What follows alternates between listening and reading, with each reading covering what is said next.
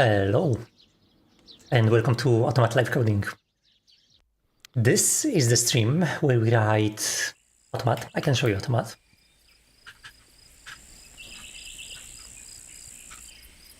It's a game automation app that aims to be something more than just game automation. It aims to be more about being something like a programming system where you don't have to learn any programming language to use it. And it tries to be fun and dynamic. So this is how I can record a simple macro. Like I said, it's a game automation app, so it can record macros. And once I have a macro like that, I can hook it up to a hotkey. For example, say F2. So now when I press F2, I need to turn this on. When I press F2, my mouse moves like that. I can press this many times and the mouse is always going to follow the same weird motion. It's good for repetitive games like many JRPGs.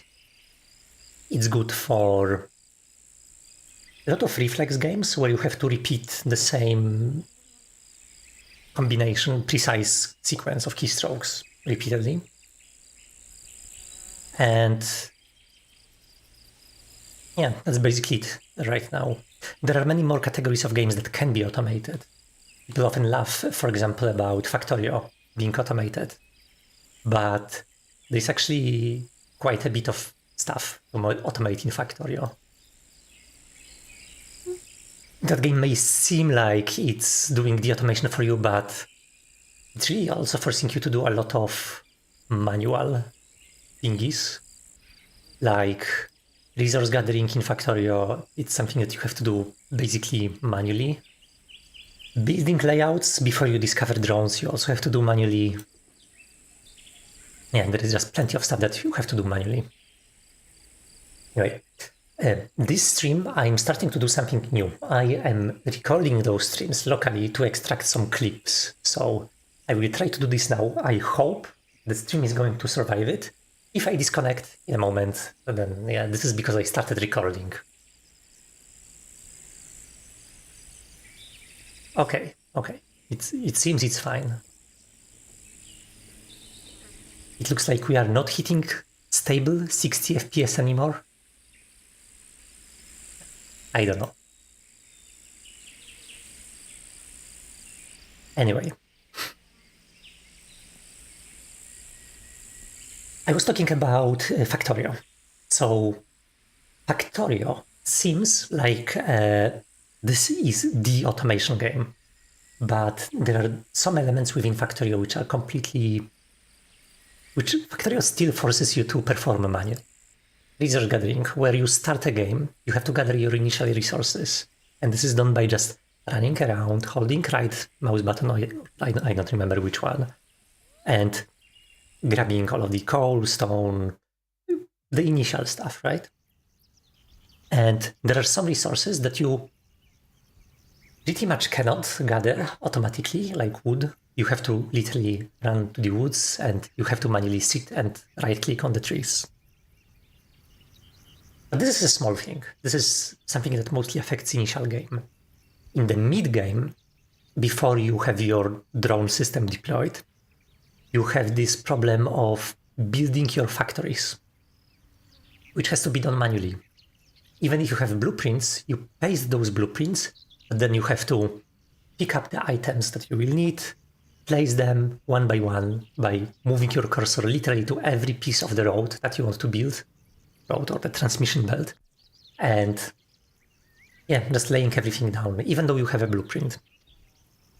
This is one thing that I think could be automated, and that would improve the quality of game quite a bit.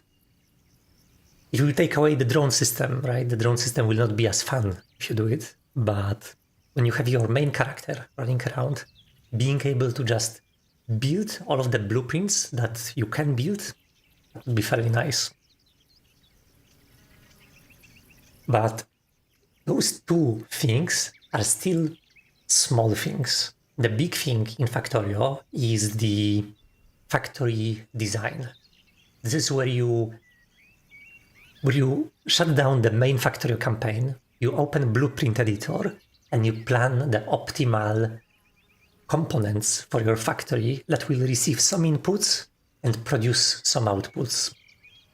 This is the component of Factorio that I think deserves to be automated the most. This is the most fun element of Factorio to automate. This is a completely different type of automation. This is a combinatorial optimization where you have, because a design of a module, a Factorio module, is a component. It's a grid with different buildings on it. It receives inputs, it produces outputs. And this is a combinatorial problem. By shifting buildings around, by adding or removing efficiency modules from beacons, you can shift the efficiency of your factory. You can do this manually. Like if you know, there are some mods for Factorio that help you with this. But if you know what are the resources needed by a building, you can try to optimize it. You can try to write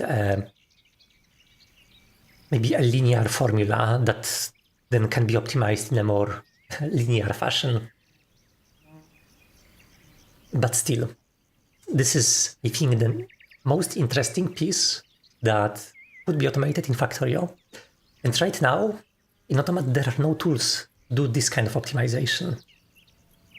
Because to do this kind of optimization, you would have to somehow represent the state of Factorio within Automat, and then tell Automat how to search this space, how to tweak it, how to optimize the bottleneck and how to improve it, how to branch to different possibilities, because in this optimization you often have beam search-like strategies work nicely there. Automat doesn't have any of this, unfortunately. But this is something that hopefully we will fix next year with the addition of the built-in C++ compiler. Yeah, this is going to make usage of C++ much more convenient. Because I think C++ is a fun language, but it is absolutely terrible because nobody has any motivation to make nice C++ IDEs. Literally nobody. Maybe Microsoft is basically Microsoft, IntelliJ. They are the only ones that make decent IDEs for C++. And they do this because of the particular niche they are in. It's just, I think it all boils down to lack of profits, like lack of business model to make it viable.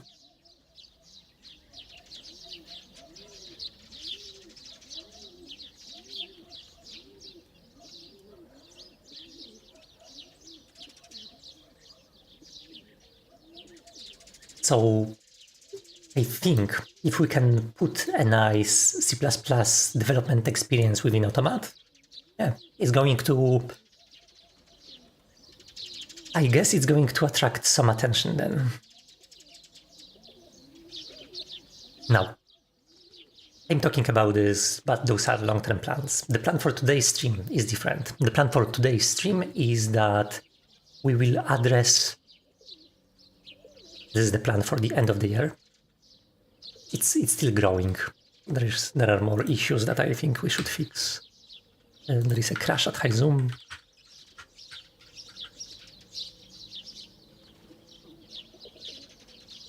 Today, I decided we will take a look at just one issue. Just one. It's deletion of active. It says deletion of active window capture. But really, I want to make sure that Automat's shutdown procedure is well defined. It doesn't do any weird stuff. And right now, it still does. So stopping the execution of objects, it's one of the things that I hope to fix today. Another is the cleanup of all the Vulkan objects, which we are almost there, but not quite. So this is the stuff that we'll do today. During the last streams, I think the last 2 streams, this is the stuff that we implemented, so quite a lot. Yeah, I think last week we didn't have horizontal mouse wheel scrolling. Not sure. Yeah, it all came up very recently. We have a new splicing, so splicing finally works. I can grab this timeline and I can, for example, remove a section. For example, at this point. Now I have a much cleaner macro that I can still play.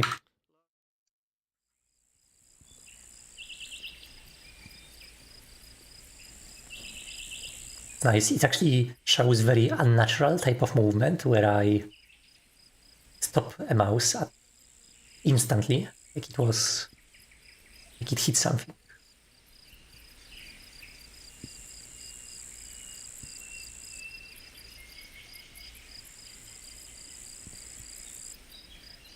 Maybe make it even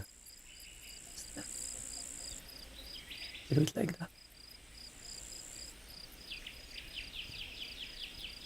You can design very incredibly precise macros this way.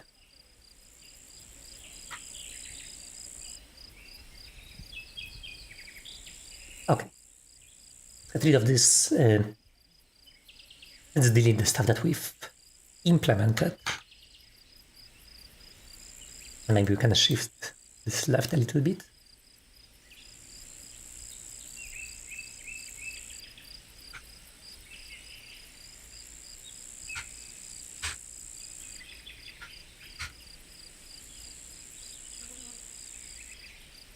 Have there been any changes in Automat? I don't think so. Okay.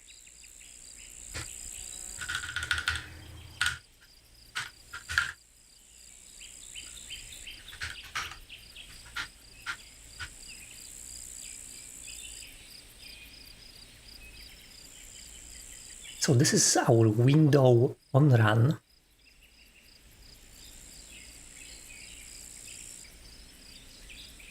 This is what happens when we capture a window. So Automat has window capture. In case you didn't see, Automat can record windows with this object. Yeah, now Automat records itself, but it can also record other windows. It can record my desktop. And those are my icons.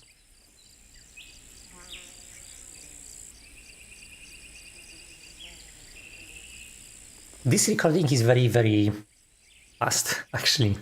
We are capturing the screen as fast as we can. This happens at, I think, 500 frames per second on my PC. It depends on your PC speed.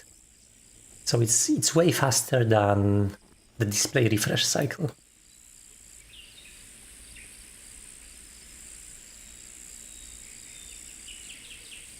If a game draws itself at high FPS, then I think we can probably capture its screen and show even the frames which are not shown to the on monitor.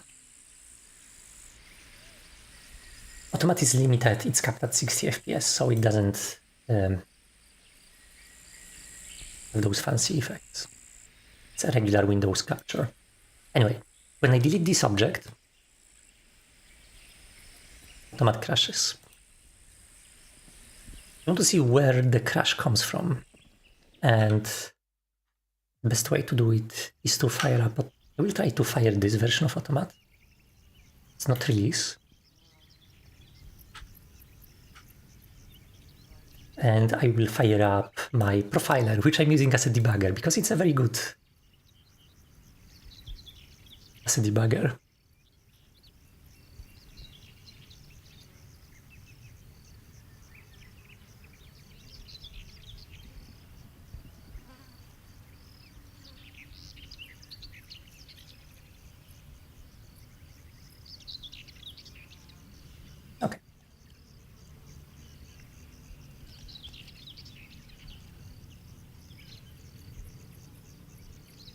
So what the profiler is doing, the profiler is just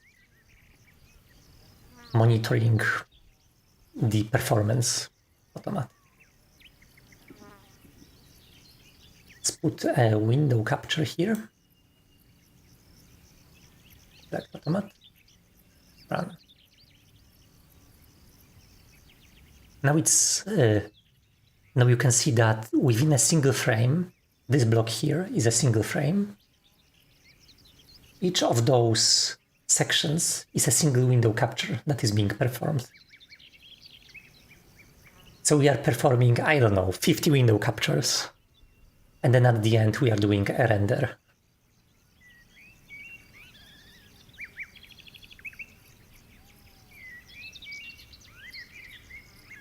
Stack Overflow 138 D5 says, I'm a dev, but stream scares me.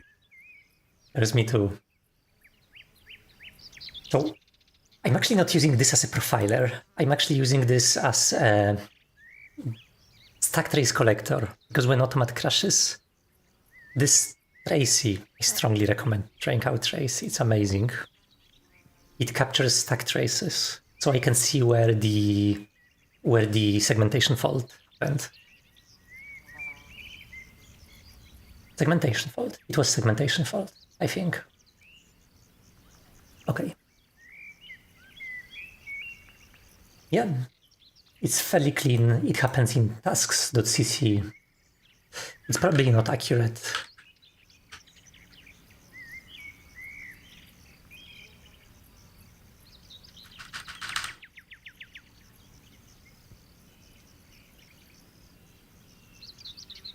Okay, this is because I guess I was a little bit too creative when it comes to scheduling. So this environment, Automat, is multi-threaded. So there are multiple threads of execution.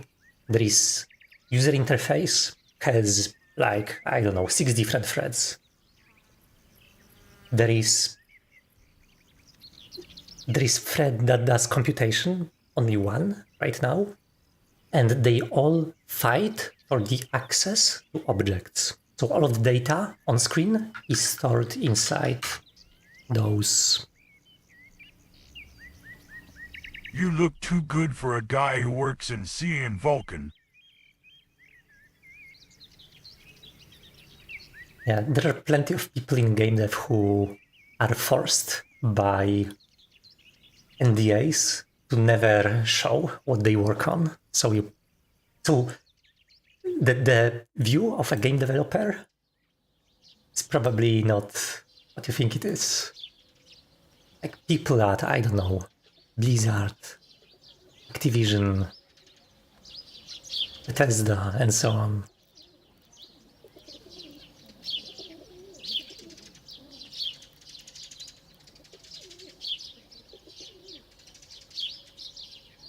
Okay, so this object, it is not actually locked to any thread. Any of the threads within Automat can talk with this object. And because of this, there is some locking first. So this object needs to, when it's grabbed by any of those threads, when any of the threads interacts with this object, it needs to kind of protect its squishy insides using a mutex. Mutex makes sure that only one thread at a time can mess with the object. Each object can employ different strategies for locking. In the case of window, it's a mutex. But the problem is happening elsewhere. Because outside of this object, there is another system called tasks. Tasks are things that, so whenever an object is executed, it is done using a queue of work. We have a queue within Automat. We are dropping tasks onto this queue, and the worker threads, which are executing those tasks, they are picking the stuff from this queue. This is just a single, this is a one big queue. There is nothing interesting about it. It's not some tree-based priority structure. It's a simple in-out. I think it's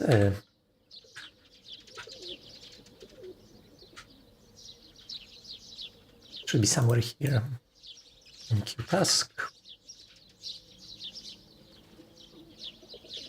Queue and queue. Yeah. So this is using Moody Camel concurrent queue. It's a very decent queue library, but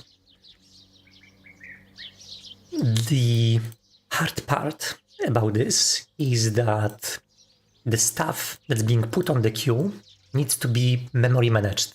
If you need to switch on your Rust kind of thinking mode. So this stuff has an owner. Who is this owner? What is this task? Where it comes from?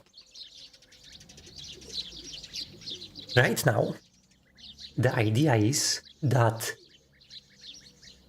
the task is owned by just a single thread. It has a unique owner, model of ownership. Yeah. So if you want to add a new job, you allocate a new task, you add it to the queue, and when you add it to the queue, you lose the ownership. It's no longer yours. So now the scheduler owns this task, and the scheduler needs to do something at the end of the work to get rid of these tasks. So what does it do? It allows the tasks to do their own cleanup. So it calls the task main loop.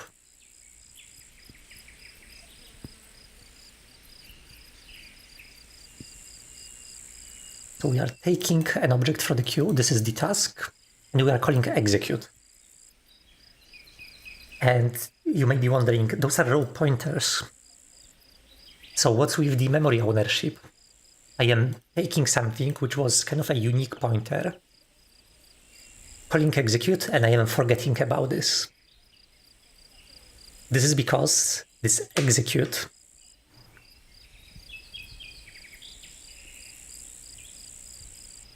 ends with this line, delete this.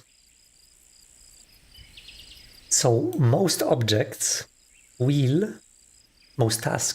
will clean themselves up automatically.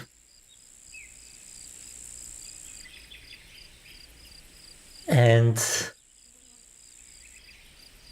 is actually pretty decent. Actually, when I think about this, it's not that bad. So where does this keep alive come from?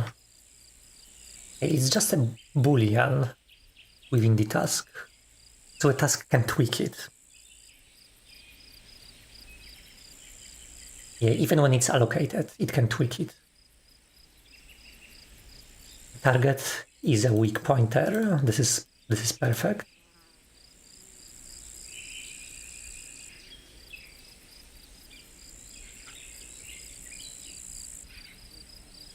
How do we fail? Line 63.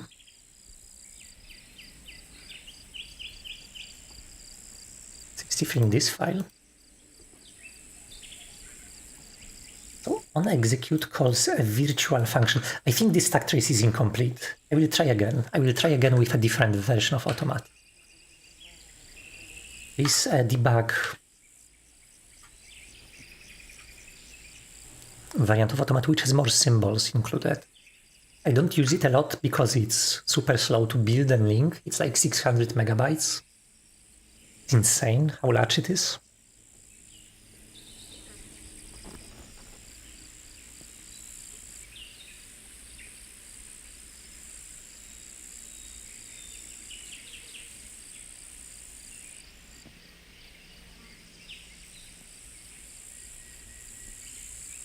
I think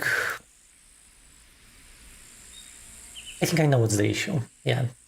So the task, yes, the run task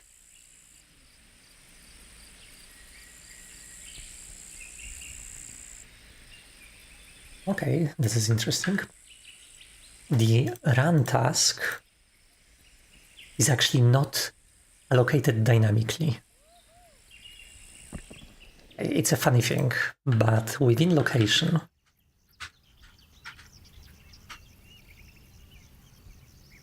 yeah, run task is actually a field within location. So when location is destroyed, it kills its run task.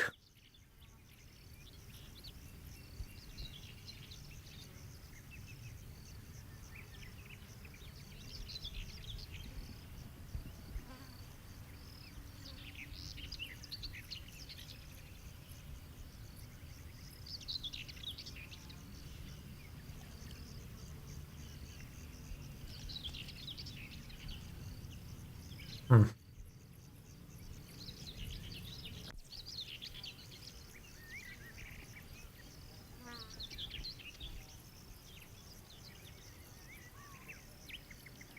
The task is a very complex structure within Automat. This is for a reason. A task has to be able to represent concurrent dependencies between objects.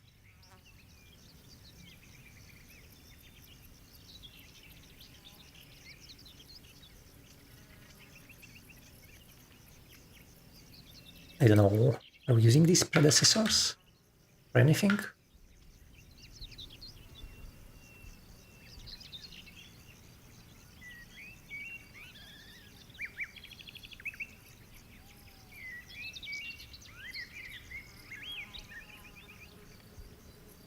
Seems to be used for something.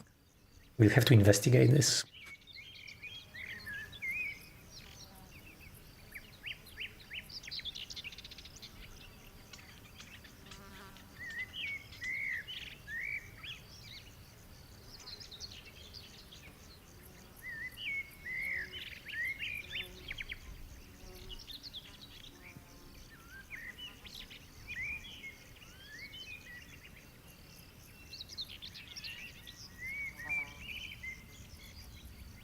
We need to allocate this task differently.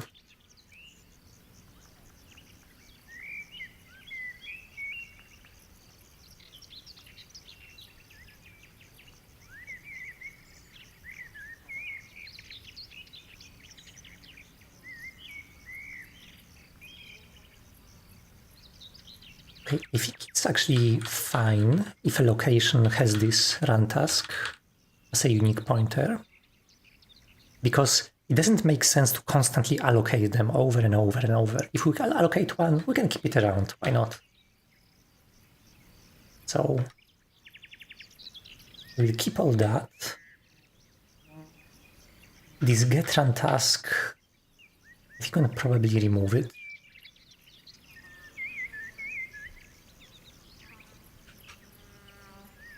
It's used in a couple of places.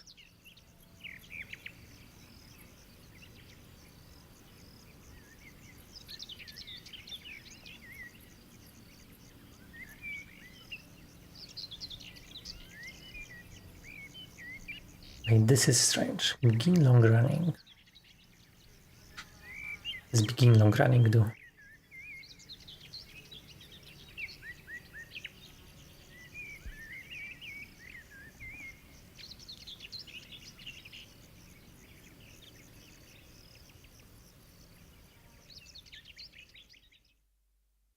Okay.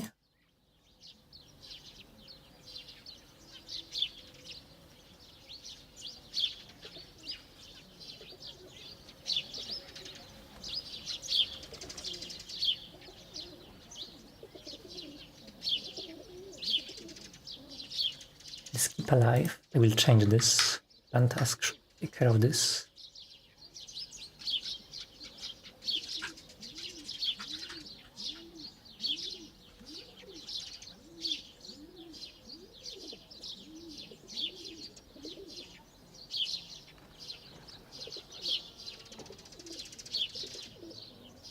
Okay, this function is gone.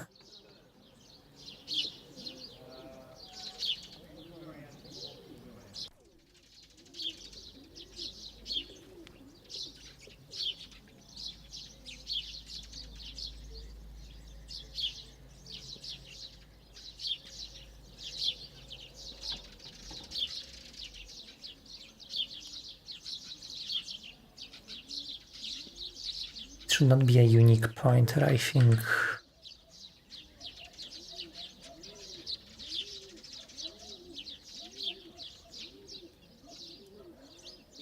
Maybe it should. I will keep this as unique point.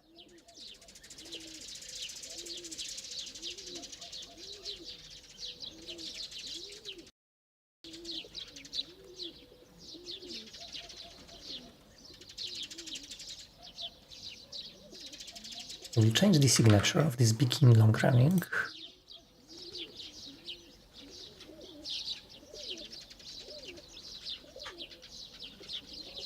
But this is not necessary.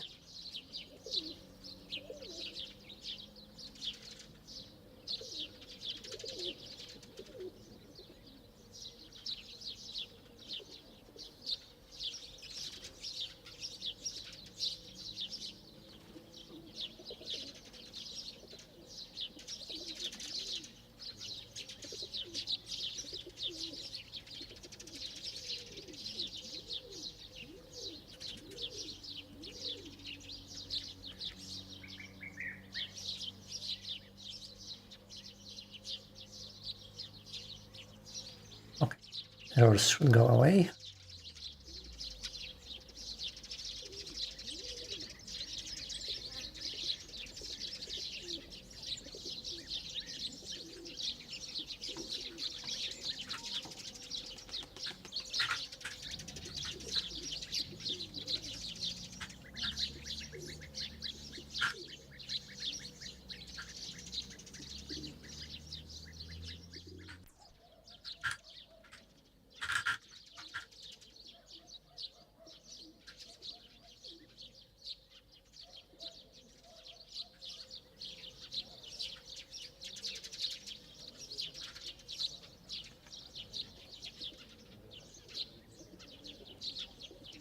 Okay, it needs a weak pointer.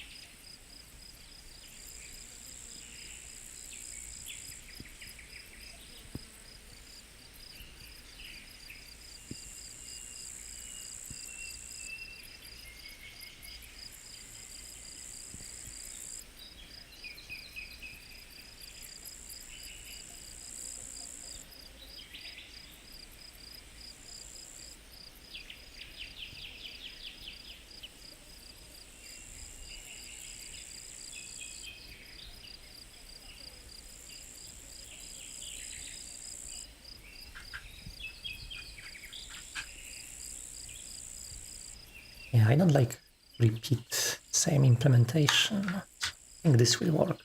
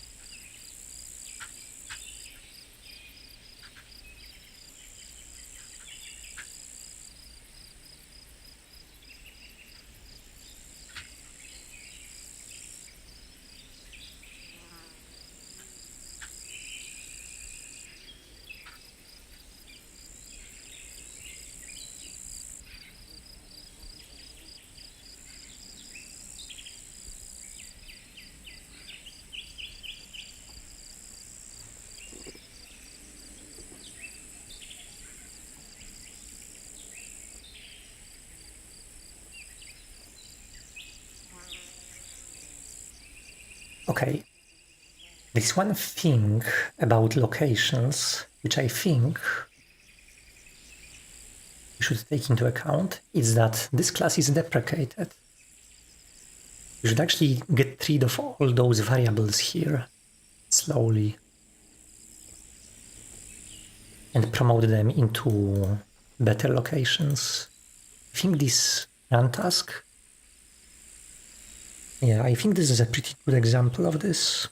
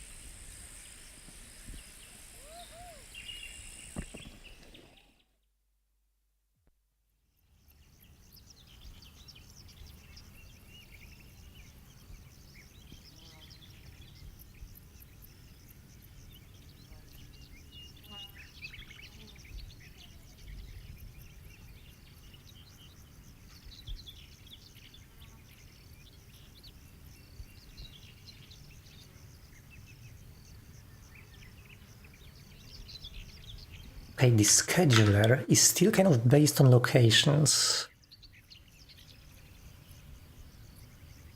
There is no way to avoid it still.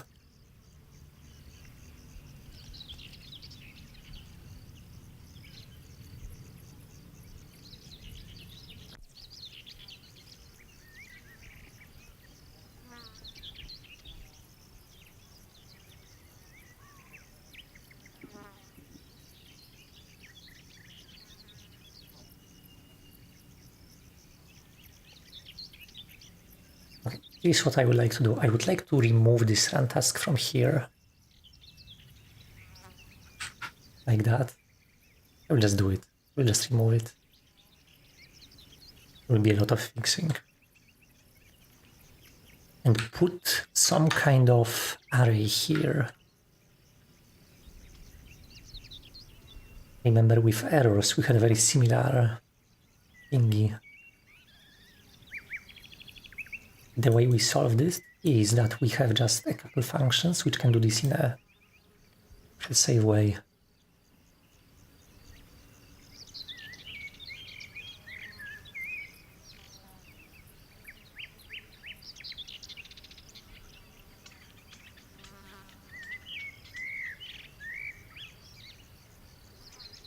It's probably a better place to put the task.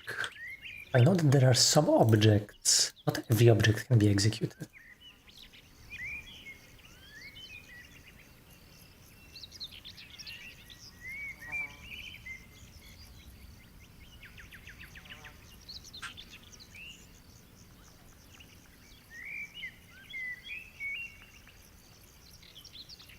Maybe here.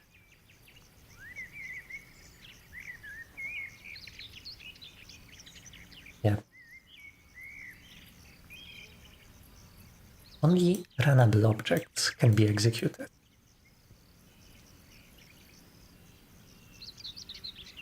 I think maybe they should keep the task internally. This is an interface, so it can mess up some things.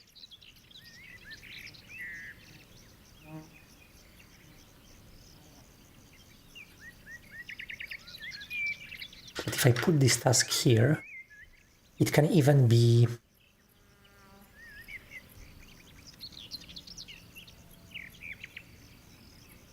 allocated directly, not as a unique pointer. Maybe that's a bad idea.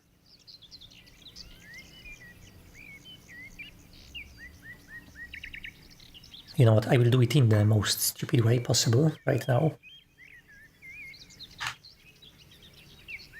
Just like every other task. We will remove this keep alive. We will just allocate it. We will have a lot of allocations. And then we will maybe optimize this.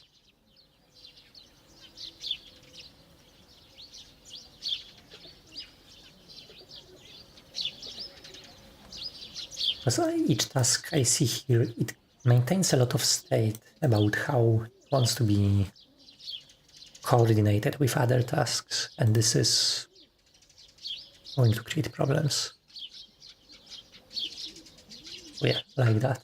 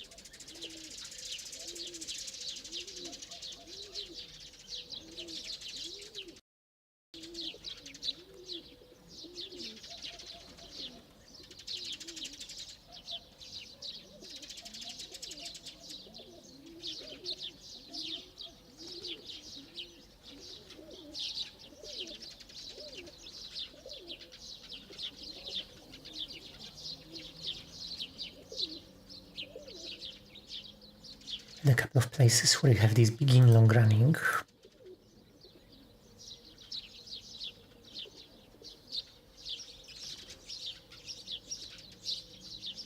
they are not going to work anymore.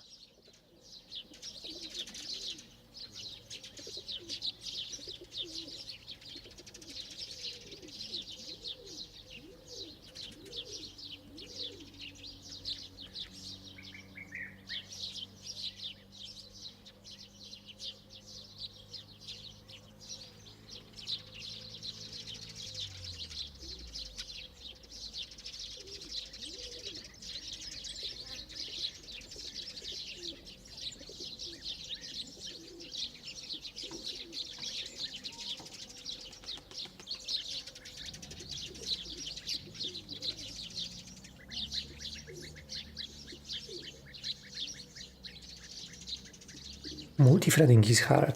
This is the hardest part. I wish there was some algorithmic problem here and not memory management across multiple threads.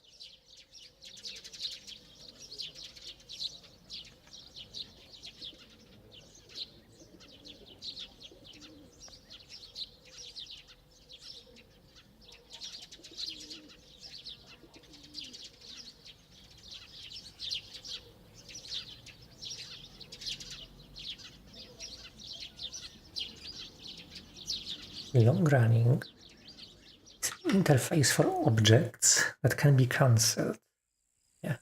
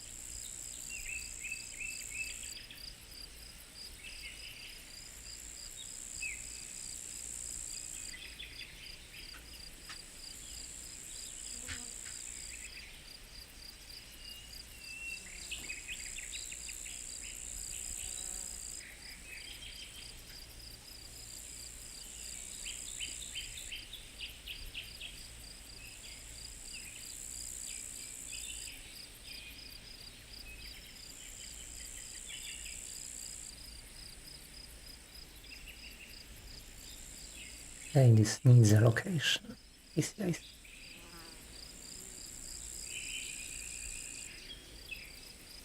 Anyway,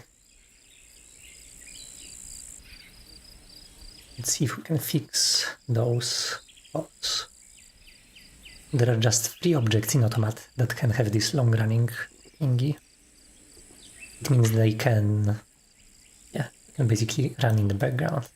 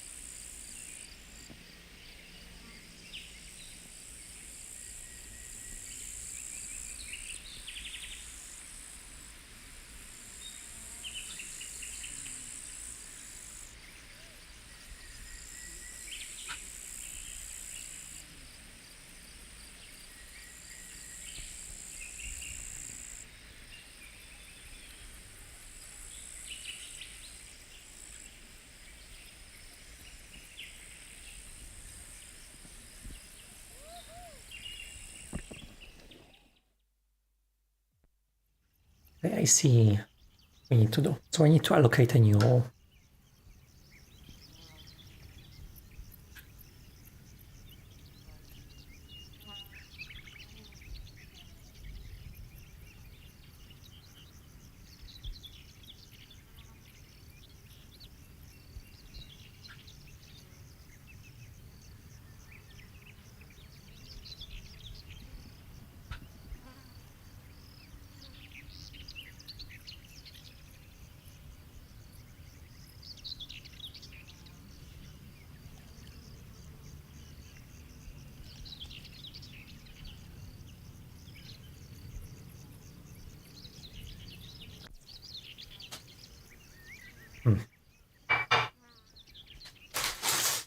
It's getting more and more complex.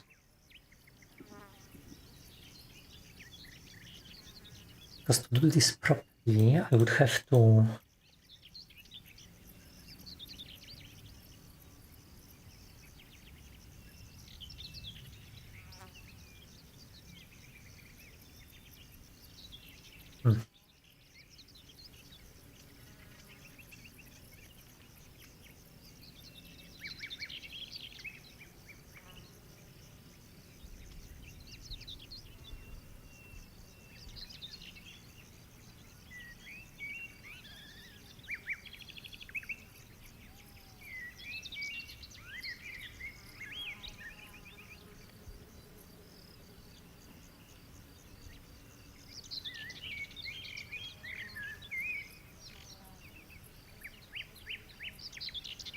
The whole idea with long-running objects is that after they finish the onRun function, they still pretend like they are executing, because they are often representing something that executes in backgrounds, like timers, stuff in other threads.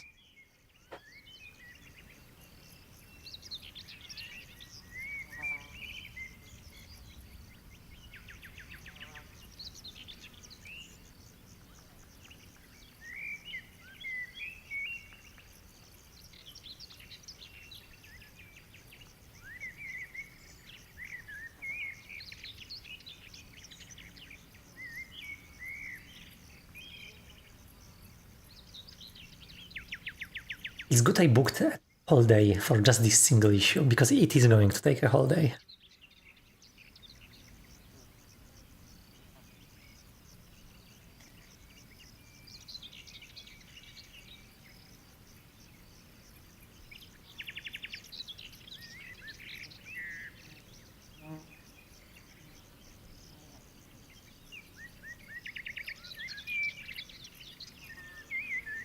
I think there is some documentation on scheduling background events.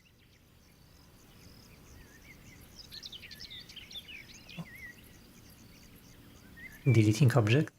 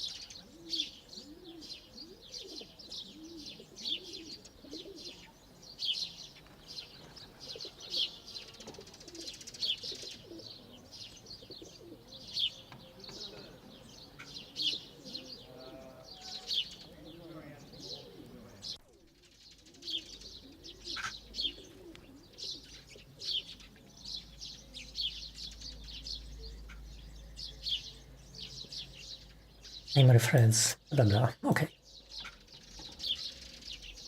And this is actually a very good documentation. I'm surprised I wrote it. It's work sequencing.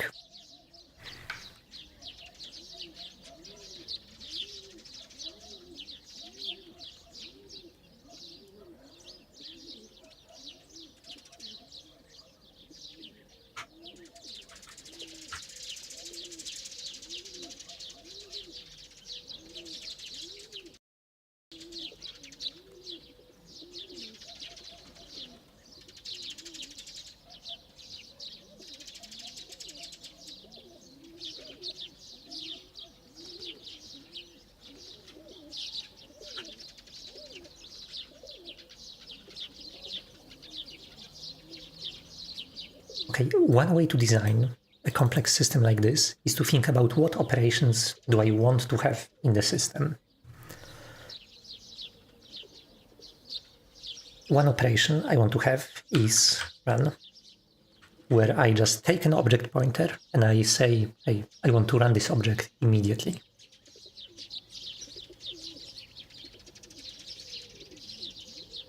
Actually, maybe not. And now let's call this run now.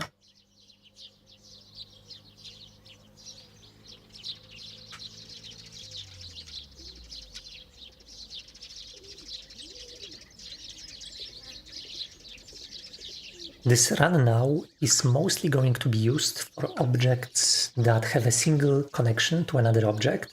They return this next pointer with their kind of onRun function. There is this runnable. I mean, there is this runnable object here, but really at the end it should return a pointer to the next object that should be executed. It's more of an optimization, but it allows us to skip the scheduler completely. So if an object has just another thing to do, for instance, an object can be blocked.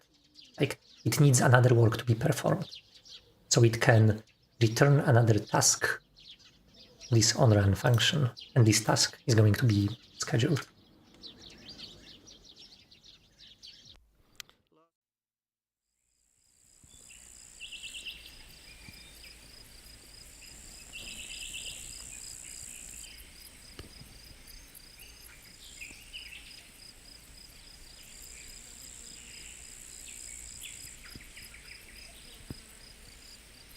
So I need to be able to run a task immediately. I need to be able to schedule a task to be run eventually.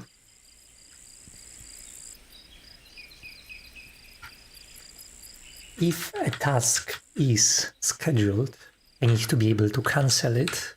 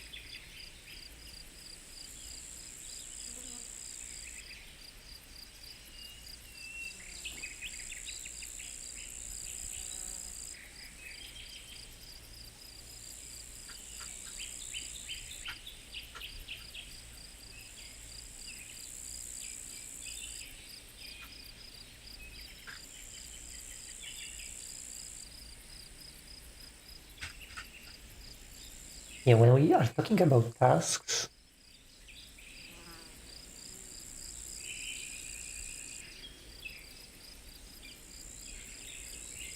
we probably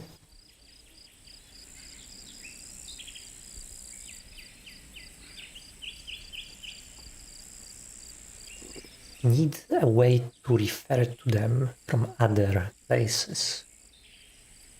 I mean, like this cancellation is one example.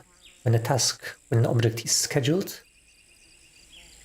the cancellation usually comes from another thread.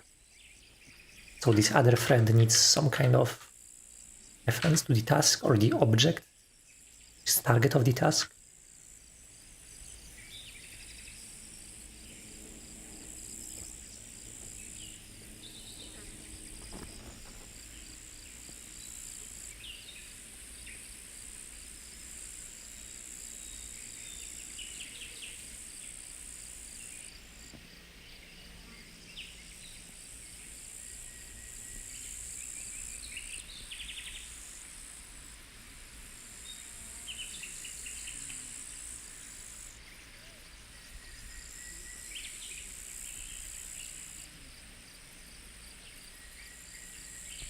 Yeah, there is plenty of functions here that are doing those checks.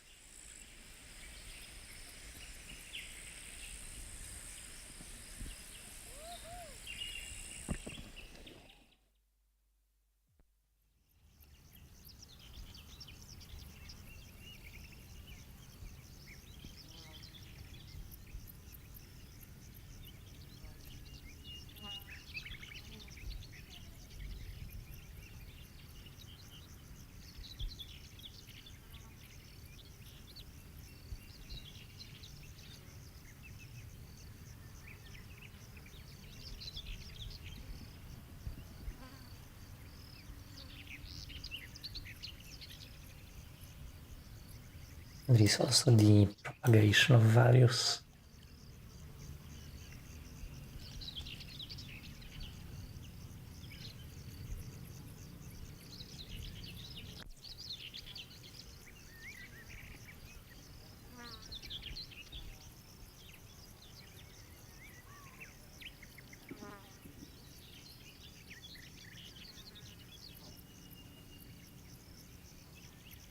Actually, I think usually I'm not interested in tasks. I think usually I'm interested in objects.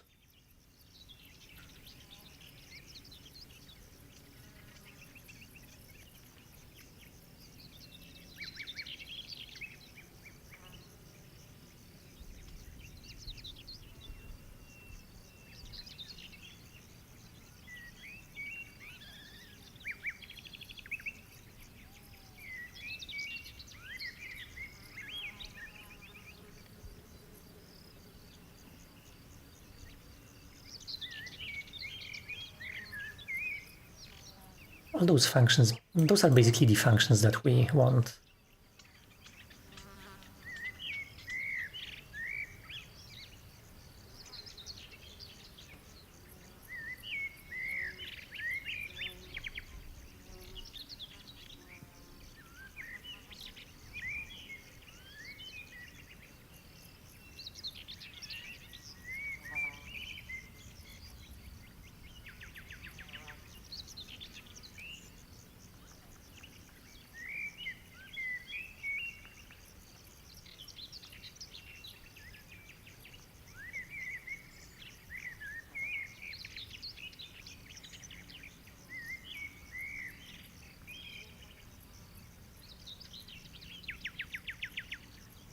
Safer Book says, Hey, everyone. Hey,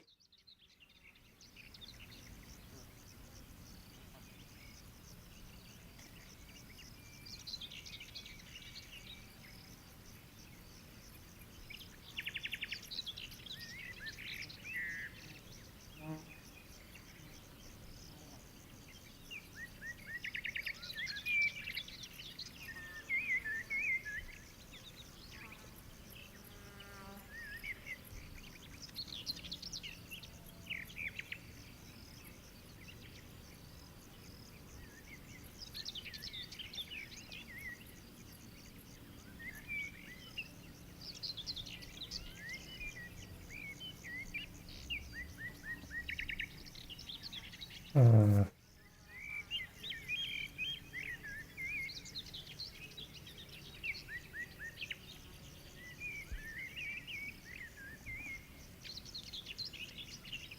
I guess I could solve half of the problems with scheduling mutex. But it's like cheating.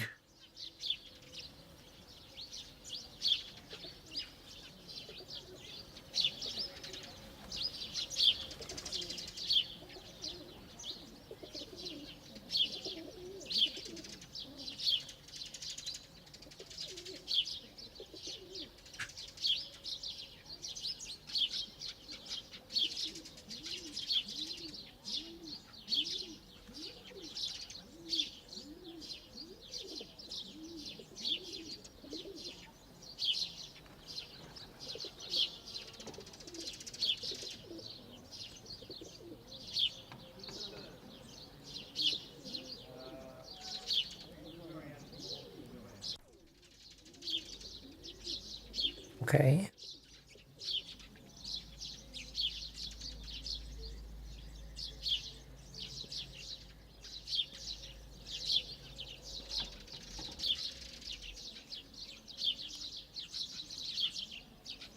I think how it could work.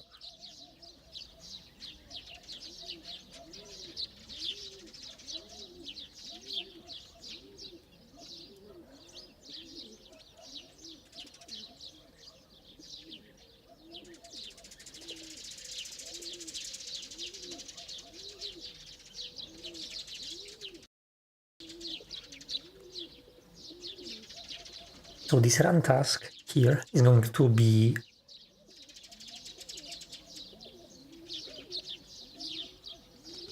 allocated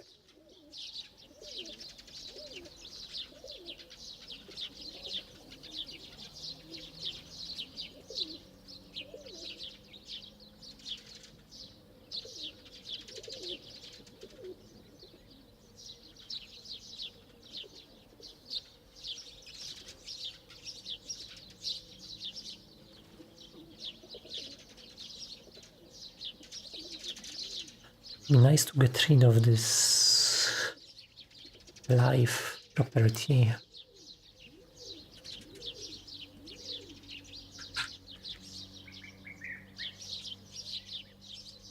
Yeah.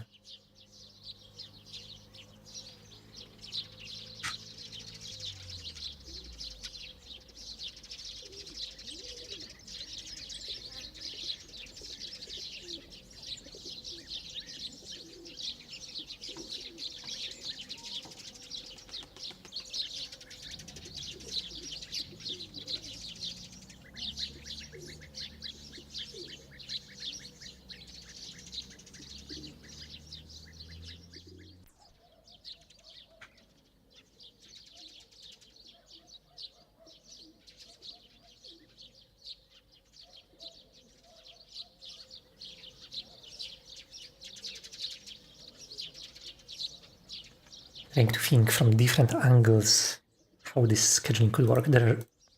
Maybe I could think of atomic operations.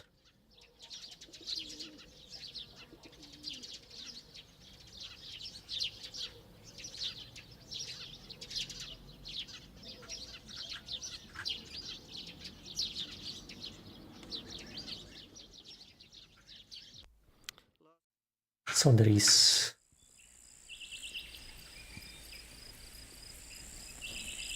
scheduling a task. This is the important operation where the ownership of a task goes from the object or whatever to the scheduler.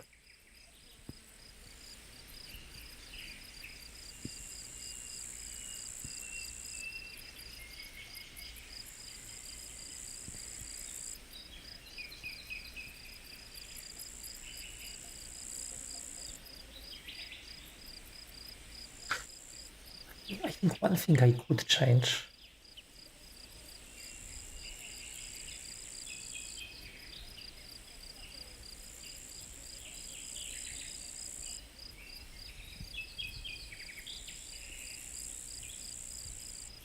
Might be, or remove this pointer from here. It doesn't have to be a pointer, it can be a boolean.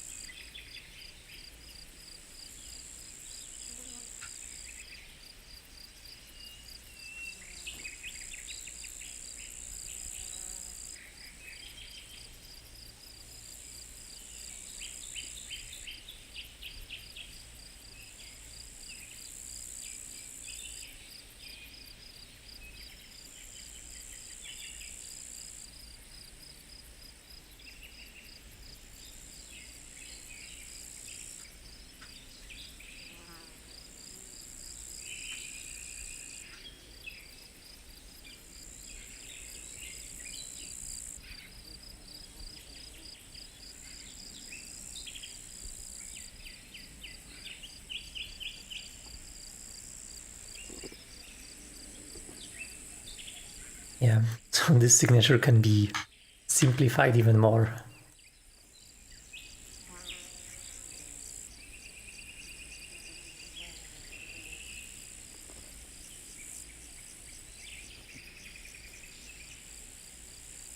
I will get rid of this.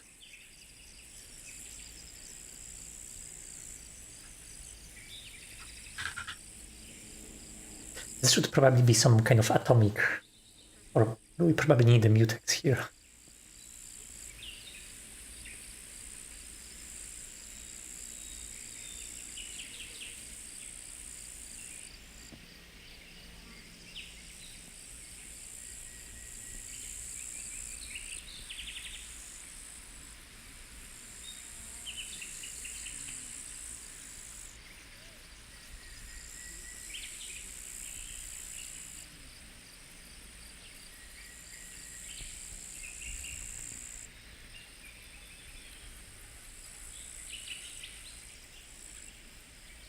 This is actually, it's gonna be tricky. This done running.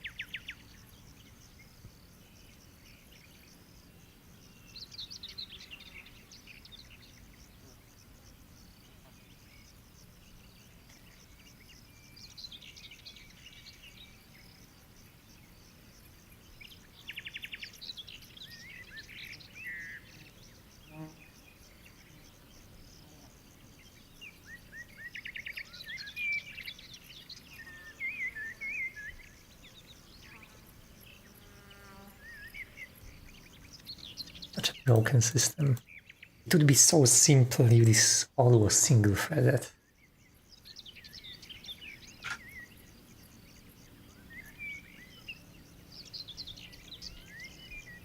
There are those constraints that I keep finding. For example, if the object is long-running, it seems like it kind of has to run the task.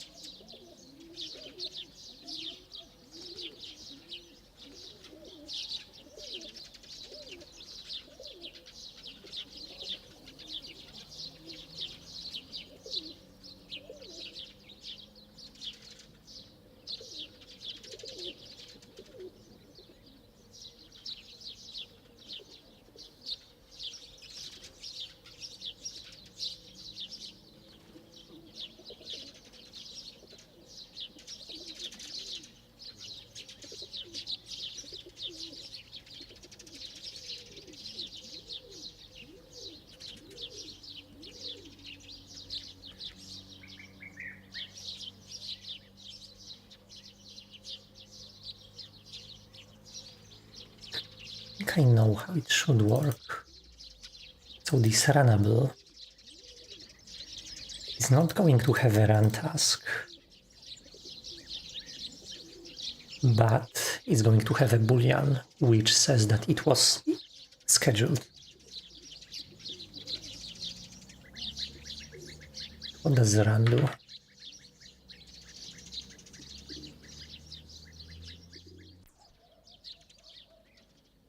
Okay, not much.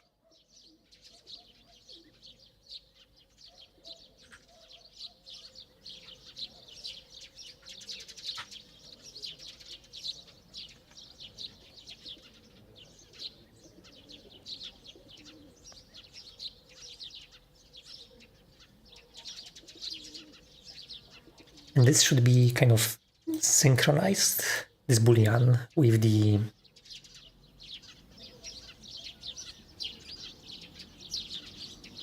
where is the tasks? .h.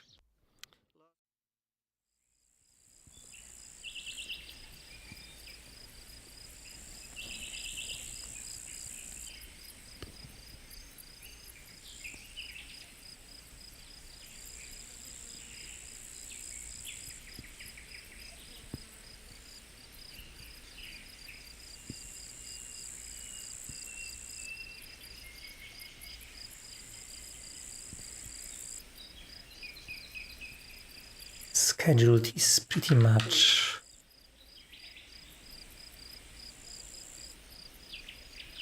what's happening. Yeah, it's only used here. It's for backchecking to make sure we are not scheduling a task multiple times.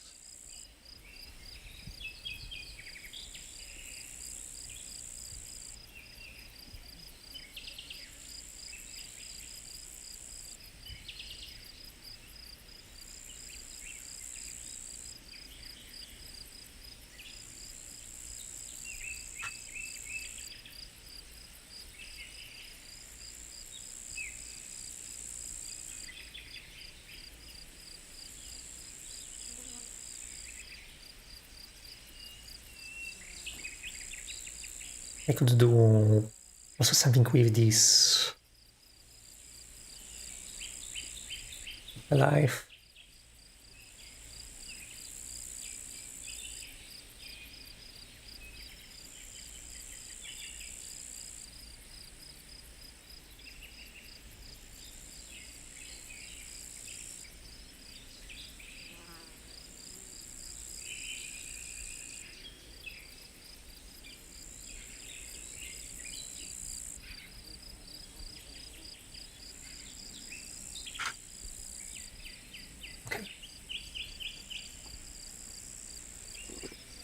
So, scheduling a task.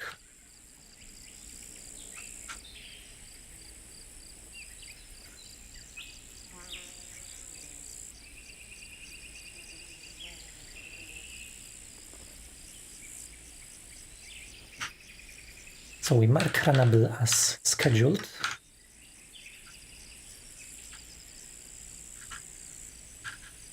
We add a new task to the queue. Yeah, and basically that's it.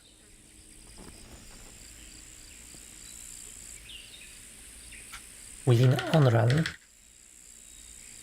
we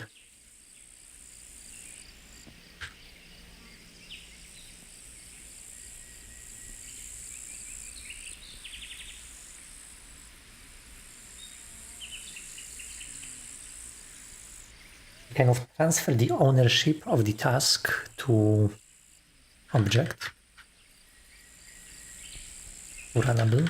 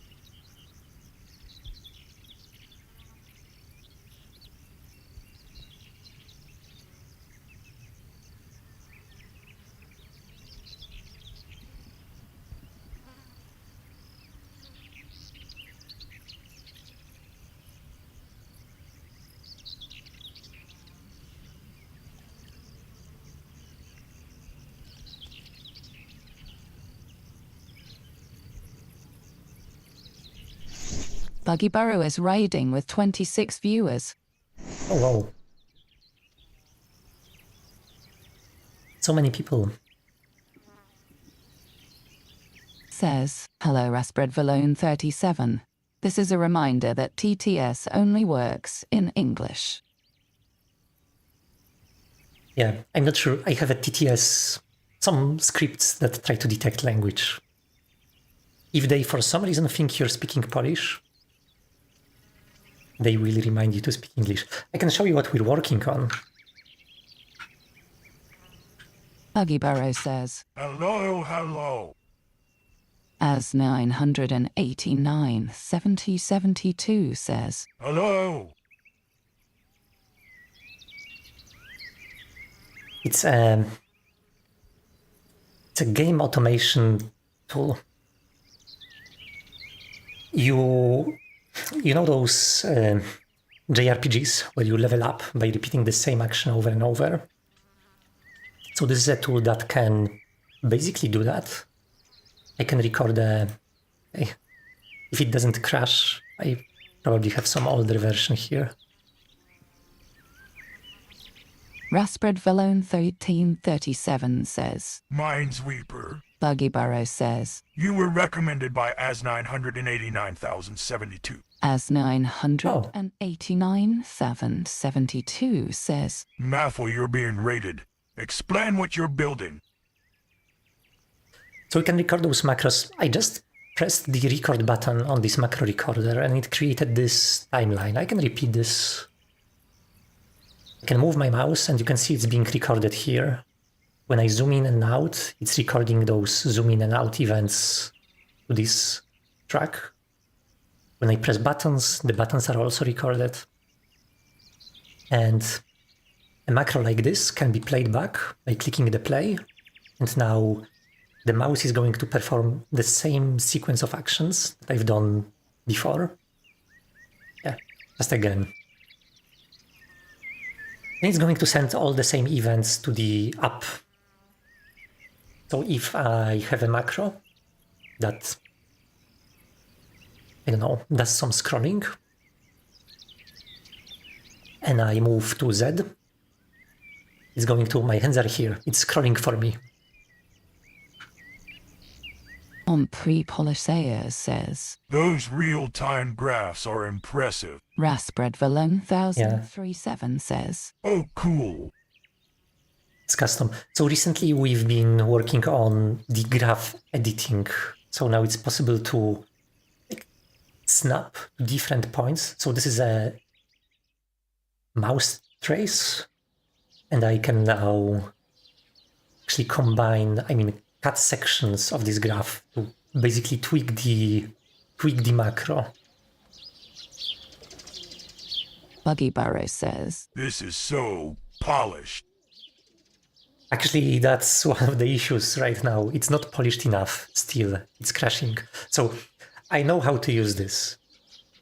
I also know how to crash this. Like just a minute ago, it crashed because I typed a key. Okay, now it's not crashing. So now when I play this, it should actually repeat the same sequence of keystrokes as well. Go back here. But I'm pretty sure that if I zoom in closely, it's going to crash due to some memory allocation issue. Yeah. Asnan 189,772 says, Buggy Burrow, have you done C before? Math's written this in C. C is decent. C is very fast language, definitely, to work with. And very capable. The only issue with C++ is that it has so much historical baggage. Buggy Burrow says, As 989,772. I haven't tried it yet. The core language is very simple. It's basically like all the languages. It's like Rust, like JavaScript. They are not really that different from one another. Asnan 189,072 says, The TTS doesn't pronounce the plus. Yeah. It doesn't pronounce the plus, but it sounds cool.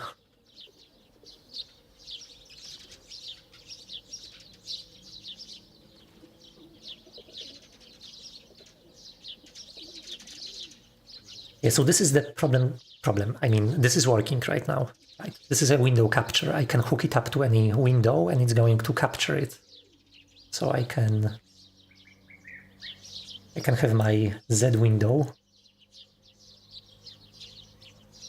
here, and in Automat I can hook up different things to other apps. Because for macros this is useful. For example, if you have a Diablo or Path of Exile situation, where you have, I don't know, health bar or mana bar, and you want to automatically drink potions, a window capture is very useful for this, because it can recognize pixels on screen in the game and perform actions for you. So this is going to be useful. But you mentioned polish. The polish is still not there. There are so many crashes. Like when I delete this object, it's going to take the whole system down because it's running right now. It has a loop. It's being constantly executed. If I start a profiler. So this is a profiler that connects to Automat and shows what we are doing. You can see a single frame of animation. This is a single frame. It says 16 milliseconds. So during this frame, first, we spend 15 milliseconds just sleeping because there is nothing to do. And just before the refresh, we are waking up the rendering and rendering the current state of the app. This sleeping here is to reduce the latency. And those events here, this is window capture. Each of those is a separate window capture being performed. So we are actually capturing the Z window, I don't know, 20 times per frame. So this is basically saturating my CPU core. So as long as this is running, there should be one CPU core that is... Okay, maybe it's not constantly busy because I am also uploading those textures or talking with X server, I don't know. But still, I expected to see a full core being used here. Yeah, but you can see that X is actually taking more time than Automat. So there are two lines in the BTOP graph.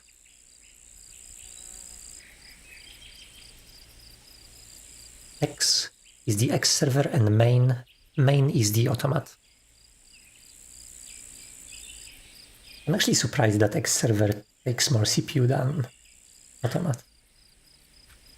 Anyway, there is this constant loop which is being executed.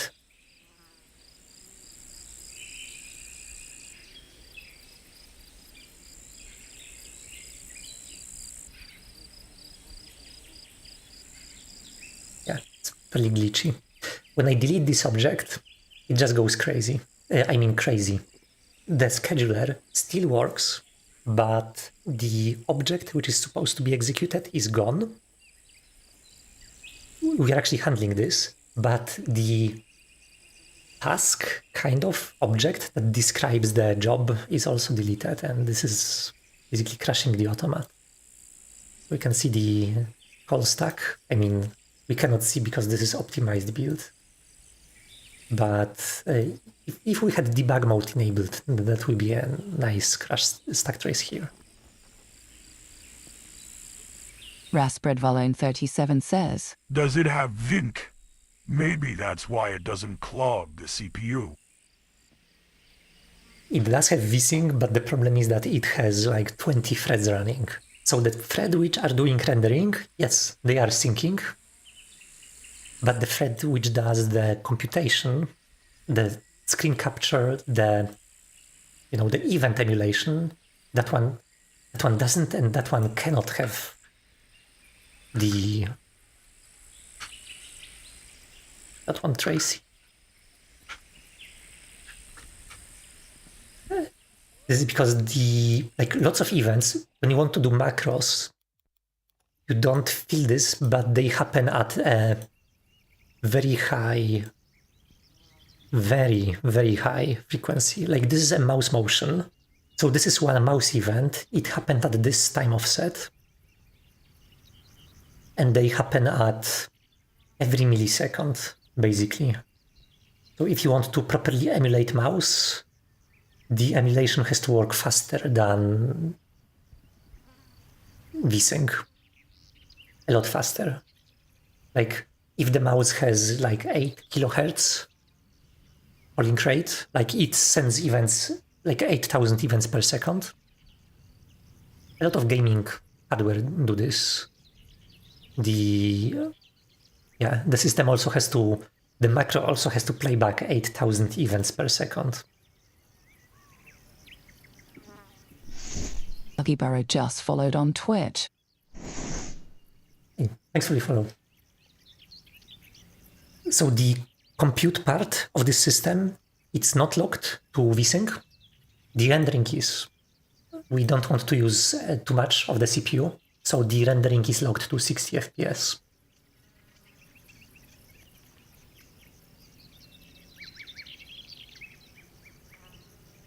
Yeah, speaking of bugs, this is another bug. The macro recorder should connect to the nearest timeline. And it does work, right? It connects to the nearest timeline. But when I move the timeline away, it stays connected. Well, you could use mouse interpolation probably, and tie overwriting to render loop. Maybe, yeah. But what I like about this is that if the event replay is very precise, it works with FPS games, like games where the mouse input is actually important. I was testing this in Kingdom Come Deliverance 2. And when I was recording a sequence when I was running through a village and going back to the same point, it was actually able to play this back. So it's able to play first-person kind of games. It's kind of important.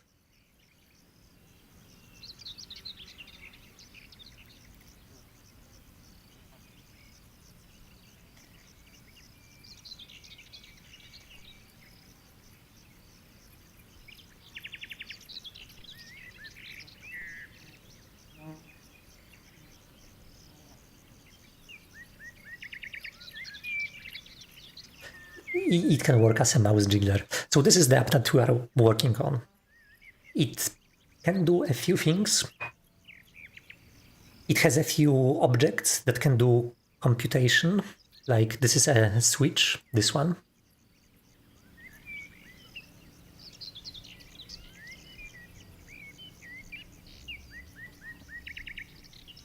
It can switch other objects on and off. We have a macro recorder. This is the like the most important object of them all. If you don't have macro recorder, then you have to plan all your macros manually by literally drawing on the timeline. It's basically not feasible for most games. We have a simple timer.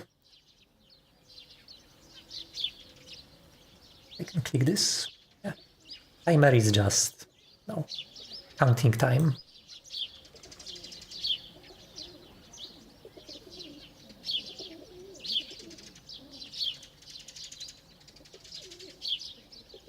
Switch this to milliseconds.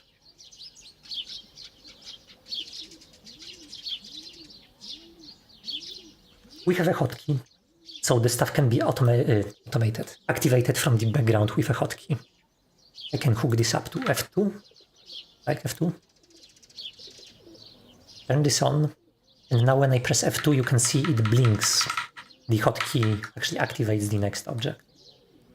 I can connect this to the switch, so now I have a toggleable switch moving. I can switch this on and off.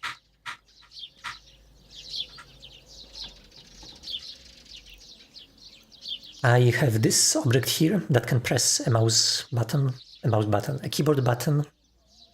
We have something like 20 different... I actually need to stop this. 20 different objects for mouse interaction. We have objects that can press individual mouse buttons. Those are toggleable objects that can press mouse buttons. This is mouse release. Those are objects for scroll wheel, vertical and horizontal. We have a number input. I don't know why I have this here. It's not used anywhere, but it's here. Timeline, obviously. This is a cool one. This is probably one of the coolest objects in the whole system. It's an assembly editor. So this here you have a list of machine instructions. You can recognize this is assembly here. And here you will see machine code that performs the instruction. So I can have an instruction that takes those two registers and writes the output here. And a lot of those instructions are kind of strange. I don't know what they do. The one I like is this one, which can randomize a register. And this is actually how you do logic in Automat. You basically have to use machine code to do this. I can test a register, for example. I can test the array-x, compare array-x with something. You have a virtual machine in the graphical environment? Take a shot. It's not a virtual machine, this is actual assembly. It's executed natively. So the nice thing about this is that if I write a loop like this one, you can kind of calculate how fast it increments a number by looking at how quickly they switch. And it's actually running, this is actually saturating my CPU. So now one of the cores, yeah, this core, it's moving from core to core, but it's using 100% of a core right now.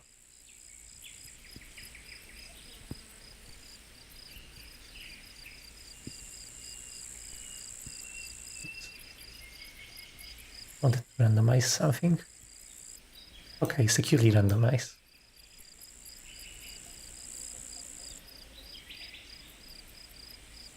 And basically run an assembly block, a block of machine code that I can play with at runtime, and it's going to be executed by one of the cores on the CPU.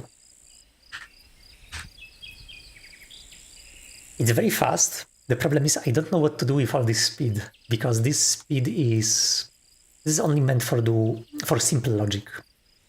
So if you have a macro that's supposed to be executed, I don't know, 10 times, then you can do a counter in assembly. And it's going to count and have set, actually this is a much nicer version. And set this to 10. So we're probably interpreting and JIT compiling the instructions. So why not using LVM? Keep the basic instructions, but less architecture dependent. Yeah, I was thinking about this. And I think it's a good idea. It's a good idea. It should probably work like that. LVM has a nice IR. But I think Police says there is something nice. This is just Linux. It's a regular. It's nothing fancy. I'm just using GNOME desktop.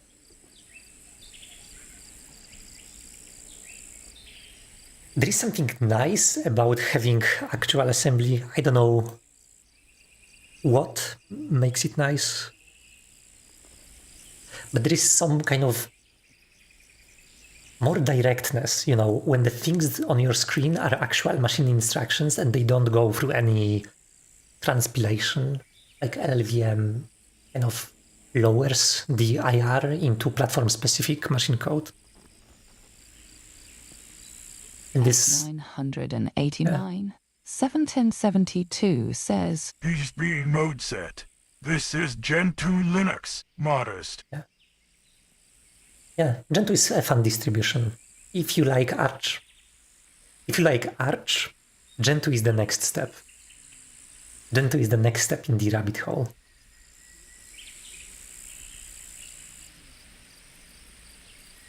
Yeah, I was going to show a loop.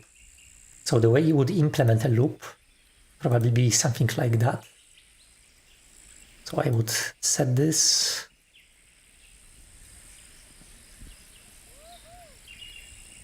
If, okay, that's fine. I will get rid of this register. Raspberry Valone 1337 says I like Arch ecosystem, but not like the pain. Yeah, So I use Arch-based distro like a baby. Yeah, in Gen 2, the same issues happen. It's a rolling distro.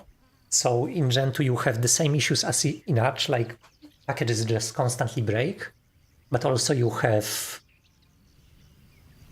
compilation issues going into this. So not only binary compatibility, but like compilation issues. Like I shown this during the last stream. I still have this console open where my kernel didn't compile properly. I mean, it compiled, it didn't install properly. So now I'm afraid to reboot my PC. It's up for like 20 days almost. 189,072 says, Raspberry Valen 337. What distro do you use? Raspberry Valen 3337 says, Asnan 189,772. Endeavoros Botch 2. Yeah. Asnan I also use that one. 189,072 says, Raspberry Valen 3737 nice. I've heard a new Arch-based distro, Almarkey, recently. Raspberry Valen 37 says, Don't you have a fallback image? Omp3 Polisheo says, S11, right? I've had good result with CPU limit if you want to stop it from using 100 CPU. Asnan 189,7070 says, I really should change my username, lol. Oh no, I think the TTS has some issues. The TTS should actually have an option to stay disabled or something like that. Anyway, so this I think is roughly how a loop would look like in assembly. I think it will, okay, if this is 0 then jump, okay, I messed up. It should be more like that. Yeah, so it's going to execute a timer 10 times. Once. Okay, what is happening?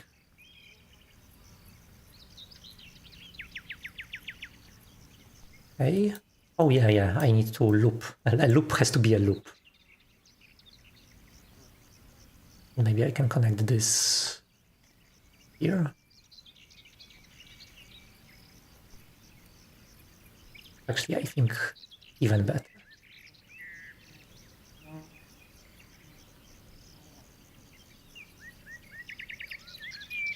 Like that.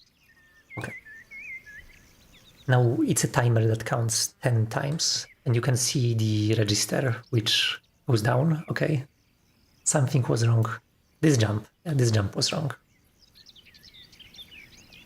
Let's run this again. It counts from 10 into 1, 0, and it finishes. You can run this timer when it finishes. It's tricky. I think this sort of logic is probably not going to work great for most users, but this is what I have now. We'll probably simplify this eventually. We probably need a simpler kind of loop object that just loops. This is more of a temporary solution. I can also loop 100 times.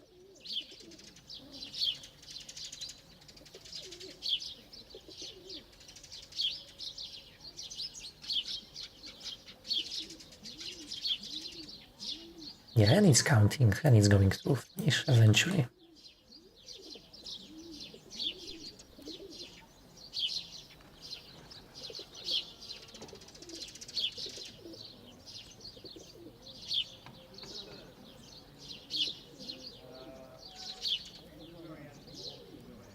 I was using this for Skyrim. It's fairly good at like casting spells repeatedly. So it was casting spells and then waiting for an hour. In Skyrim, you have this shortcut that you can use to wait some time. Yeah, it's good for some kinds of macros. It's a little bit like AutoHotkey. It's more like a complementary tool to AutoHotkey. If you're doing macros, then you probably would benefit from having both Automat and AutoHotkey. AutoHotkey is more scriptable.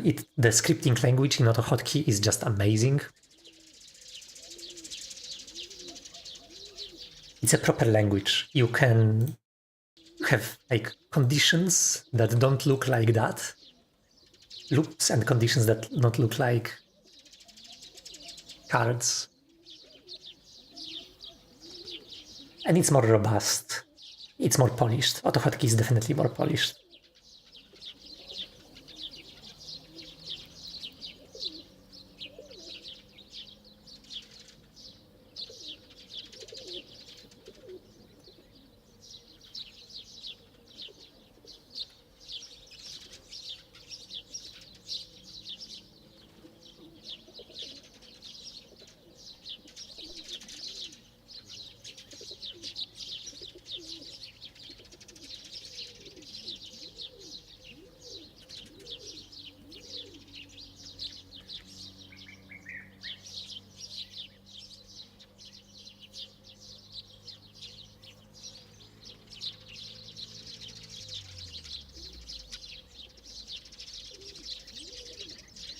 Oh,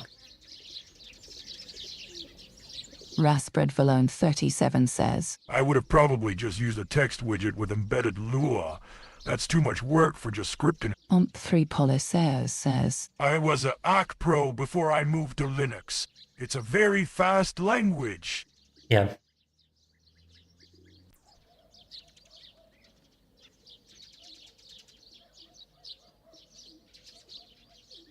Some games, there were even some games kind of like Celeste, where I was using AutoHotkey to pass some levels because it was better at timing than I was. So instead of playing through the level manually, I was writing AutoHotkey scripts to basically play through the level for me. But I've never seen AutoHotkey being used for writing tasks or stuff like that. I think it could work for tasks.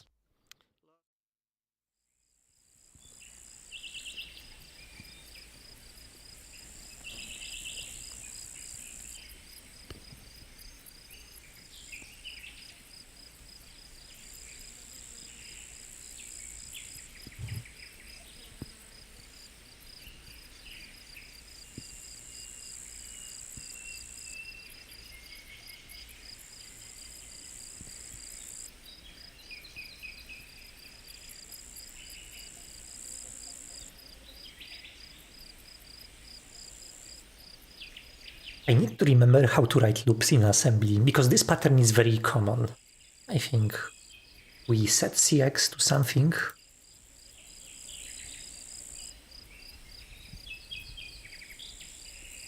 We execute the body, then we decrement, and then we use this instruction to check for the number of loops.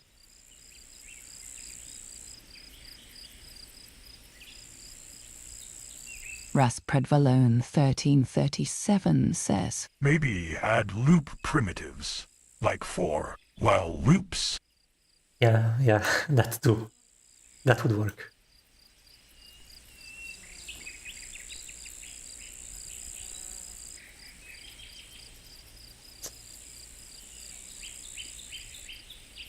This is a nicer instruction.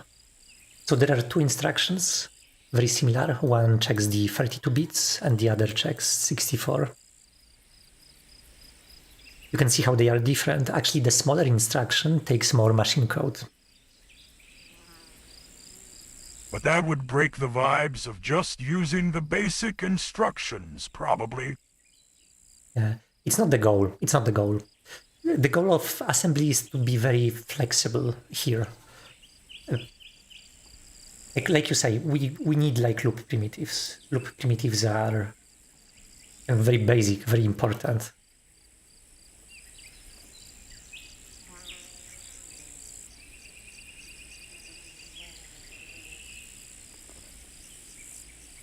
Yeah, this is a nice one. So in assembly you also have conditions. So this is how we have conditions implemented. And this condition specifically has this cool effect with... So this is checking for overflow.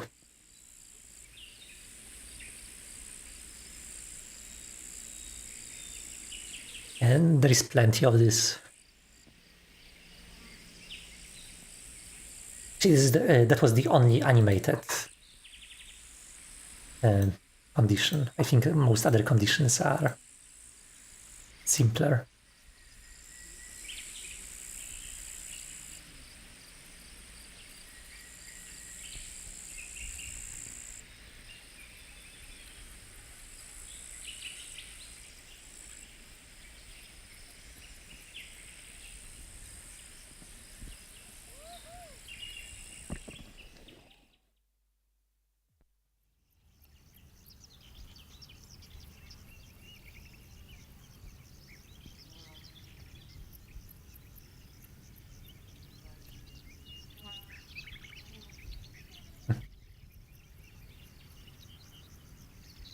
So this is checking for no overflow. This is checking for overflow.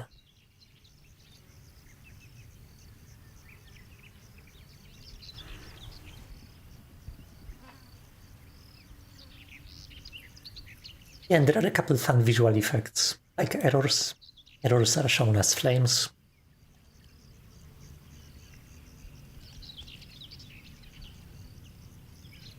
The backgrounds, this is customizable. I could drop another background and Automat is going to pick up whatever you drop.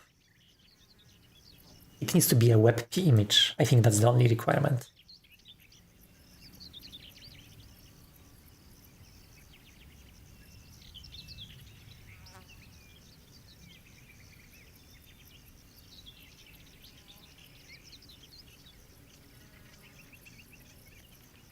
Yeah, and I mentioned during last stream that we are going to fix this issue, and the fix is going to be either trivial or it's going to move the foundations of this whole system. The latter turned out to be true. So the way we schedule work is fundamentally flawed, unfortunately. So for the past hour, I was trying to figure out how the hell a multi-threaded environment can schedule tasks. And the tasks here are, sometimes they are very, very simple, like this run task. This should just call the next object in line. So whenever a window capture finishes, it should trigger the next object. So this runs all the time, so it's constantly active, so it's constantly triggering the next object.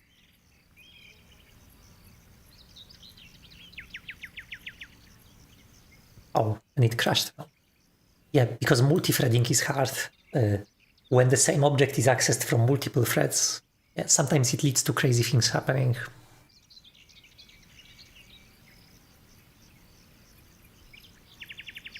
So those tasks objects, they need to be, I don't want to track them. Like, this is my kind of, probably it's going to lead to my demise, but my wish is task should not be tracked with reference counting, with atomic. Or arc. Yeah, this is actually a very good name.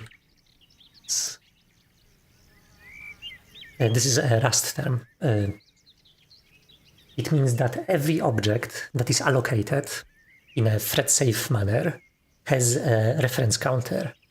And if there are many threads that can refer to this object, the reference counter reflects that. It says how many pointers are pointing to this object. When a reference goes away, it decrements the counter. When it goes to 0, it deallocates the object. Why I don't like this? I don't like this because it requires a core, a CPU core, which is executing code, to synchronize with other cores.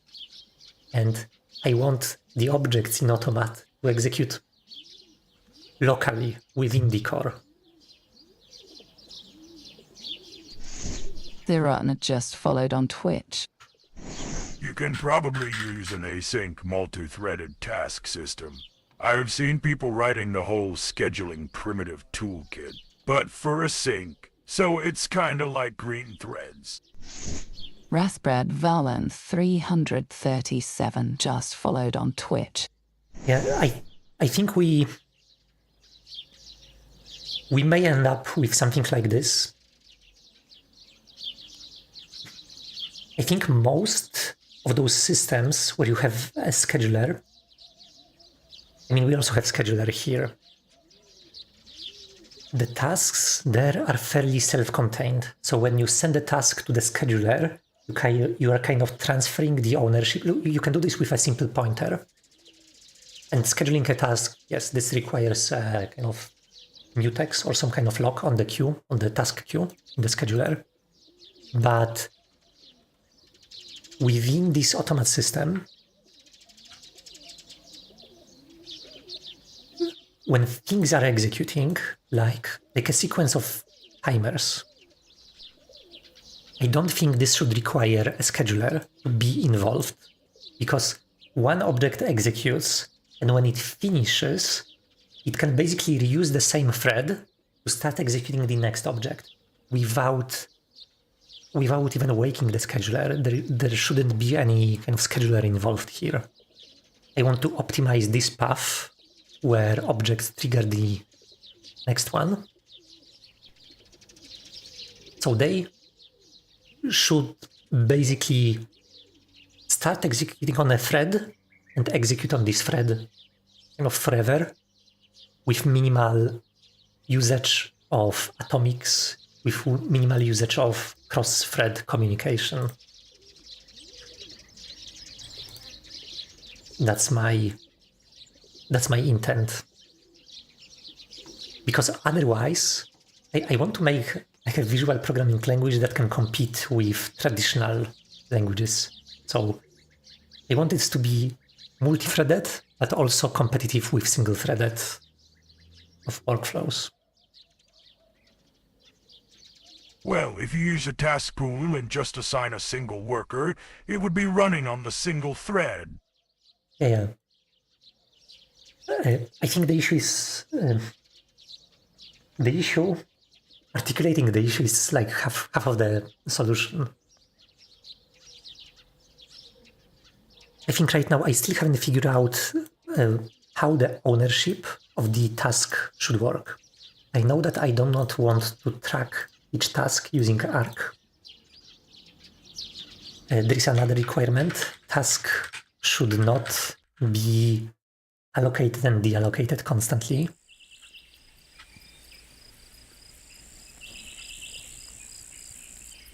But this is maybe for the future. This is actually a simpler optimization. I think once the system is working, this sort of like a custom arena allocator, something like that, that would help.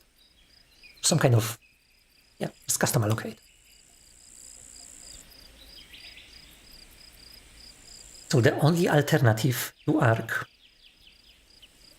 in multi-threaded programs is unique ownership.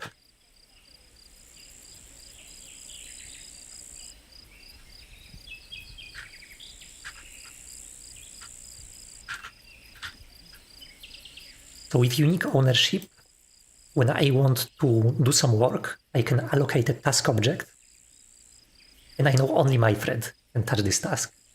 And then I can put it on the scheduler and forget about this pointer. And now I can still keep track.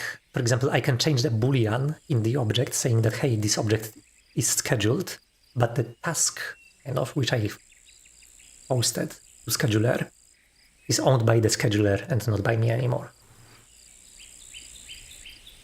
Well, C20 coroutines would do just that. One task can call another and just drop everything in the middle of execution, emulating a wait. Then the scheduler would catch that task and reschedule it later when something happens. That can keep track of separate call trees and execute them in parallel. Yeah, I think coroutines They could be amazing. They could be really amazing.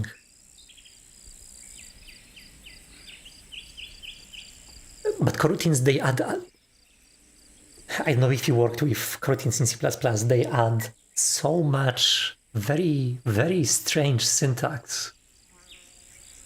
It's possible to make them work, but I think coroutines are more like syntactic sugar. I think once the core scheduling works, coroutines can definitely work on top of that, and they can make usage of this asynchronous communication really intuitive, really natural.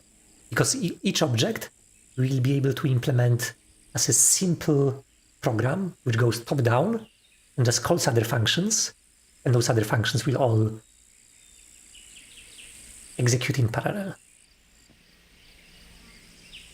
But koros are hard, especially C20 koros. Yeah. Yeah, syntax is kind of awful.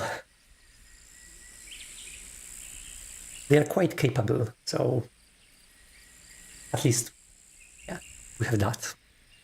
Very flexible. You can design your own custom coroutine-like protocols or multiple threads working with one another. Actually, not even multiple threads, because coroutines are not really related to multi-threading. Everything that coroutines do is they give you more stacks. You can have multiple stacks for execution. And you can have those multiple stacks coordinate something, even if you have just a single thread. A single thread can switch stacks with coroutines, and this is beautiful. Koros are more than just syntactic sugar, though. It Yeah. can save and restore call stack or... Yeah.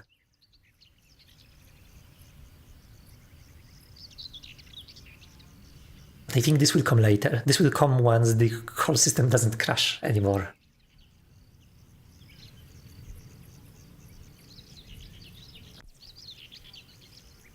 Okay, so I think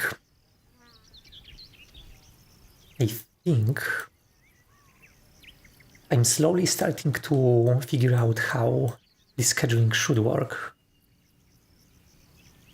Blah, blah, blah. And this was the key.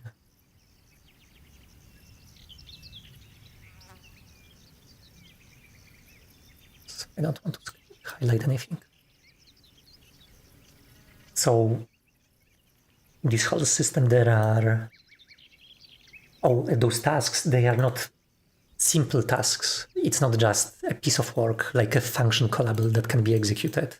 A task is slightly richer here. A task is kind of like a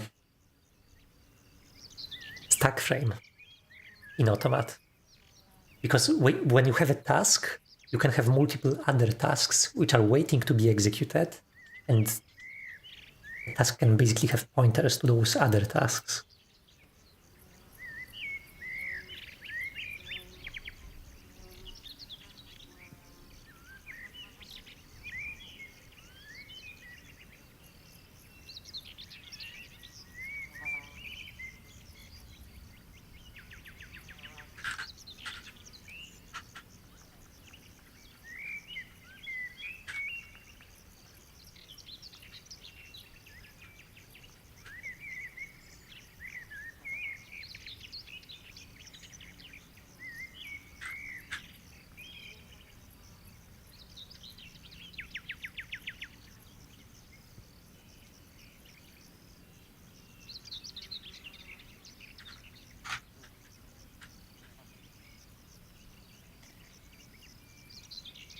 Yeah, and the task can also, obviously, that comes with tasks. It can have arguments for the operation. This is fairly standard.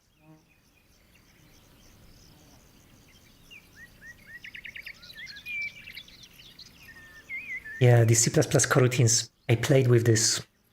I keep thinking about this.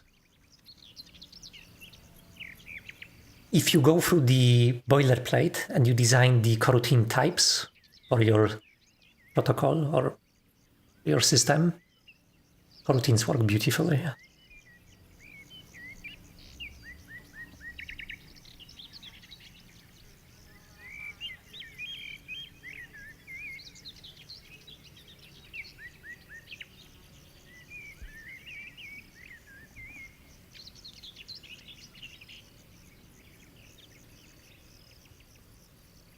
I've Yeah. seen Coro libraries, so you don't even have to write that yourself. Yeah, but those coroutine libraries, they have very narrow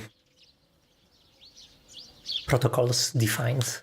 I mean, protocols like, they usually have something like task and generator. And that's it. So a task is an atomic thing that can complete and, finish. There are more things that can be represented as coroutines. For example, if you have parsing, if you have like multi-level protocols where you have data which is coming in and then it has to go through some component which changes the granularity of data. For example, by taking one input and splitting it up, or taking multiple inputs and combining them. Coroutines can work as those filters very nicely, and this use case I haven't seen in any coroutine library. This sort of kind of granularity converter where you have, it's very common, like I say, in parsers. So when you have, for example, a flow where you receive a data from the network and you have to parse it, you can use coroutines. You can put a parser in a coroutine, and then this coroutine can receive input blocks, and then it can respond with parsed, components of an HTTP request or something like that. There is even a fully fledged OS written in C, running the whole kernel in Kuros. Nice, nice.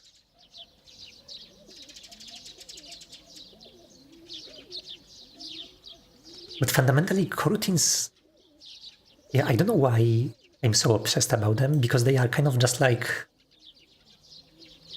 syntactic sugar. You can kind of implement all of this if you have enough time to emulate the same stack structure.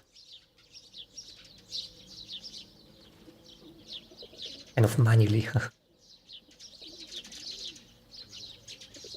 I mean, persist all of the information about the work that is being done, and then resume the work from the point where you left it. It's kind of like lambdas. Lambdas are just structs.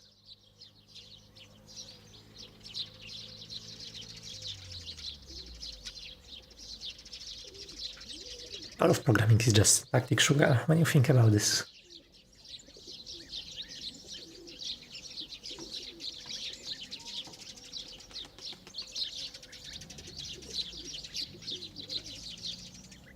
Well, you can't really break the execution of the stack frame in the middle safely. Section blown jump does.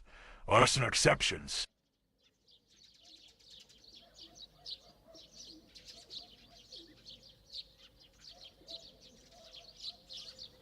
Yeah. What I mean is that with coroutines, the compiler will do this location of this separate stack for you, but instead of having a separate stack, you can also put all of the information that you need to resume the work in the objects or in your own structures, and do the work resumption of manually. This is how most programs do this. Like, if you have work that's kind of in the middle and you have to wait for something, you just write whatever you need to resume this work later to the object and return. Yeah, and coroutines make this way nicer. Without Koros, I mean. Yeah.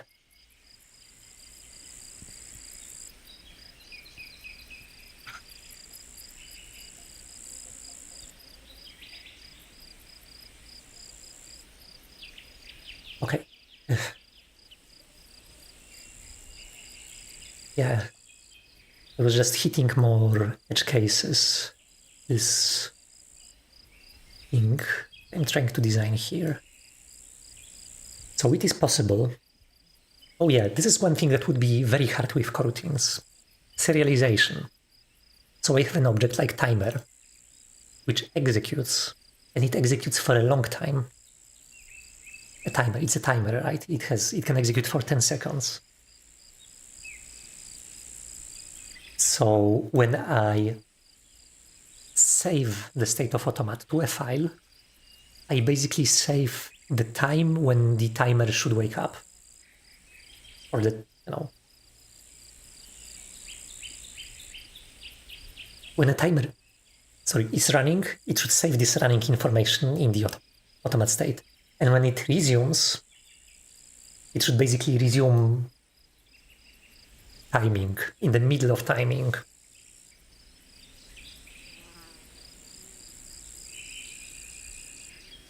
Yeah, we have this value, which apparently says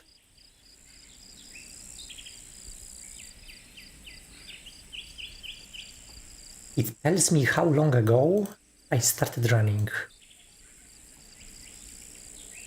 Okay. Yeah, but I need to then restore this state, this funny state. You can use a simple generator for the timer. It's like a loop, but it yields the value. Yeah, but the problem is with serialization. Coroutines, they cannot really be serialized. If you want to restore a coroutine, which is in progress, like in the middle of the coroutine, it's trickier than that. So I think for those things you still need manual work resumption.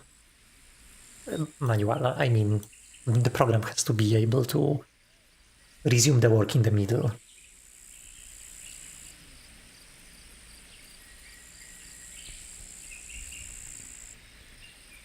Or maybe it is possible, because C++ coroutines are exposing a lot of internal details. So maybe it's possible to do work resumption.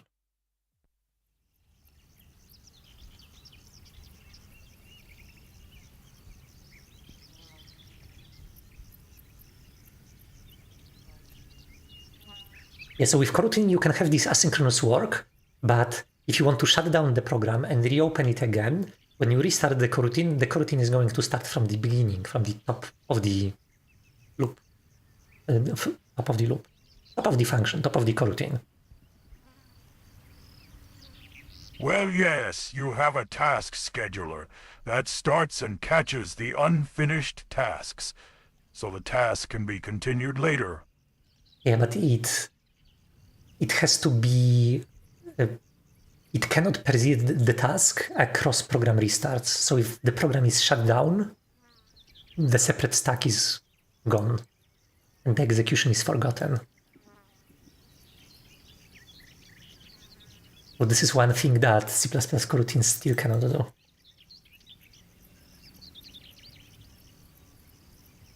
Or maybe they can, I'm not sure. Actually, I'm claiming they cannot do, but maybe they can. Who knows?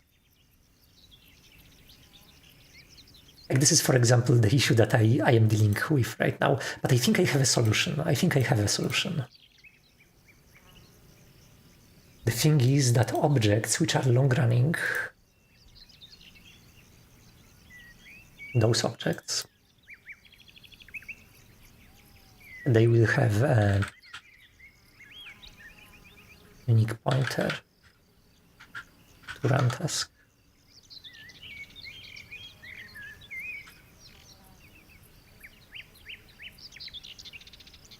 Yeah, and I need to change everything.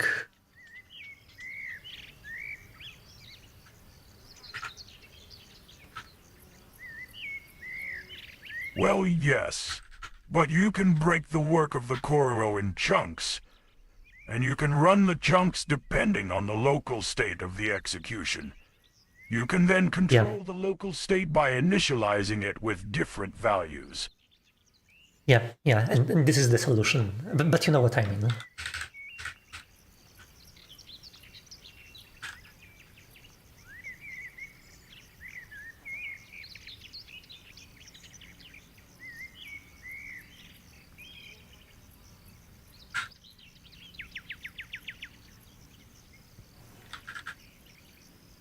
Okay, I'm just going to call run task reset because tasks, they don't have any cancellation. logic associated.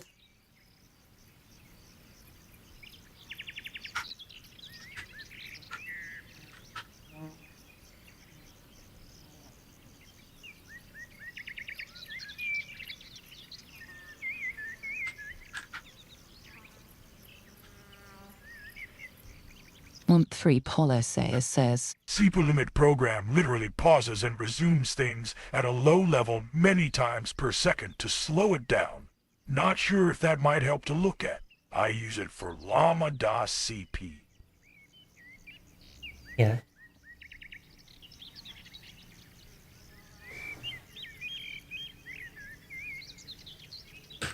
Possibly. I mean, all of those problems are solvable. We are just kind of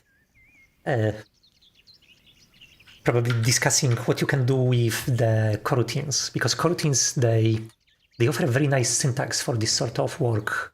Resumption. I mean, across as the program does not is not restarted. Raspberry 1337 says, On 3 Polisheo, it doesn't manipulate the stack frame though. Yeah.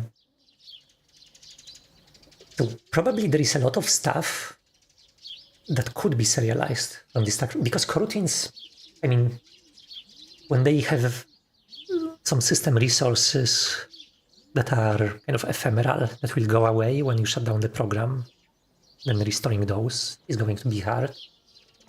Yeah, programmatically analyzing stack trace to save and restore program.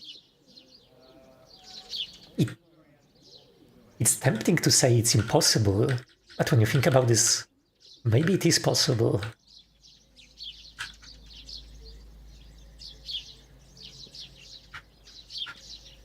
Maybe it is possible to walk the stack frame and record all of the pointers to convert them into some serializable format, like file descriptors, network descriptors. Try to save them somehow and restore after program restarts. It sounds like something that's incredibly hard, but possibly doable.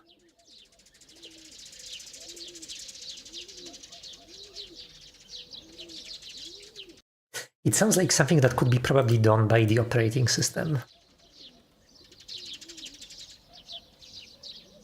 Like freezing a process.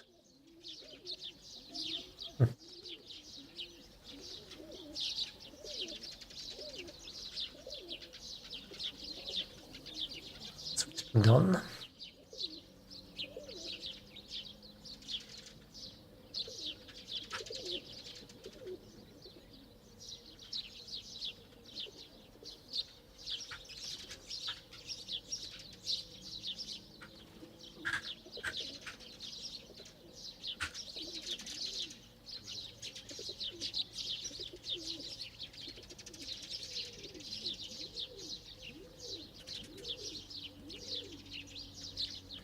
Now, the virtual address space is shuffled every time you run the program. You can't rely on exact pointers, maybe on pointer offsets, but that's very platform and compiler dependent, I think. Yeah, this is where the difficulty comes from. And this is why I say maybe the operating system could actually do this. Because the pointers, you can, if you have a pointer, you can figure out to which file it's pointing. And if it's pointing to the heap, then you have a problem, because it's pointing somewhere in the heap, and you would have to store the heap state. Yeah, and heap is full of pointers itself.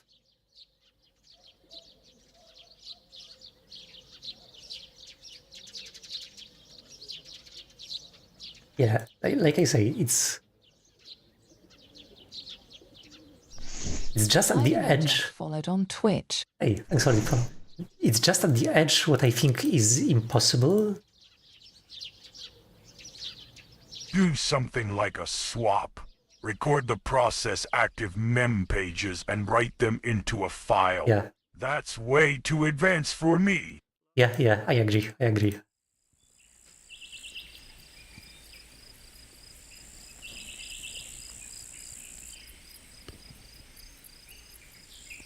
But theoretically, all the information is there. So it will be just very, very hard thing to do.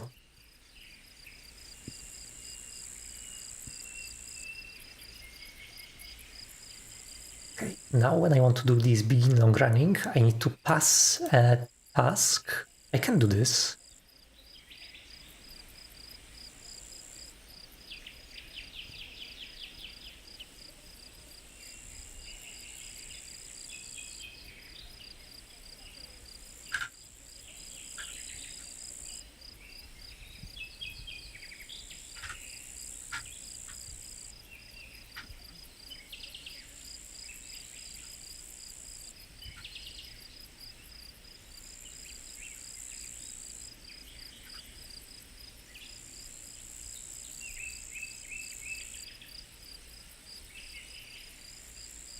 Or maybe use something like a state machine.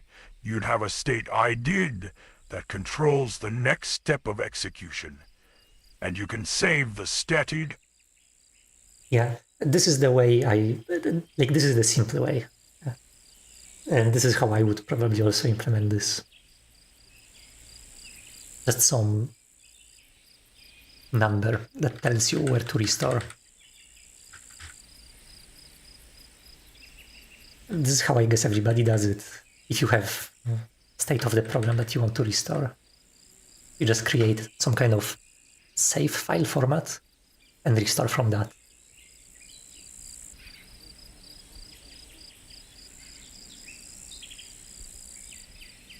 Okay, I was thinking about this. So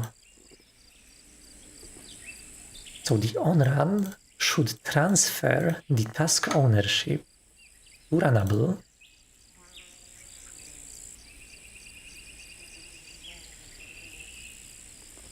And the thing is, the runnable may consume it. I think the way I would like to do it is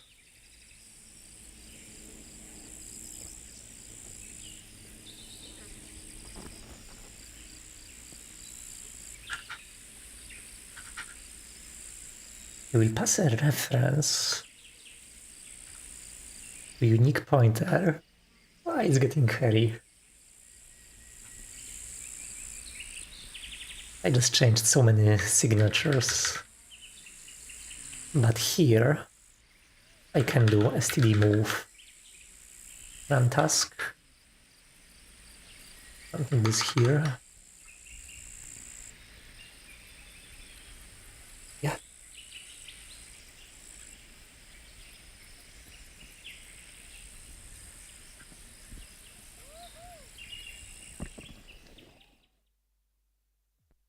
Const unicaptor? It's trivial to copy unique PTR.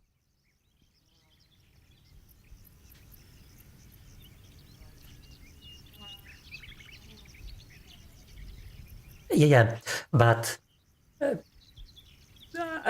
know what you mean. There is some nuance here. So the thing is, where else?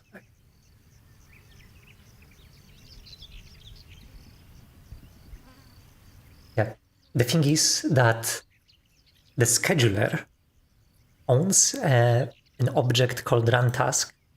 I want the scheduler to keep this inside a unique pointer. And when I'm calling this key presser on run, the point is to allow the key presser to steal the ownership of this object from the scheduler and just keep this object around locally. So it's taking this run task, this reference to run task, which is owned by somebody else. This is owned by the scheduler. And it's stealing the pointer here and recording it. It's passing it to this begin long running function. It's going to record this pointer locally. Begin long running. It's going to take this task and put it in run task. Here. It's going to make this, it's transferring kind of the ownership from one thread to the other, like that. Sorry I confused shared PTR with unique PTR. You'd need to move the up TR. Yeah. Yeah. And C++ is kind of clever, so you can sometimes pass unique pointer by copy, and C++ will do the right thing, usually. The scheduler will have to be fixed. The scheduler is now going to keep all the tasks inside unique pointers. Or maybe I will create a temporary unique pointer. I don't know. But this keep alive is going to go away.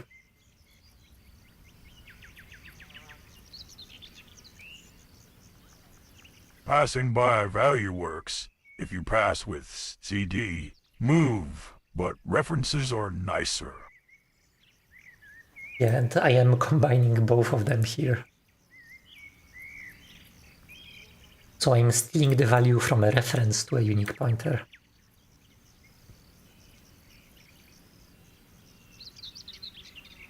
Yeah, actually, when I think this is hairy, but it's like the simplest way to express the intent. So when on-run happens, the scheduler is supposed to give the task to runnable. And if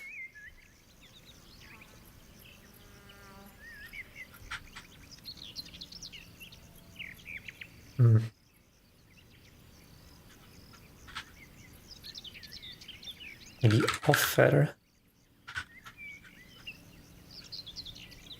That's why I don't usually use UpTR's shared PTRs, just to allow you to copy it around with almost zero cost. It's not zero cost. It's not zero cost. It's forcing this arc thingy.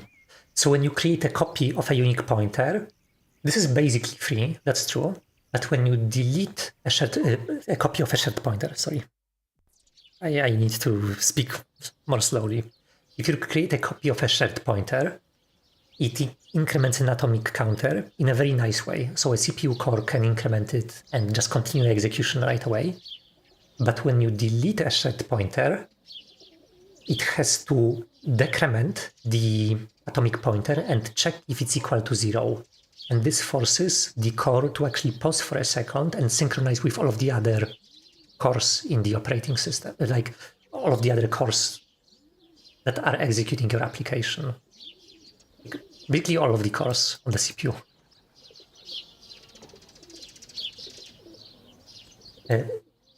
So shared pointer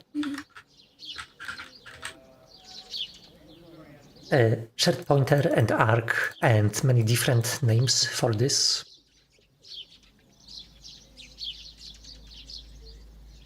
I'm using Skia. Skia uses SKSP.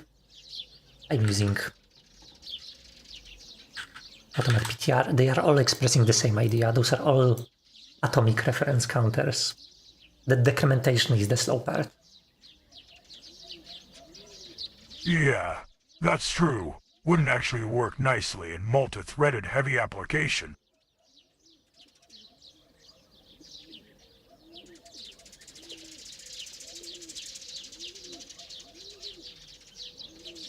Yeah. And the only reason I am trying to avoid this is that if I have a bunch of objects which are just executing locally, I want them to just execute locally without forcing the CPU to do some multi-threaded stuff.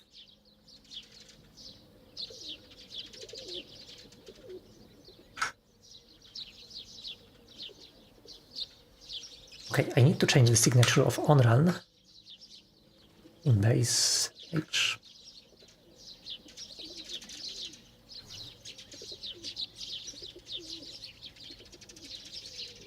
And this is something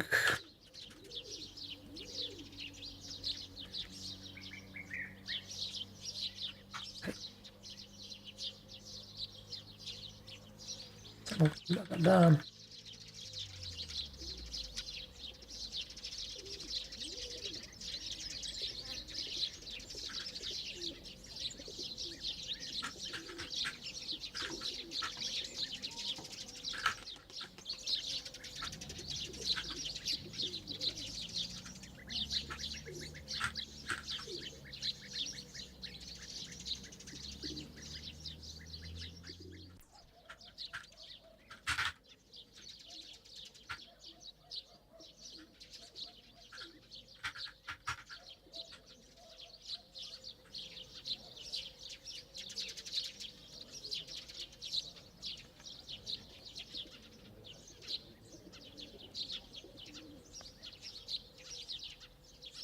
There's one more thing I don't like about this,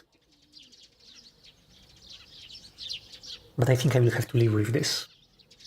I don't like unique PTR. I don't like heap. This run task should not be allocated on the heap. But if I try to fix it right now, it's never going to happen.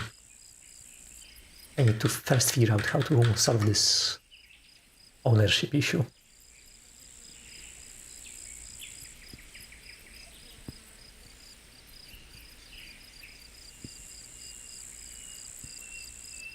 So when on-run finishes, there's probably one more thing that should happen here. So this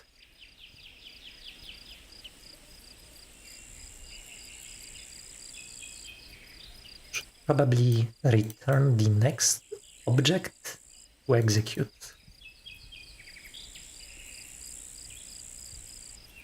I think right now I have this schedule next.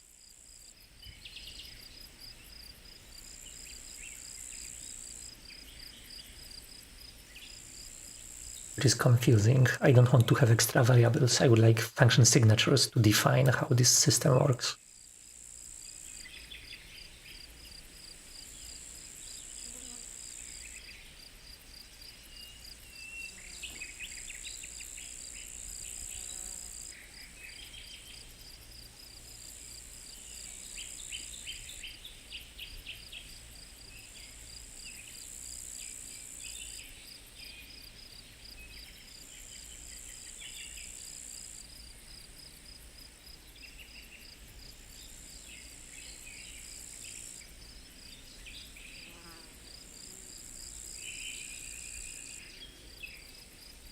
I'm not going to touch it. Not right now.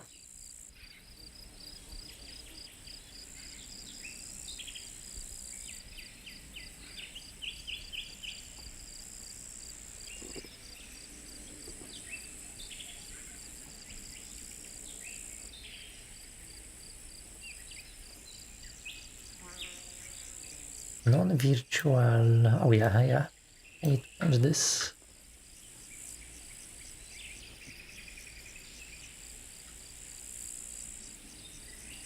I can't help but notice that the task struct interface looks almost exactly like a Coro object.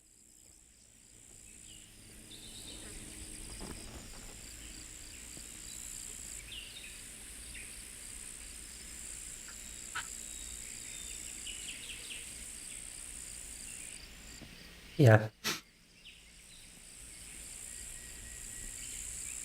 This is just a helper method. It's not really here. It could be elsewhere.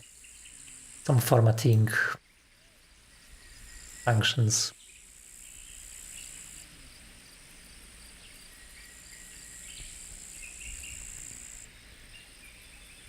We'll have to take a look at those predecessors and successors, what they are really doing here.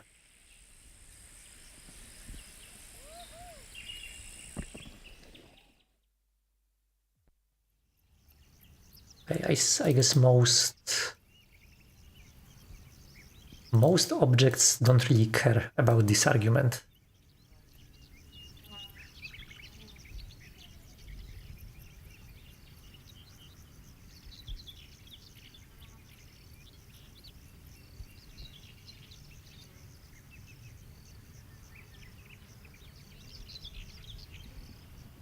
Okay, I will have basically a long sequence of fixes, which hopefully will lead somewhere.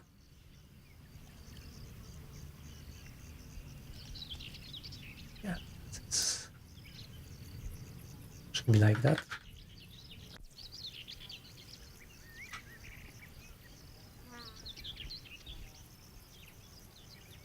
This is a win. This is a lot of work, but this is a win because I had this class location, which was handling parts of the scheduling, and now it's not going to do this anymore, and that's good, because I don't like this class.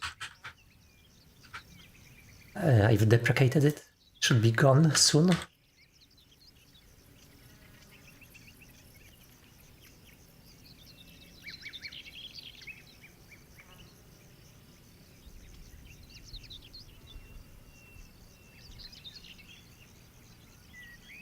And that's another thing which can be removed from that class. Makes me happy.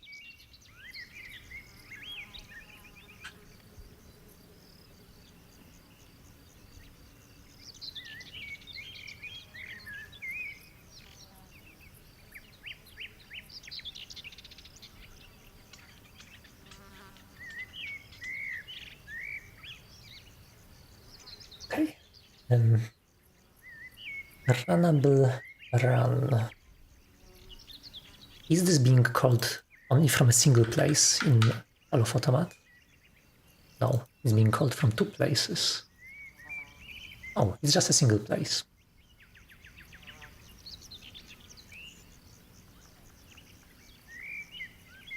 I think this should be inlined.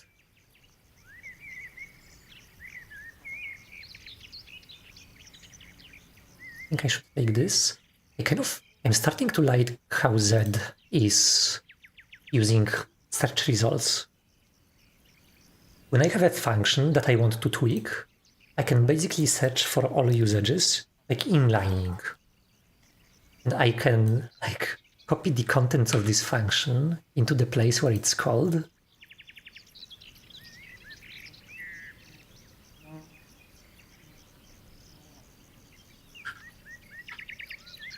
Yeah. Run task.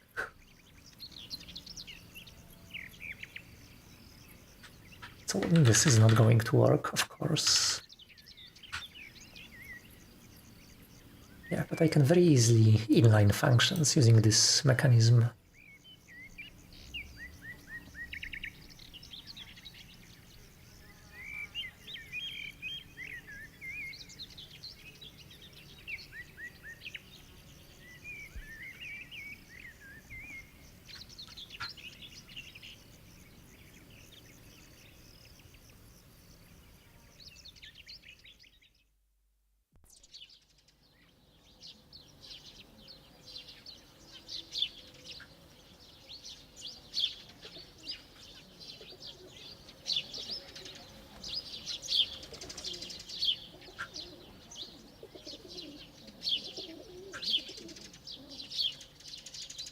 Is non-running implemented?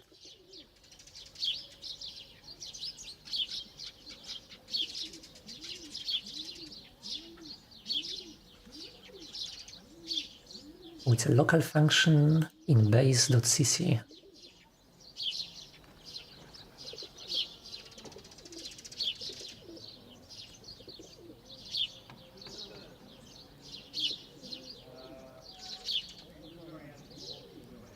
I think that should be a method on run task.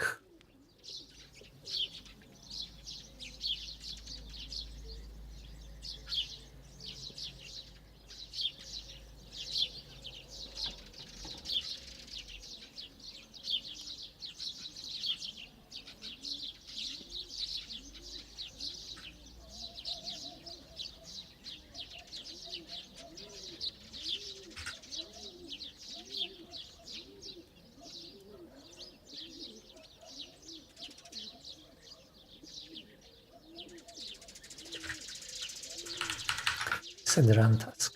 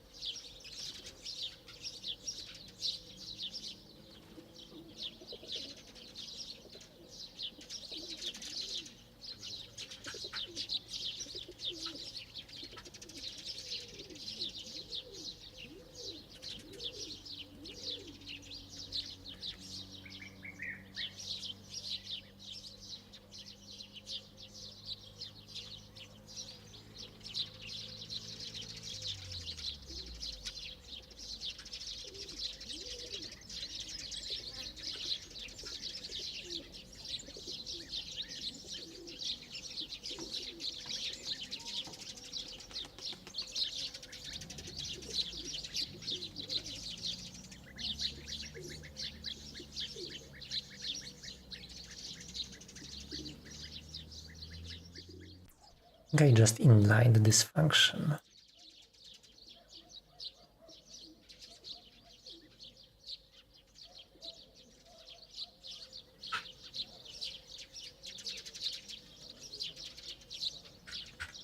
And a problem reveals.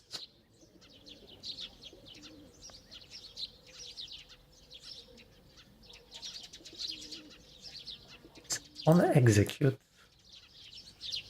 needs to get the same thing.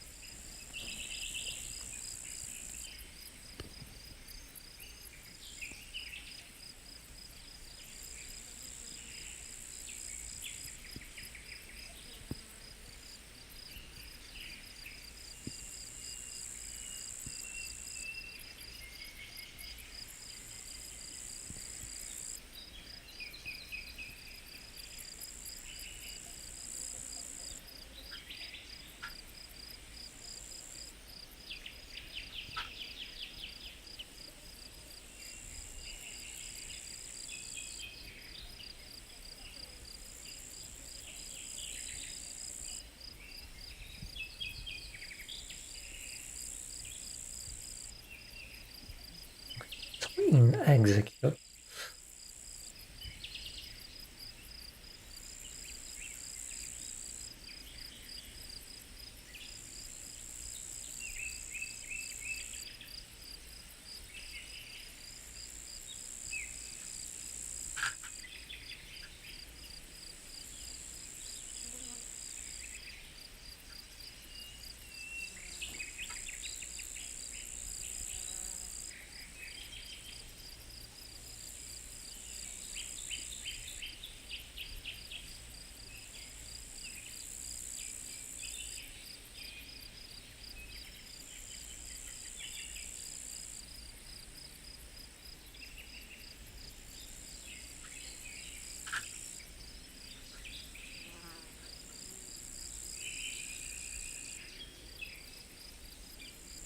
yeah, a task is now going to receive itself as a pointer. And this keep alive is going to go away.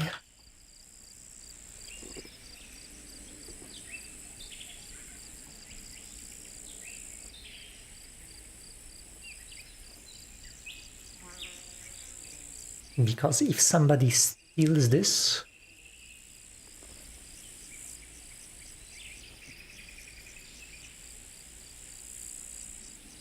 I see. This hurts. Seems like I need the keep alive.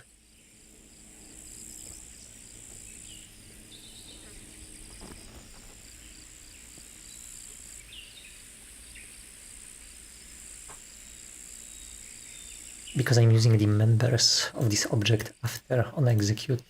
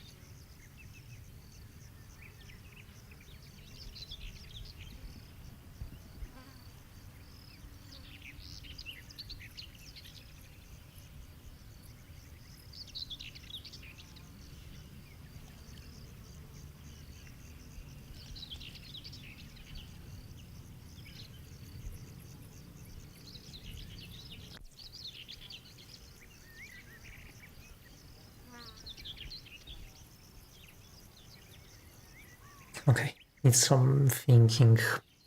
How do I defer distraction?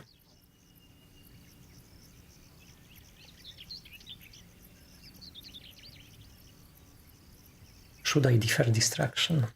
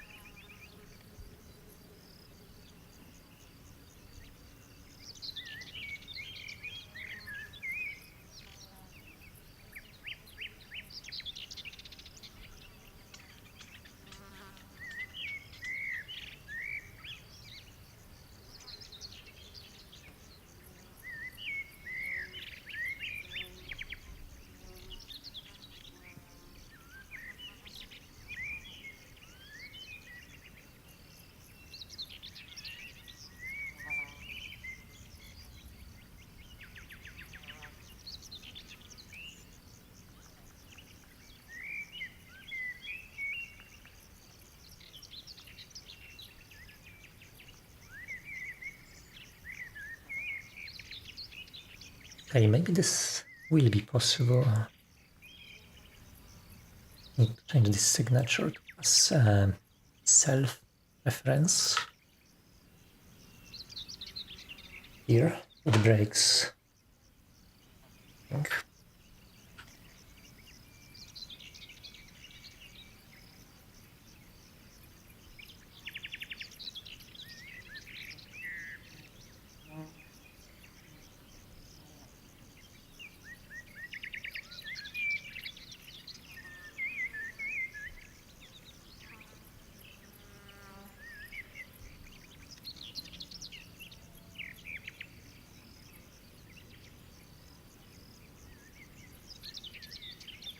The execute function. So I can pass self here.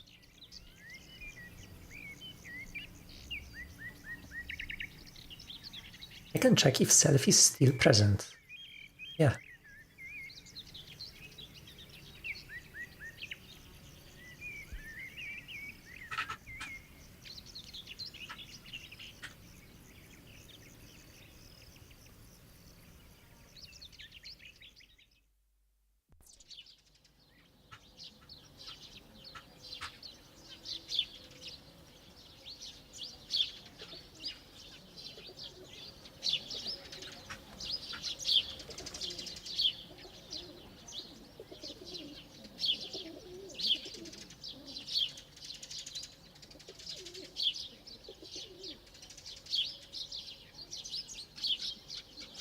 Okay, and I don't need this. Delete this.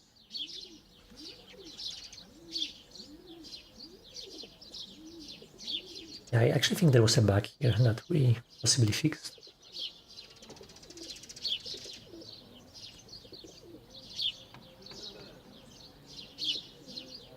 I wouldn't be celebrating, no, not yet. Out of line definition, just change the signature.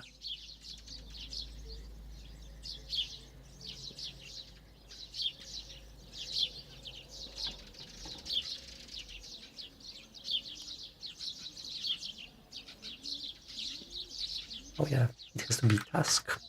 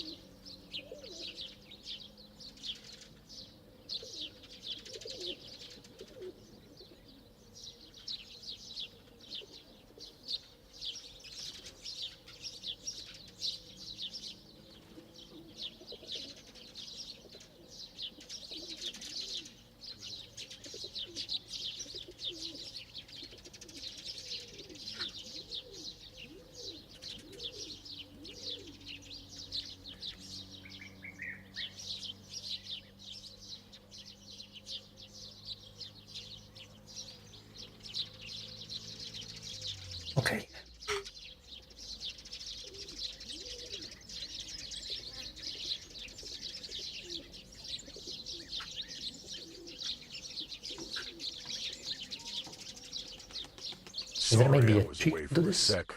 Why would task move steal itself while executing? Like, why even have the reference to self? Yeah. So I guess I'm slowly starting to understand the problem. So maybe I can even explain this. So there is one component called scheduler.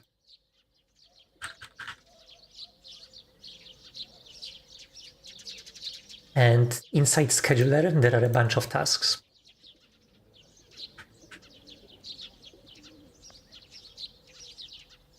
And those tasks, when they are added to the queue, the tasks are first of all allocated outside of scheduler on a totally different thread. Maybe there is a, for example, timer or some network event or something is happening in the system, which is causing an event. So that place is creating a new task and it's passing it to the scheduler. And the scheduler has some worker threads. Right now it's just one worker thread, but there could be many. Those worker threads, they take one of the tasks. There are multiple worker threads and they are kind of separate from scheduler. They don't really... The point of a worker thread is to do the work, not talk with the scheduler. So when a scheduler gives a task to a worker thread,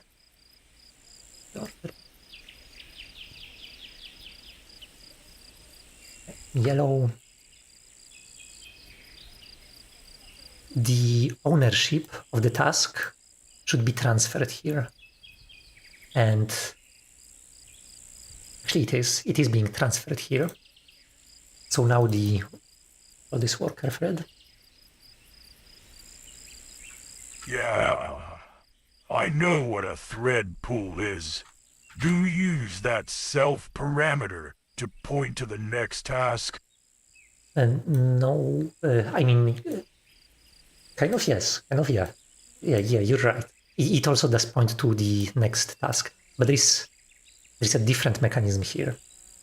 So worker A is a thread that takes a task from the scheduler, which is, scheduler is just a queue. There is nothing interesting here.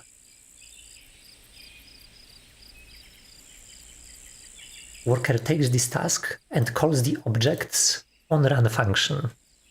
And the thing is, the worker, this worker thread,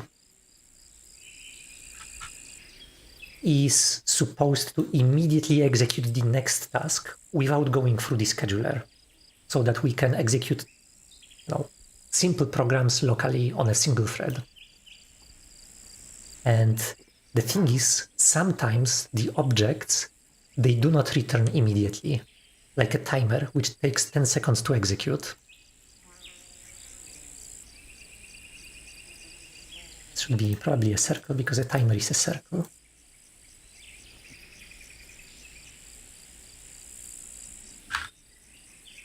When a worker thread executes the run task for the timer gets a reference. It's executed on the worker thread A, but the timer can execute for a long time. So it can take this task and it can steal it and put it locally within itself. And then the worker thread has basically nothing to do. The stealing of task means that a timer is busy and it's going to execute this task in the background. So the worker thread it has nothing to do. It can take a next task from the... It can take the next tasks from the scheduler and start executing this. And the timer can keep this task locally and... Yeah, that's it. It can keep this task locally.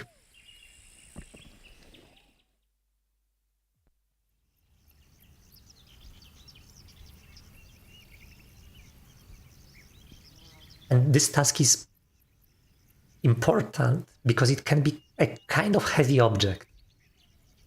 It can store a reference to, for example, a next task. This task is actually a tiny stack in disguise.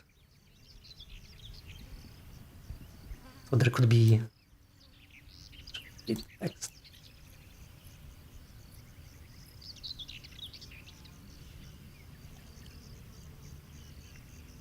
Why not return it then? Always pass by a value, then return self or return null to your shay. Yeah, that would also work. That's another way to kind of sugarize it.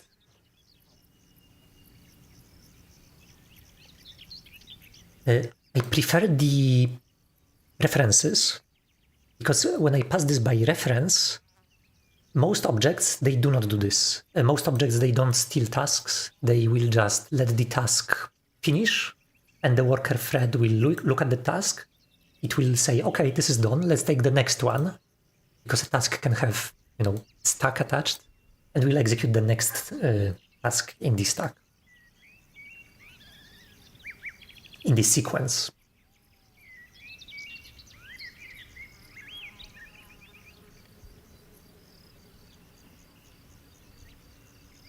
And if this was a return value, I could put this, instead of having this reference, I could pass this by value and return a unique pointer here, but that would require another return statement here. And the signature would be messier.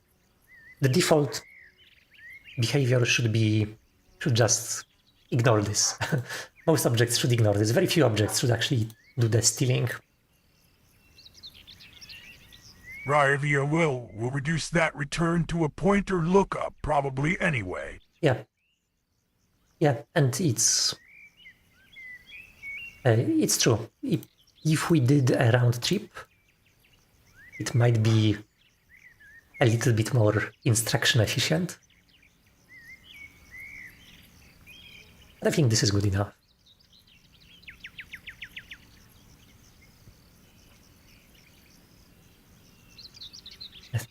This part was tricky. This is where I had to cast a task to a downstream type.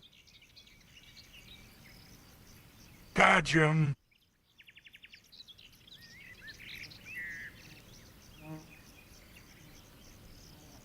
Gotcha.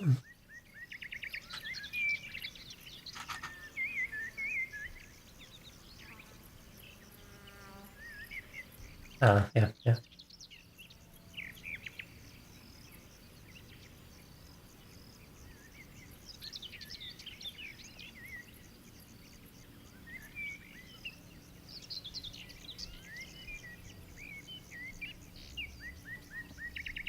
Okay, apparently this is the way to do it.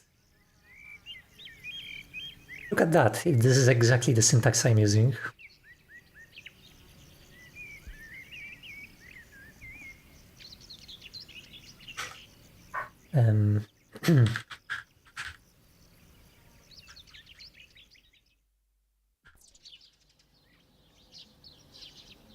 Okay, it's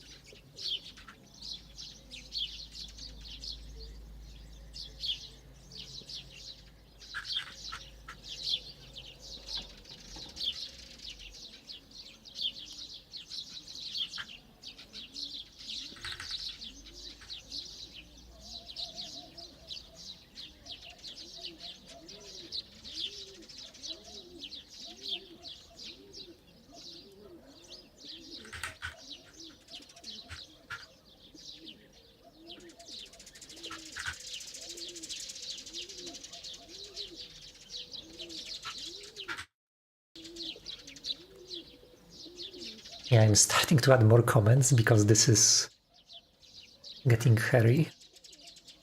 Okay, has error.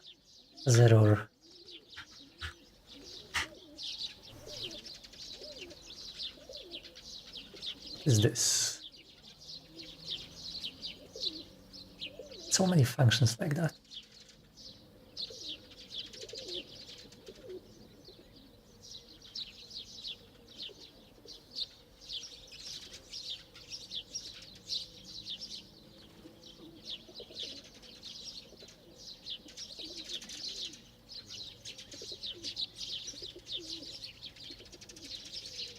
Okay, this should just be a star.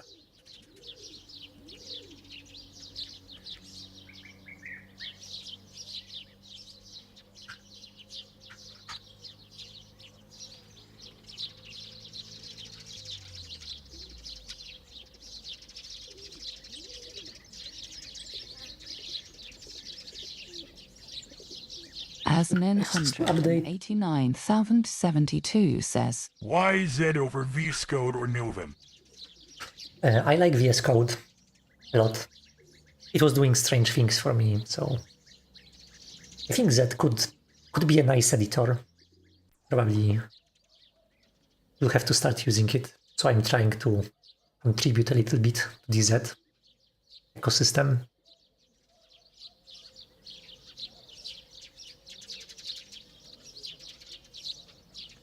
I think I have VS Code configured. Actually, VS Code, it has a much nicer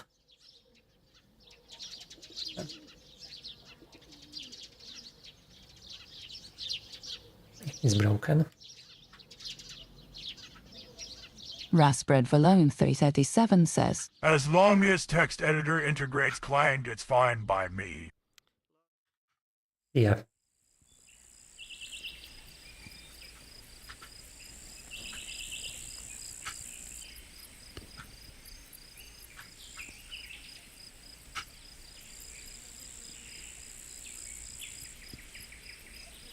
Yeah, my cursor installation is actually much nicer. I have transparent backgrounds. I have actually not transparent. I used to have effects while typing. This is actually what I don't like about VS Code. It just keeps breaking itself. Asnin 189,072 says, I stand by TextMate. Yeah. This is my favorite extension, the one which does explosions. The fun thing is that you stop seeing those explosions after some time. They are just... I filter them subconsciously.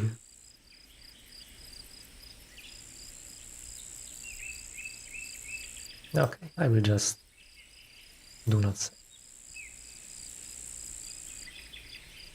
Maybe you can play with cursor. I remember I think I switched to Z because Z had a better Claude integration. This.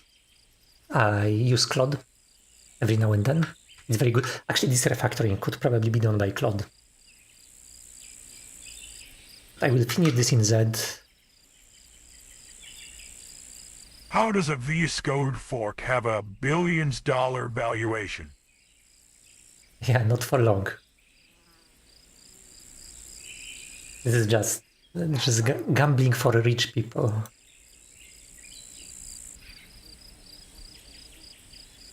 Orm3 Polyseo says, Light as fast as load time. Raspberry Valone 1337 says, Subscribe coding to Dottle.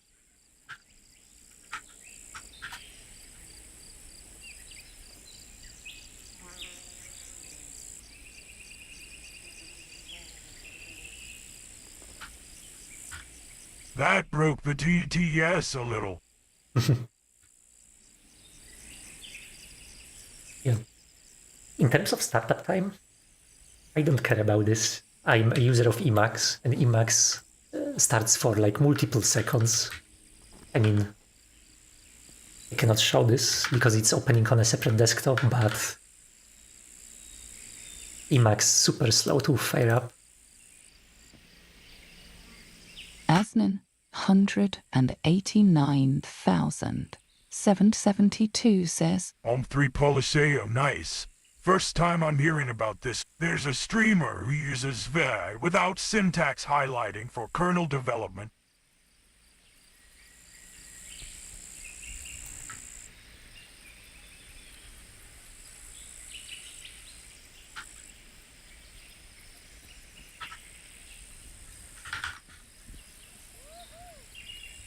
Raspberry 337 says, As 989,772 gigachad.judge.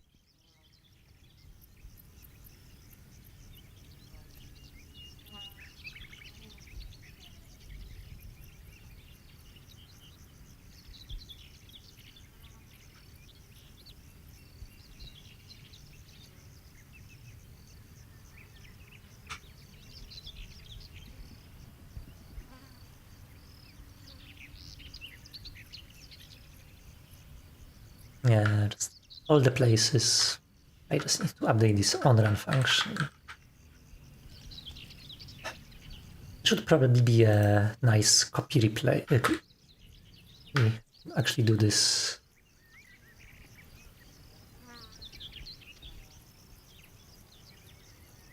Search for this.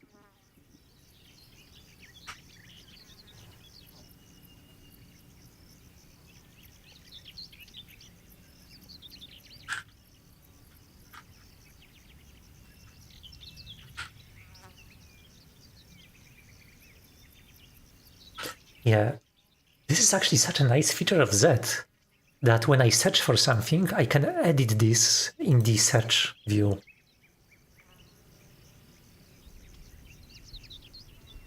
Clang uses Clang format, so it can actually nicely replace type and variable names.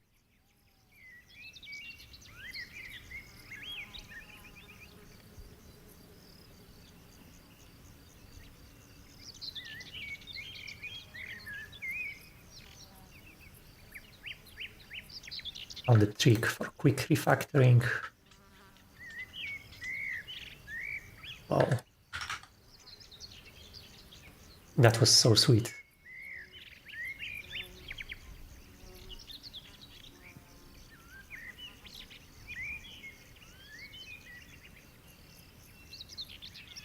Okay, what else?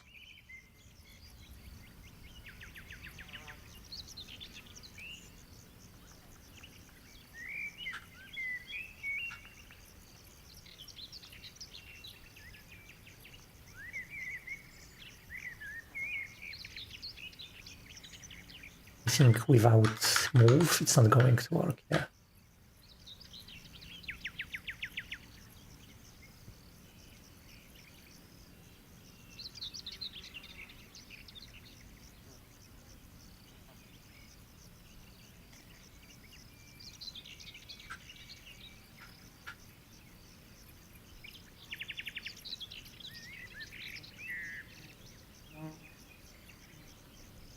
The biggest thing I miss in Z is the theming. The theming is so bad. I spent a whole day theming Z, like setting the colors, everything, so that I like it. And it would be so nice if those coding editors allowed textures for backgrounds. Something like CSS to style this whole thing.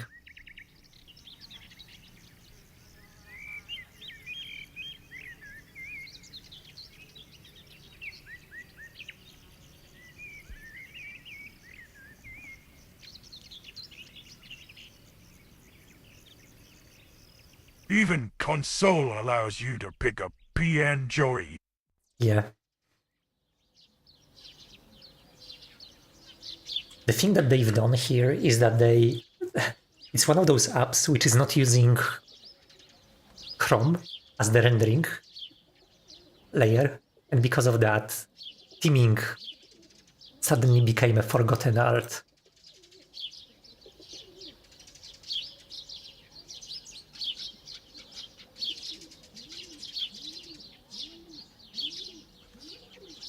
Okay.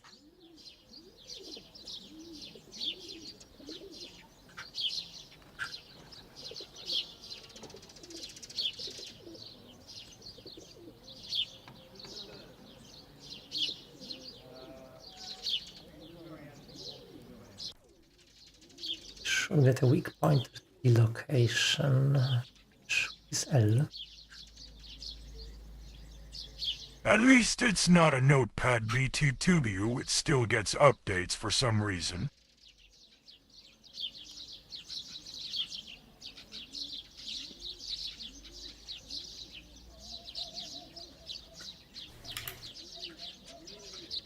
for Linux, I'm not sure if you're familiar with this, but there is a clone of Notepad++ called Notepad Next, which tries to be the same thing.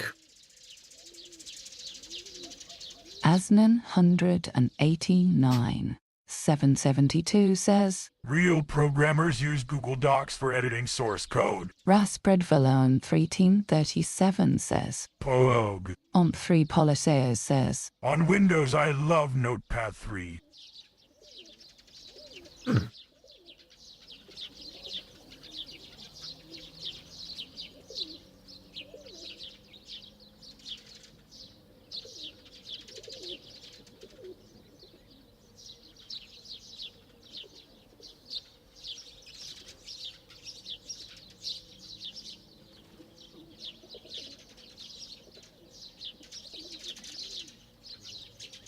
So it's a very clean, but more advanced version of Notepad. I see no tabs, but it probably has tabs, right?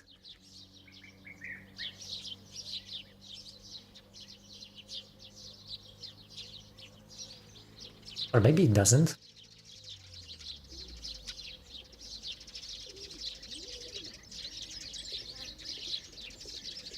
Like, not having tabs in the app is... It seems like it's a missing feature, but there could be some merit to this, because like tiling window managers, they often add tabs, and it's kind of nice to have just one layer of nesting in your operating system windows, instead of having each window have extra tabs inside.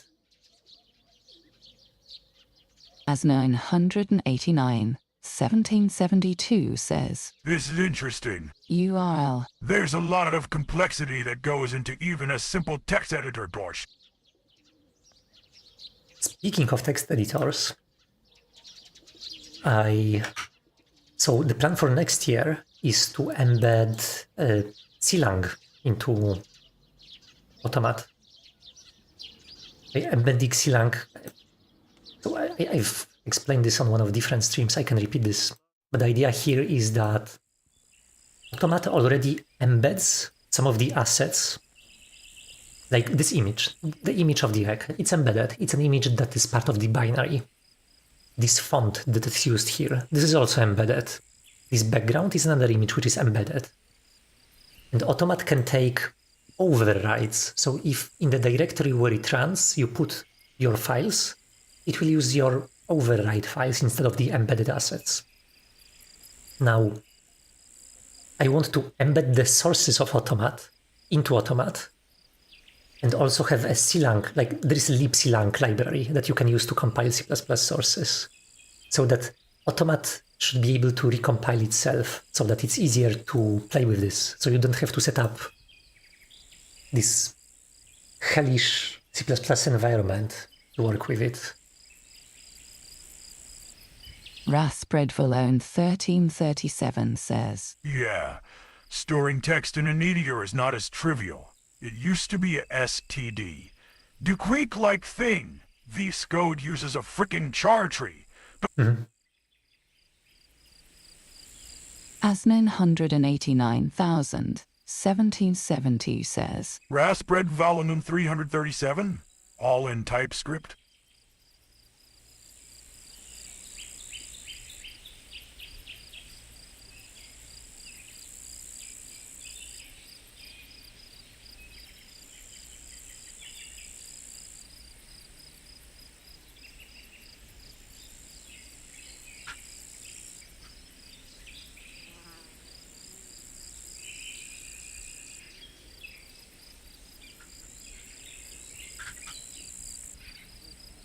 Raspred Valone 337 says, It actually might be an Electron, which is Chrome, which is written in C, I think.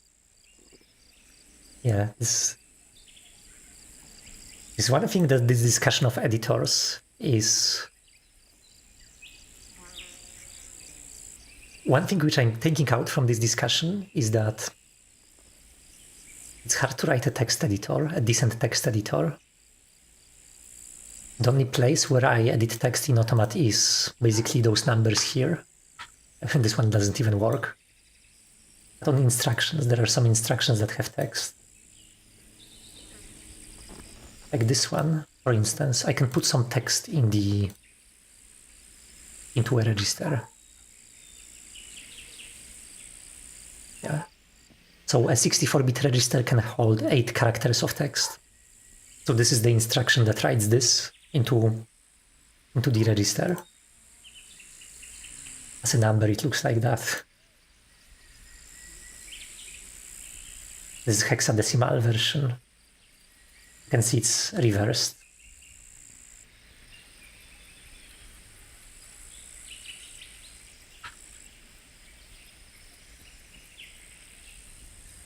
But so I plan to add the sources, the C++ sources of Automat into Automat, so that anybody who downloads it can edit it easily.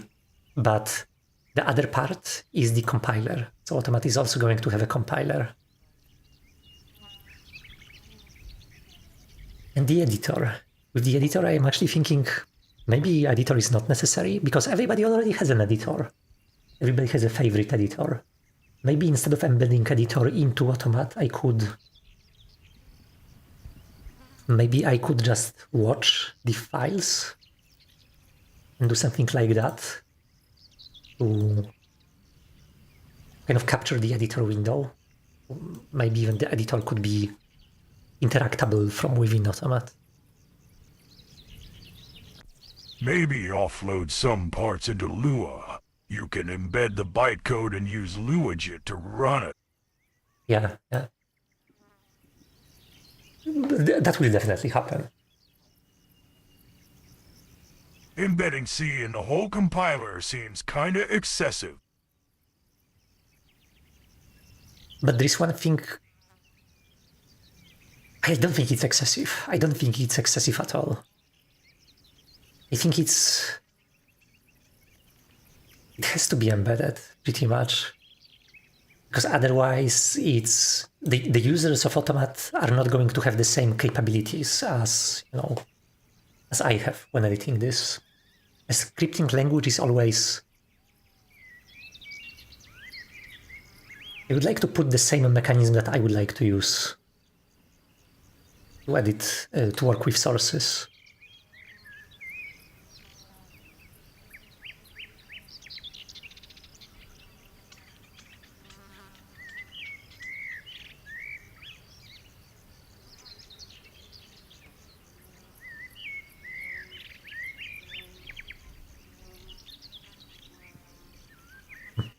That was strange.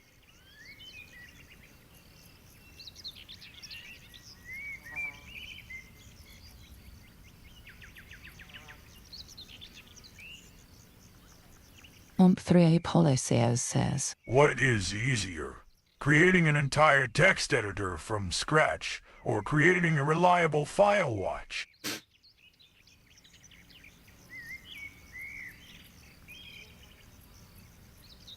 Asnin 189 772 says, What's a file watch?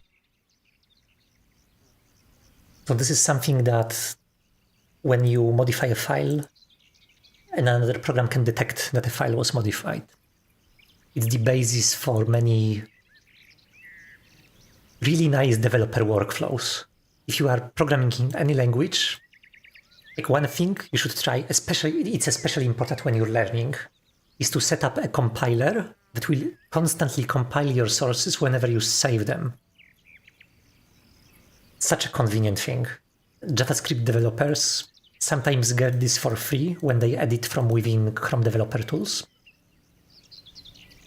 But if you're doing anything that involves compilation, usually you have to set this up for yourself. Raspbreadvalone 337 says, Isn't the OS notifies you if the file is changed? Yeah. I'm a little bit afraid that there could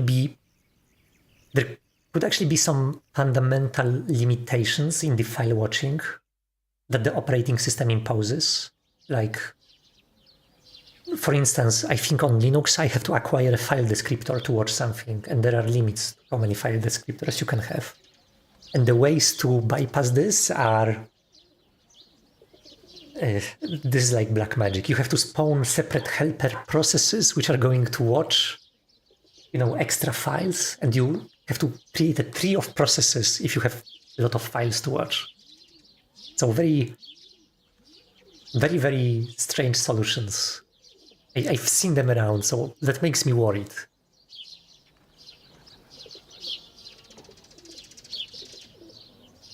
But hopefully it's going to just work. Hopefully I'm going to be able to just have all the sources packed into Automat, be able to unpack them, and when any of them changes, recompile it. I mean, it doesn't really have to be live, even. It's not really a big requirement. IJQ needs to have moved than 30k file descriptors in a single proceed. 3 Polisales says, You can increase the max limits for a notify. I do it to watch my whole system at once. The defaults are already like 500 KTT directories or something, but this code stops auto-saving if you hit the limit. 500k would be totally fine. 30k even would probably be fine. Even 1k would probably be fine for Automat. Although close to the limit. I actually don't know how many files do I have.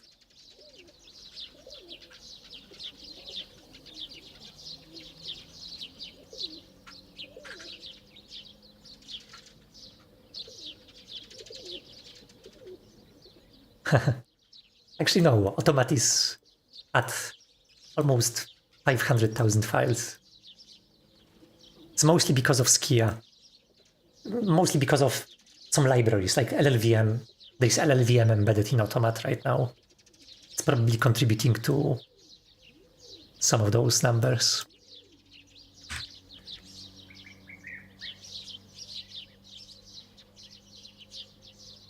Raspberry37 says, Google says it's stored in proc.sys file max on Linux and can be changed actually.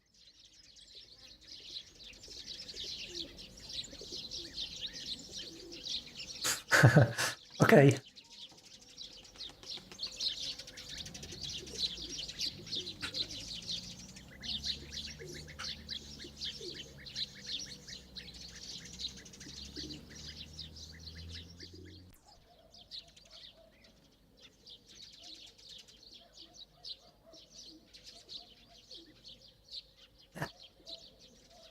I'm not going to enter this rabbit hole now.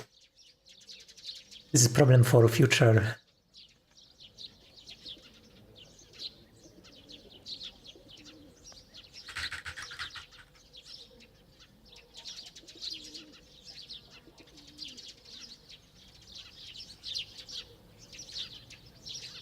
Oh yeah, speaking of tasks, and how the timer is using those tasks. Abstract type. Oh.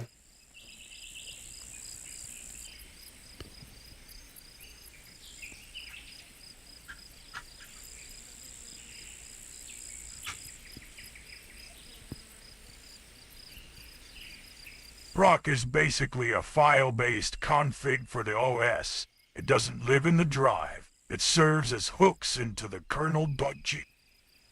Yeah.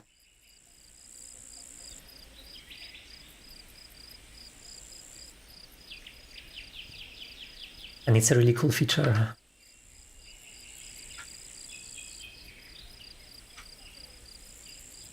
My favorite part is probably the proc mem.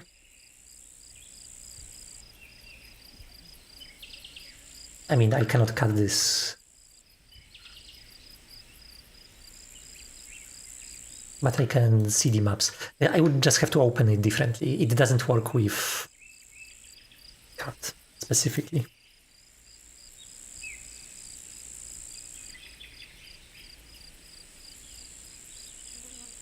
And it's probably POSIX. So this is shared across all Unix-like systems, even Mac OS.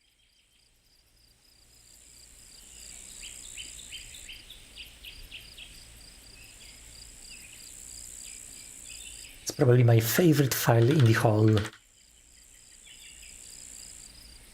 operating system. Proc self maps, or not even self. You can check proc process maps for other processes as well.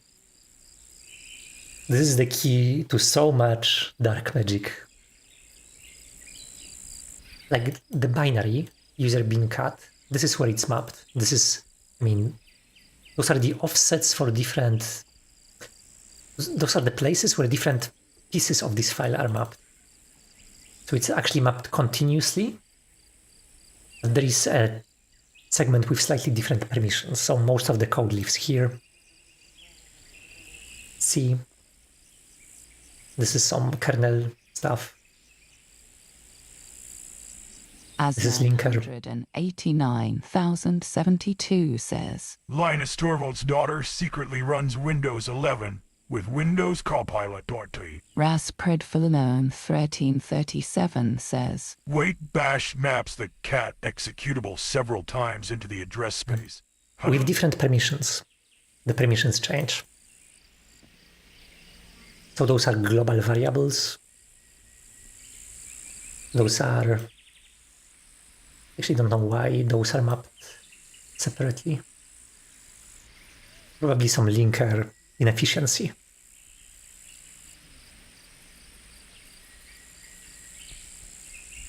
So cat seems to have two segments of read-only memory, big data, even free.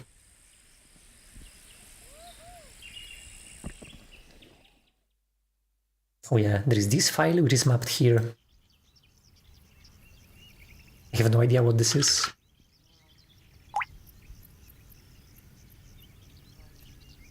Local, okay.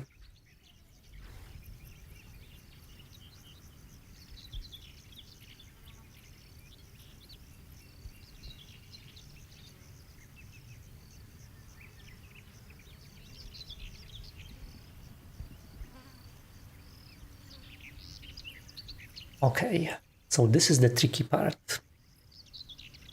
So I have a task, I dequeue it, I execute it.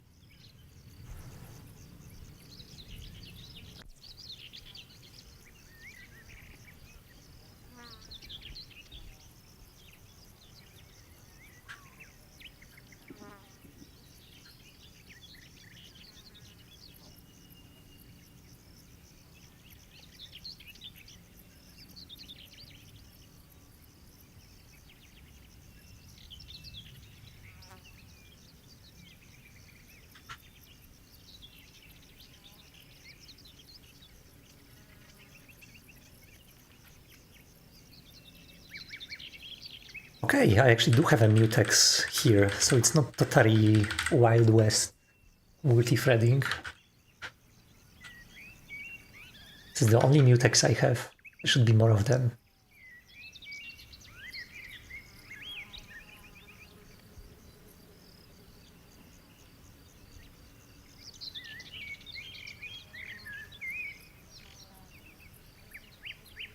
What's the point of a mutex if I'm using concurrent queue?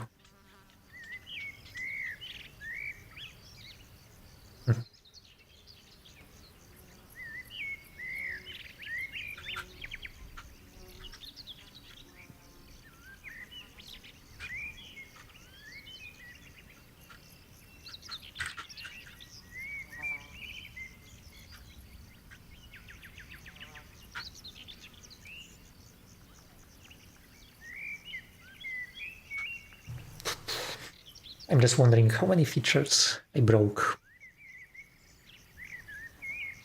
We'll get this to compile and then... Okay, this one for instance. When instruction is executed, I get a task, and I think I should steal it.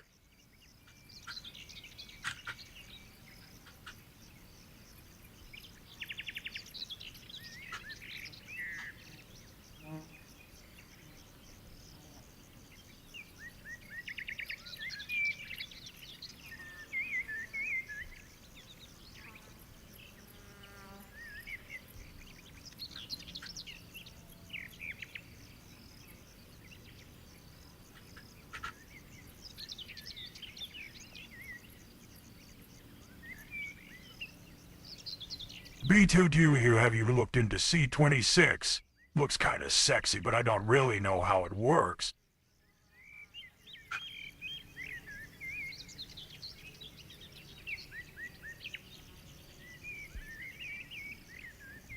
It's not fully documented yet. What was that?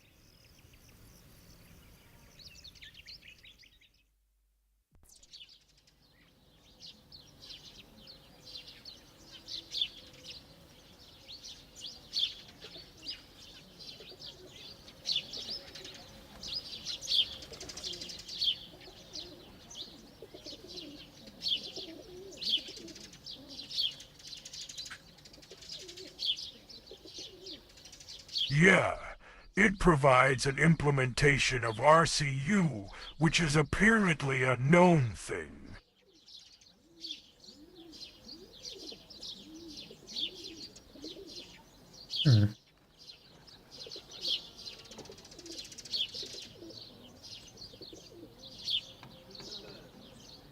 Okay.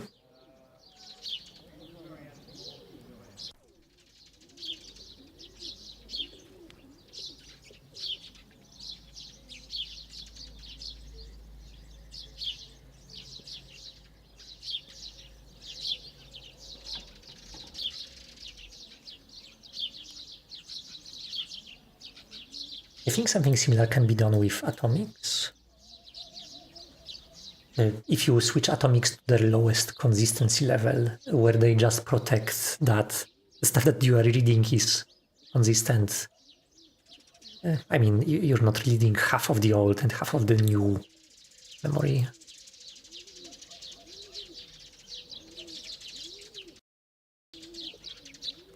Yeah, interesting. It's fun to have a new primitive in the language.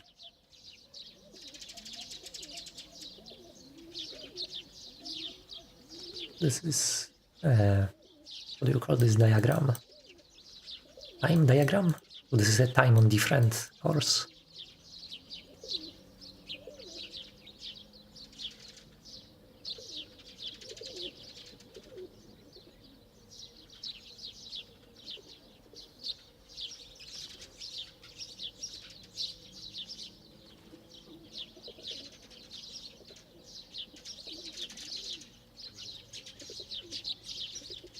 I had no idea about this, but I had no idea that this has a name.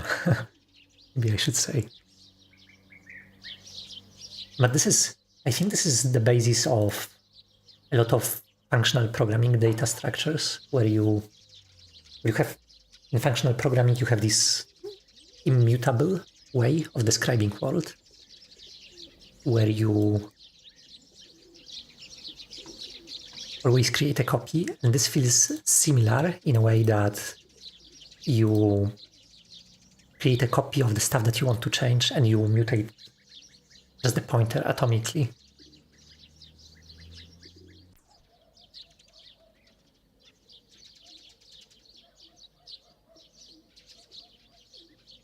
It's nice that it's coming to C++, but instead of, I'm not getting excited about the C++ standards announcements. What I'm getting excited about is the LLVM changelogs, because this is what really I can play with.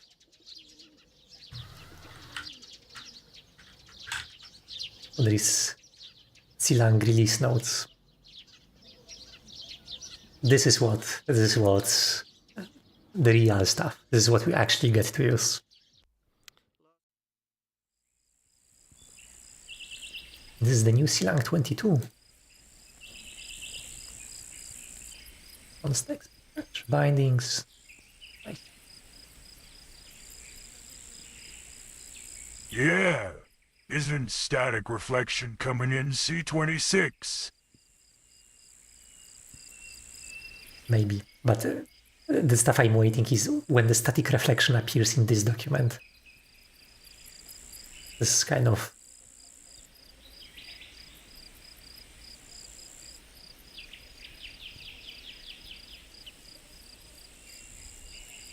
This is even more important than the standard. What the compiler actually gets. There are very few features listed here. Usually it's much more in depth.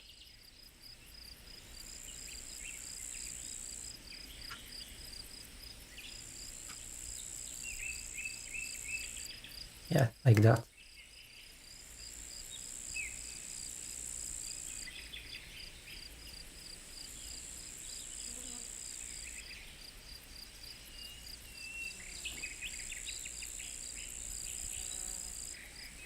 Yeah, I will look at this RCU when it comes out. Sounds like a fun thing.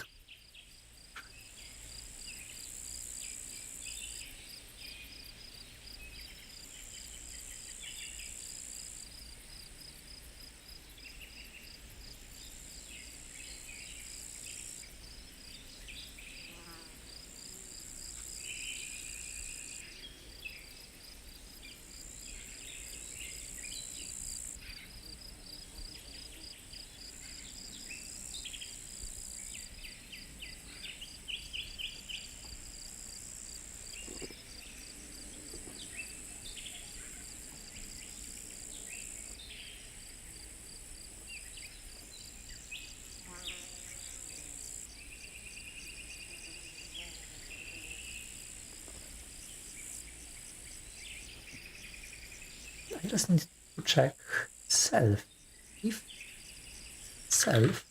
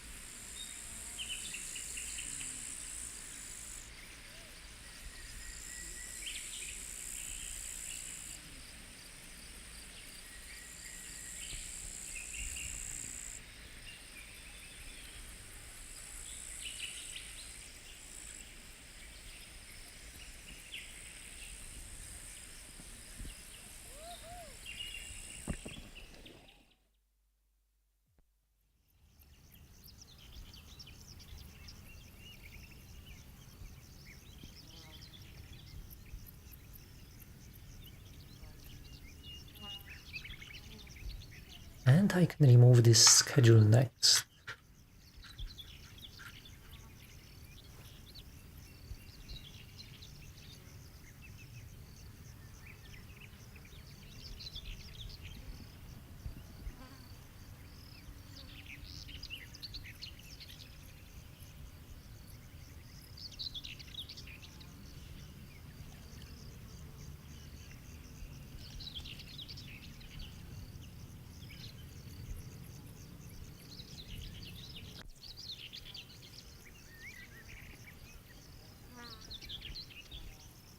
Okay.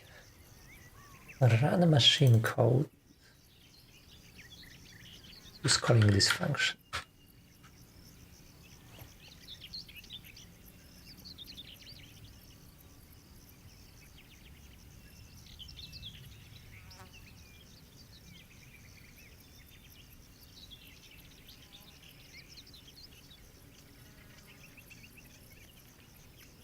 Okay, we don't need to do this. We can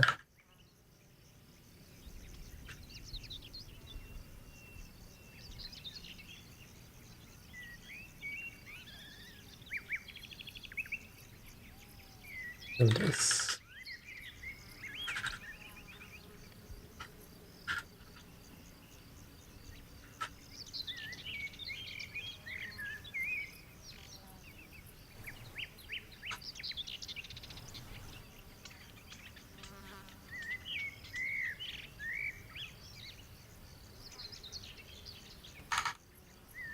I know what's the point of putting R value references if I can just take by copy and it's going to do the same thing.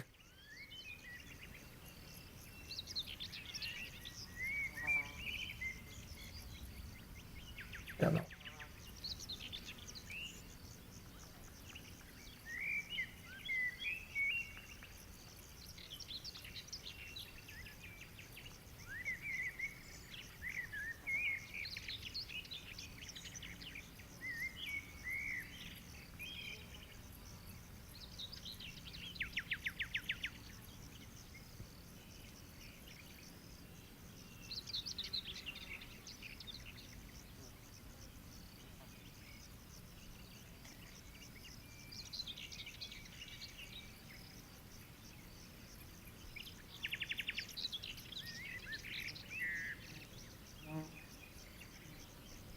Okay, it worked.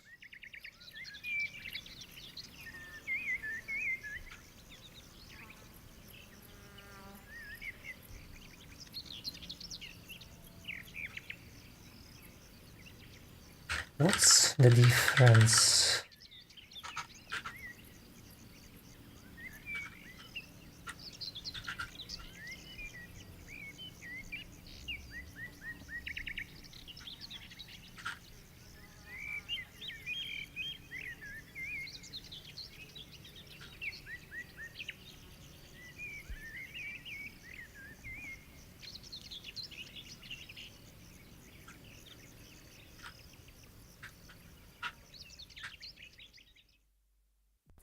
So in both cases, I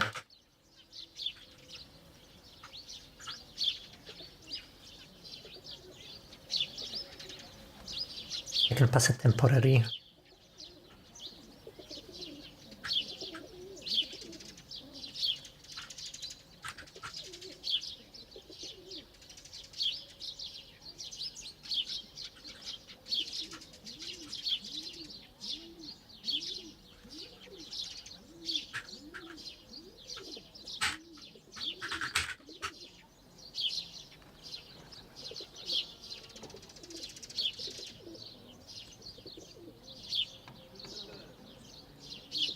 Yeah, I'm curious if there is some difference here. So I should probably use only one of those techniques.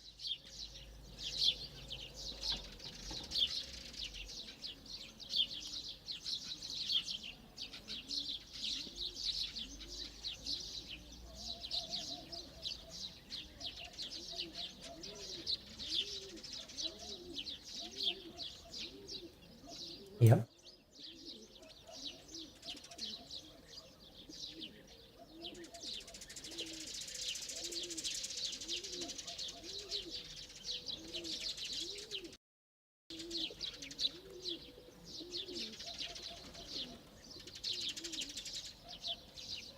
Okay, so this is to prevent accidental copies.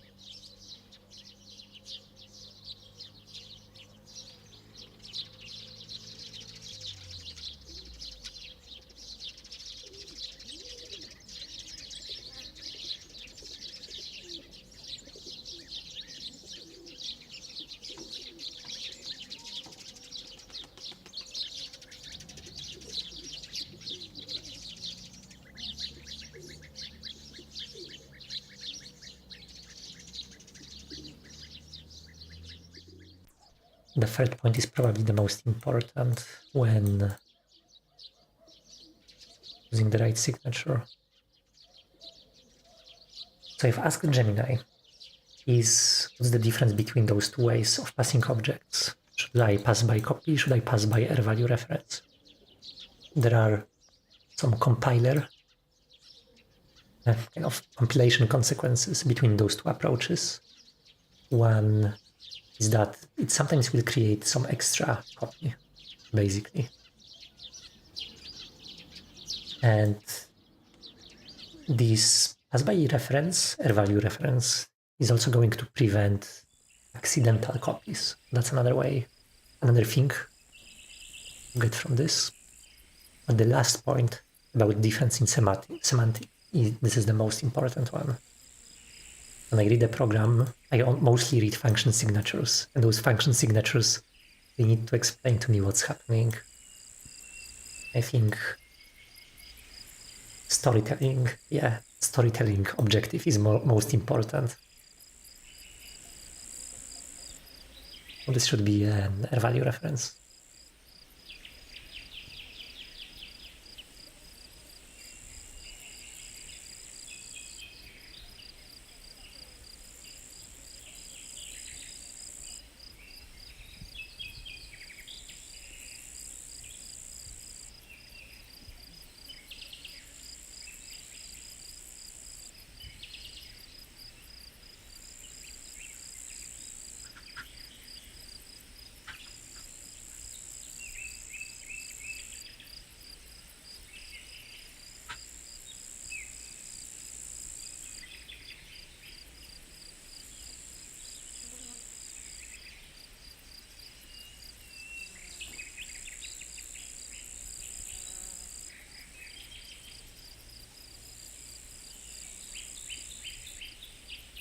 Okay, I will be able to do some more magic with those tasks.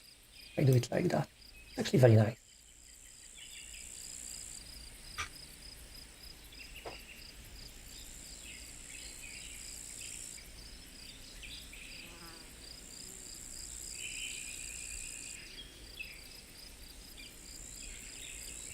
Well, if it's gonna accept the uptr by an R value ref, that means you'd have to move it anyway.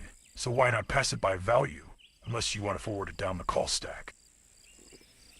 Yeah, so the explanation from Gemini was actually, I liked it a lot, because when you read a function signature and you see a value like that, as by value, this tells you that this function doesn't care how you make this value, just give me a copy or whatever. And when I put this, I'm explicitly saying to the reader, hey, when you call this function, you should have one of those objects and you should give it to me and I will take care of it from now on. So there should be no copying happening here. So this signature serves a better storytelling use. It's more, it explains that, hey, you should have this object and I want to take it over from now on. As opposed to, I don't know how to make it, just give me a value. Making a value sometimes involves making a copy, and this is the big difference. I mean, for unique pointers, you're not going to get a copy anyway, because unique pointers forbid copies. But the point stands that it tells you that you should have an object and you should move it here, as opposed to making a new one for me.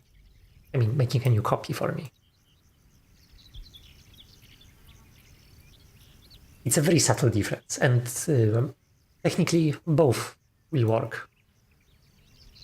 There was also some argument from Gemini about number of copies, which is probably also a nuanced thing and probably doesn't matter here, because in the end it's all just pointers. Cost of copying a pointer is like, who cares? Yeah. Potato. And sorry, what's happening here? Is it running? Yes, okay. So after refactoring, we have something that is running. As 989.772 says. English is the best programming language. No pointers. You think so?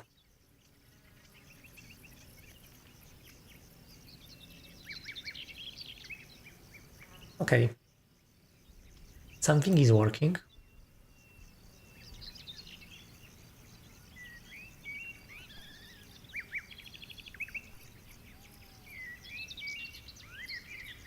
I just changed scheduling.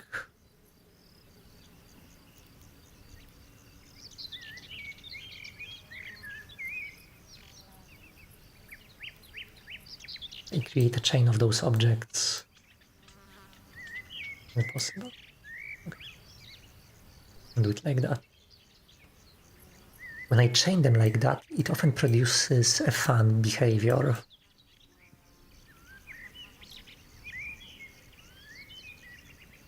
Okay, mid crashed. I opened the can of worms.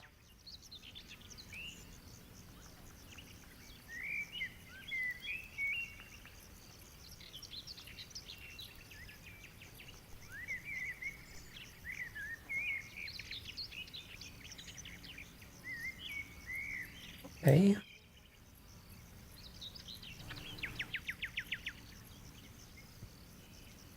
So I cannot switch other object off right now. Raspberry Valone 37 says, Are you not gonna run it through the GDB to catch where it segfaults? Yes, I am. Yes, I am.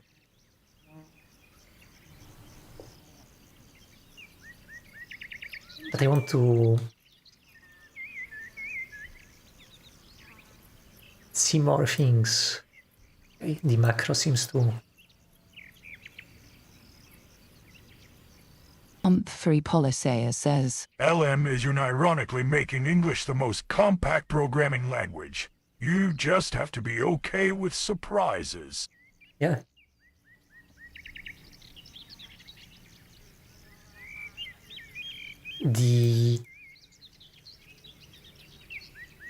There are some fun definitions of what programming even is that make English actually technically a proper programming language. Raspberry Valone 1337 says, Who need determinism anyway? Asnin 189,072 says, Free Polyseo also okay with not knowing how anything actually works under the hood.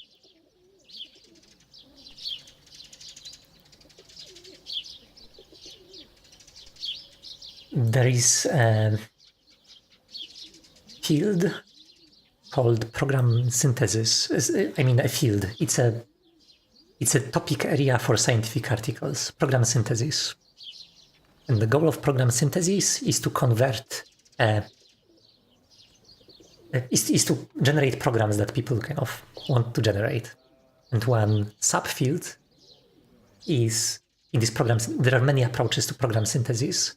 There is programming by example, programming by demonstration, and one of them is software engineering, which relies on programming languages. So, but in all of those cases, you usually have some form of program specification. So you convert a program specification, there are many different program specifications, into a working program. Sometimes it's a set of constraints, sometimes it's like nowadays, it's a description in English, in a natural language. And there is nothing that really makes programming significantly different than those other specifications. English is really, it's pretty expressive. Raspberry Valone 337 says, Asnin 189,772. Well, do you now? How a compiler works under the hood. Checkmate to tweet. Asnan 189,072 says, Raspberry Valone 337 touche.ate. Raspberry Valone 1337 says, Oh no, the TTS broke.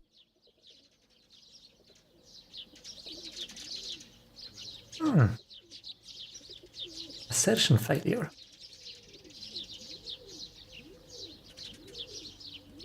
Yeah, TTS does break something. It has, quite often it has strokes. So it's unable to pronounce some things or pronounces them in funny and unexpected ways. But it's typically waiting for me to stop speaking until it resumes TTSing. So this is what it's doing. There is a piece of logic in the TTS which monitors my microphone and waits for me to stop speaking before just playing the wave. Okay, that was a fun thing that happened in the timer.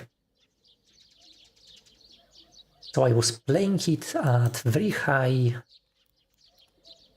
was running in a loop, very high frequency.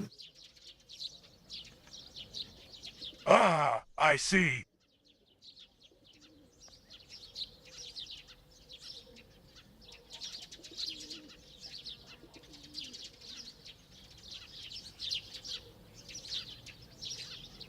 I think I need to move this a little bit, and eventually it's going to crash.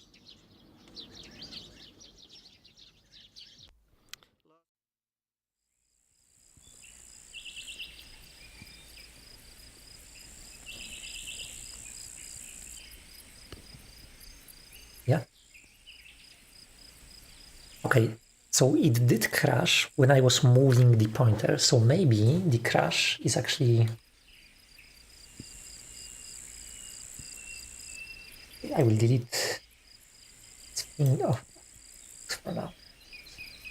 Would be useful.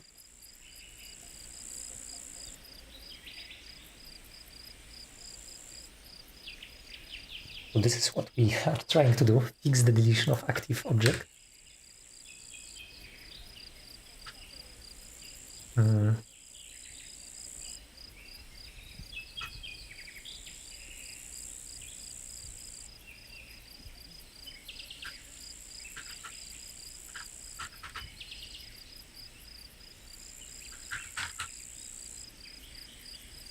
What flashes when flipping something off?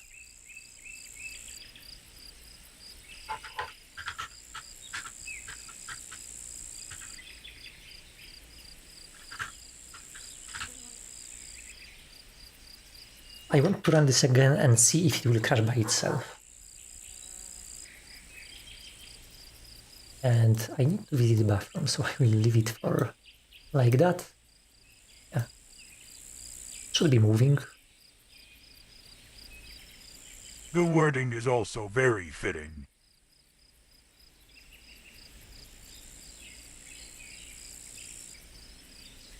Yeah. Okay, I will leave this for a second. I will see if it crashes. It's probably related to my manual changing of time ranges. Yeah, we'll see in a minute. Be right back.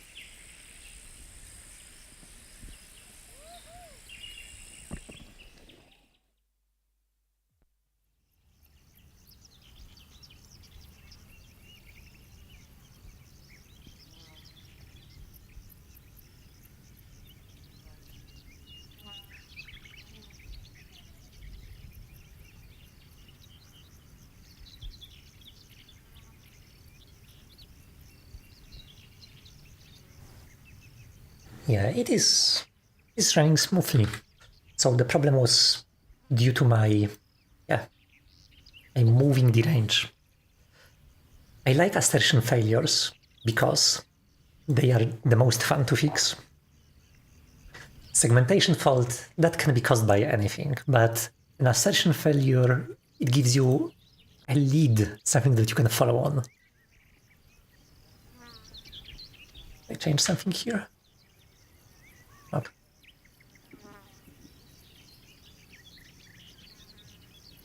I can close those things.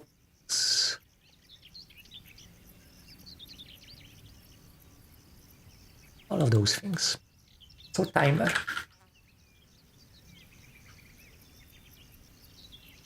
The crash says Dawn was called without long-running task.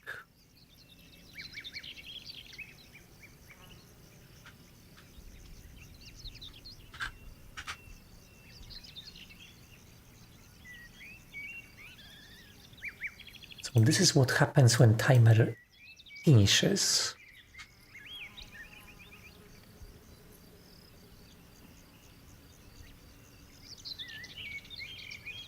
Blah blah blah. Tasks and place, timer finished task, scheduled time, something something.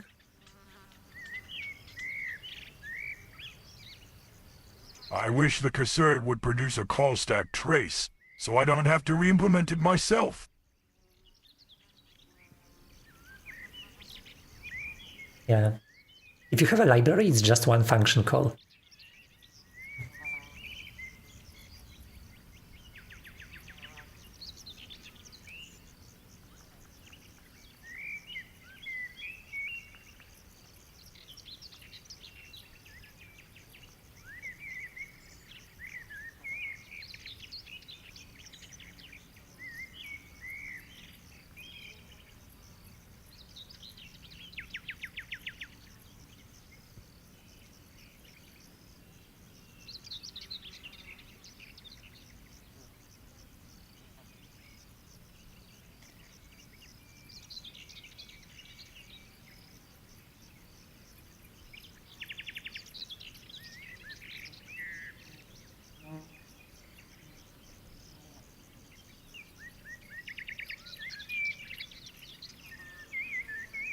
As 989,072 says, Is that Kellogg's Special K blueberries? No. This is chocolate and banana. And some yogurt.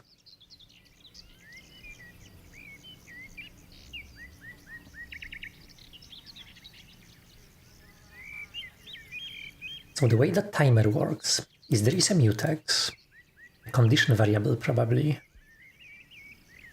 Yeah, we have a condition variable here. They are tricky. Mutexes and condition variables are like, they have a very weird API. It works, but it's a very clever API. So it looks strange.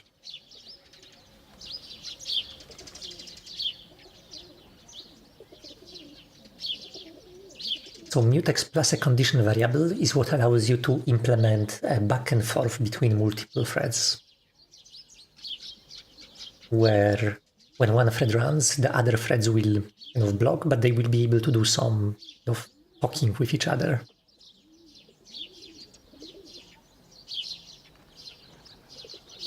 The way you do it is that you lock the mutex, and then you have to unlock it in a very specific way. You pass it into a condition variable, and the condition variable unlocks the mutex and starts waiting for somebody else to wake it.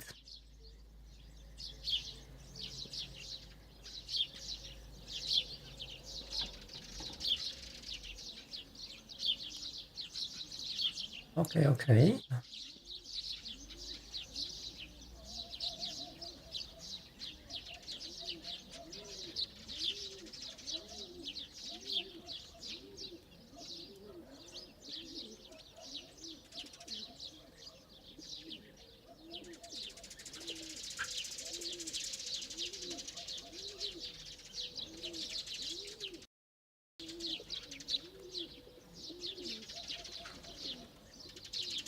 So we are getting this assertion. This function, long-running Dawn, is only called from a single place, and this is this one, on timer notification. So we got a new timer on timer notification, even though we cancelled the timer.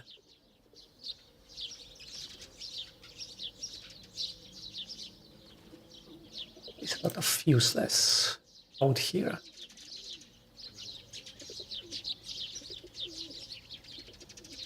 related to drawing the timer.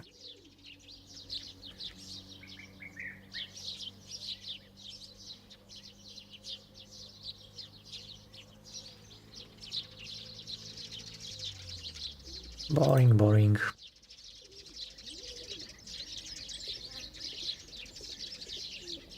Okay, and this code is being executed on the UI thread.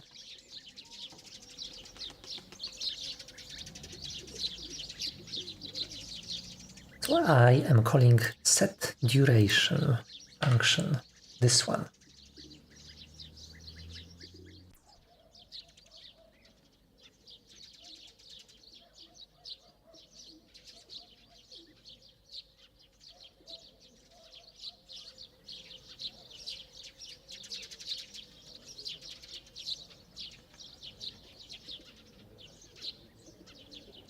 Maybe I could record a trace in Tracy.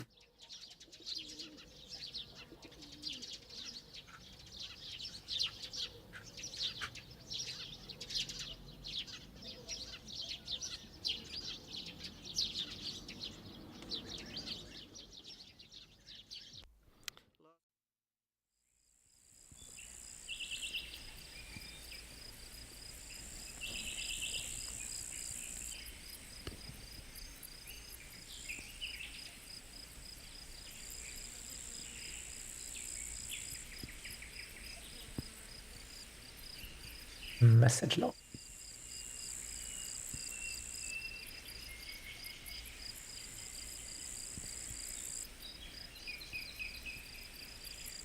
Raspred Fellow 3 said and says, Maffle there CP23. STD. Basic stack trace.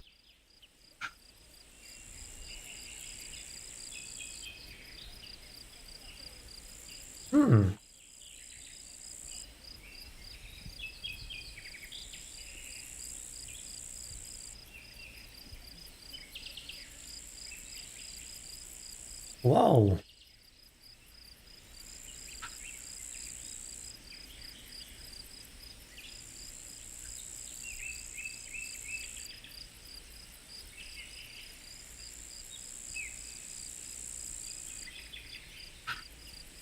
I had some utilities for doing stack trace, but I had no idea there is it's part of C++23.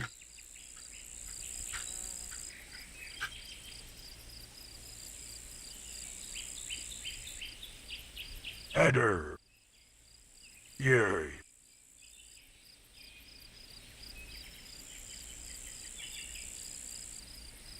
What does it contain? What's reference to what?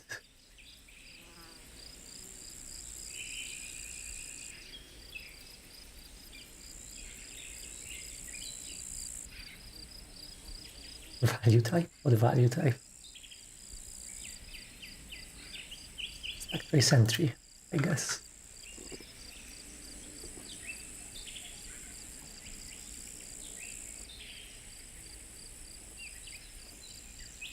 Whoa. Source file, source line.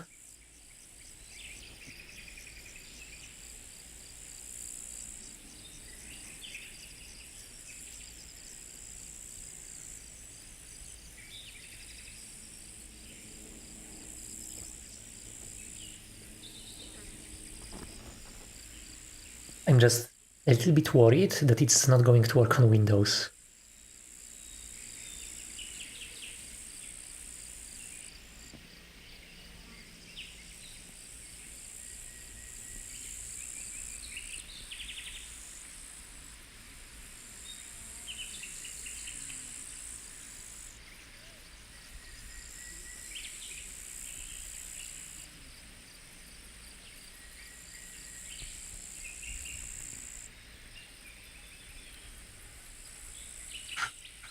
Yeah. Cool tip, thanks.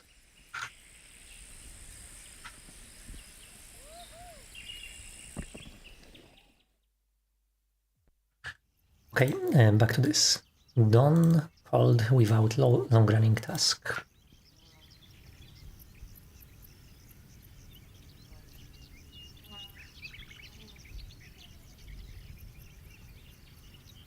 clearly run task was empty. SVC and GCC both support it.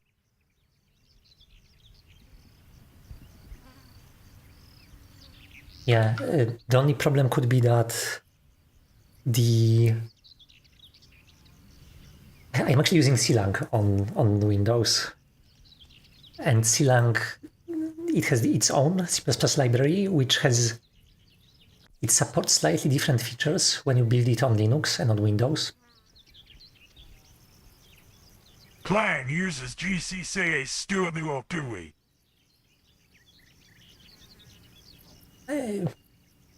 It can use GCC's std. It's not always the case. There is also libstd++. It's different from libc++ or libstd. Anyway, Clang has its own implementation. It's not used by default, actually. It's only used if you enable it. Yeah. As 989,072 says. Let's all use muscle and lead happy lives. Raspredvalone 337 says. Like it has its own, but doesn't it use GCCL by default?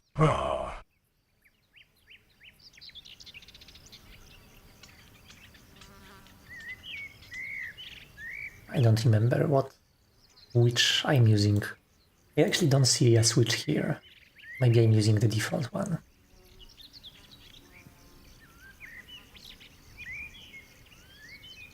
But on Windows, the compilation with Clang is very strange, because it's actually using MSVC headers.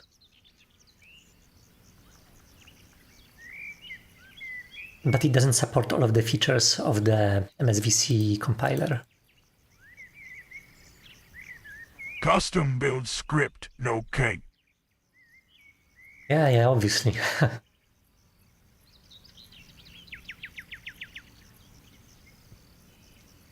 It's a custom build script and has one cool feature, this build graph.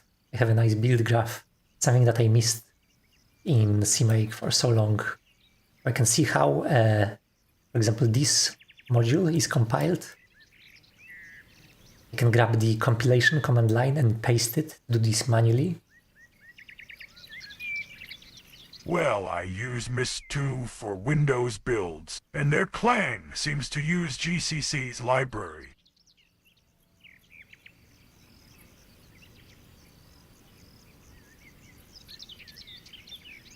Yeah, so I have a custom build graph, which is more debuggable than CMake. The stuff that I don't like about CMake is that because it's a language, like a Turing-complete language, anything can happen. So errors can be coming from any module. Well, Minjobu.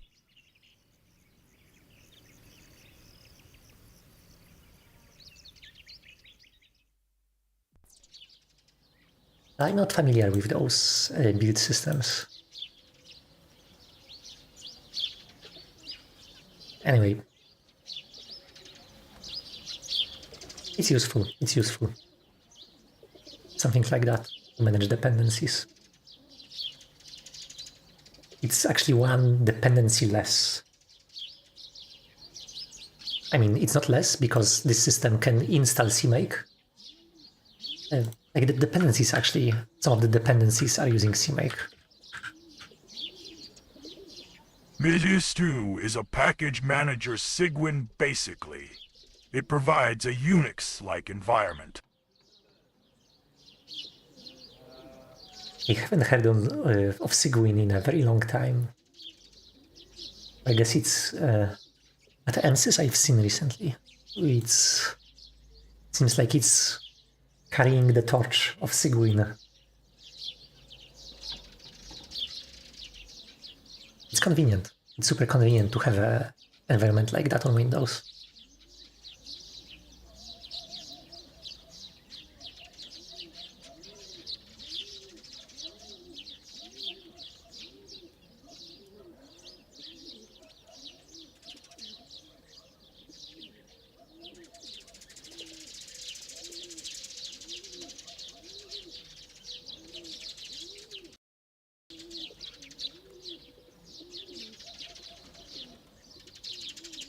And Mrs. 2 uses Pac-Man, which means you can use awe from there, lol.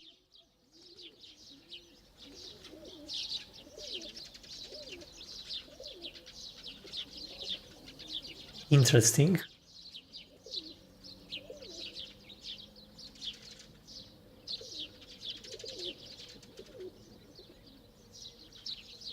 So you can have Arch on Windows. I mean, you do if you're running msys packages.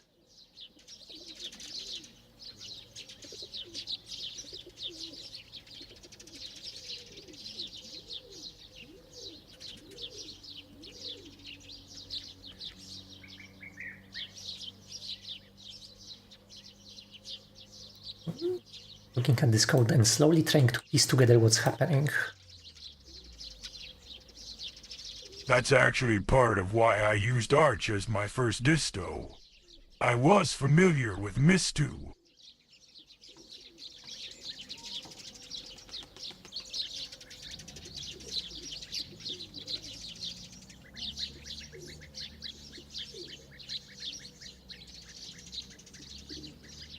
So what is happening is that I am calling cancel and this run task is being reset. I'm sure this is what's happening because the error happens only when I move this. So the timeline is as follows.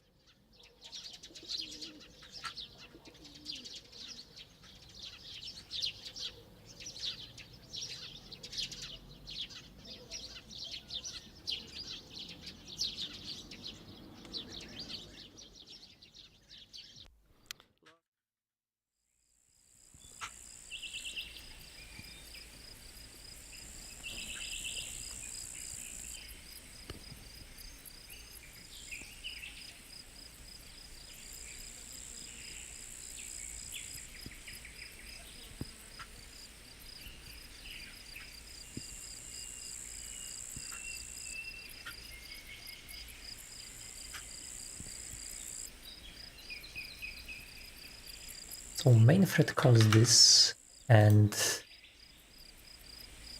simultaneously we are getting this done being called on the timer thread. So the timer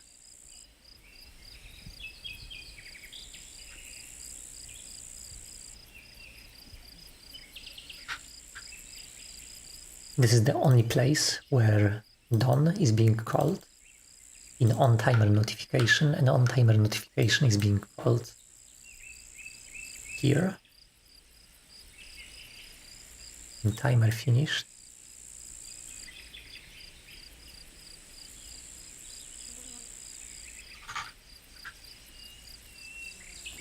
Wait, main thread calls into the timer thread. Shouldn't it have like an even queue instead? Possibly. I mean, there is clearly some issue here. So queue is one way to solve this. I think it will probably go through queue. yeah.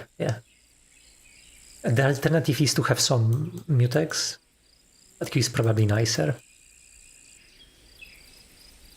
Oh, view.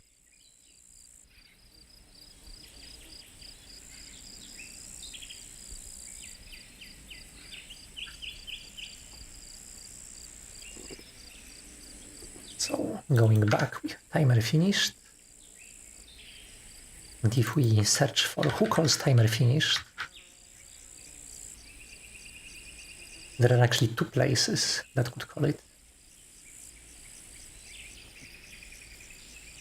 First is reschedule. Okay.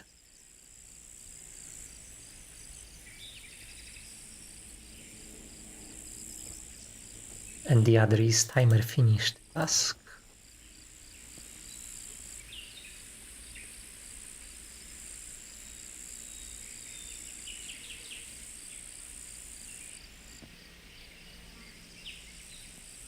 I'm not sure which one is this. I can write it here.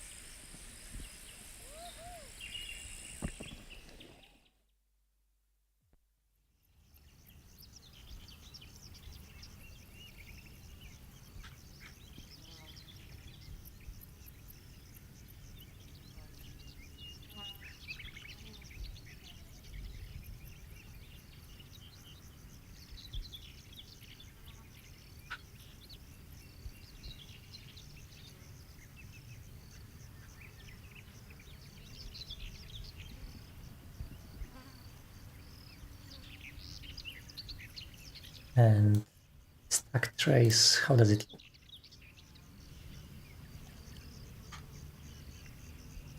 look? We are clearly going through set duration, which calls schedule at, which calls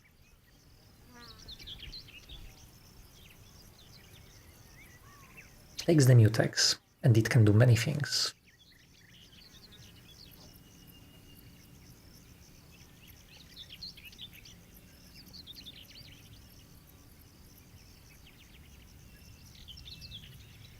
Let me check something. Is this going to crash Automat? No! Huh. Okay.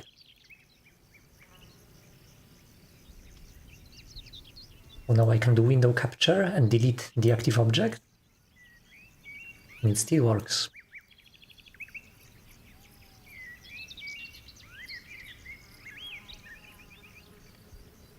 Yeah, and Automat is not doing anything right. It's sleeping nice.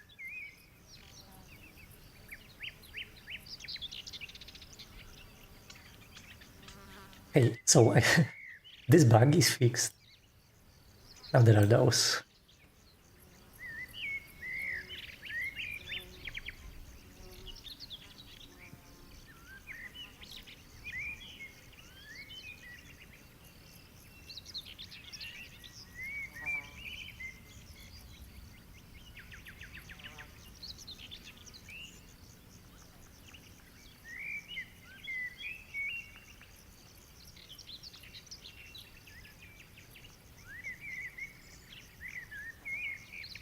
Who calls set duration? Set duration can be called by constructor, by the dragging of the handle. Okay, this is what's causing the crash. When I drag the handle, this is where the crash is happening.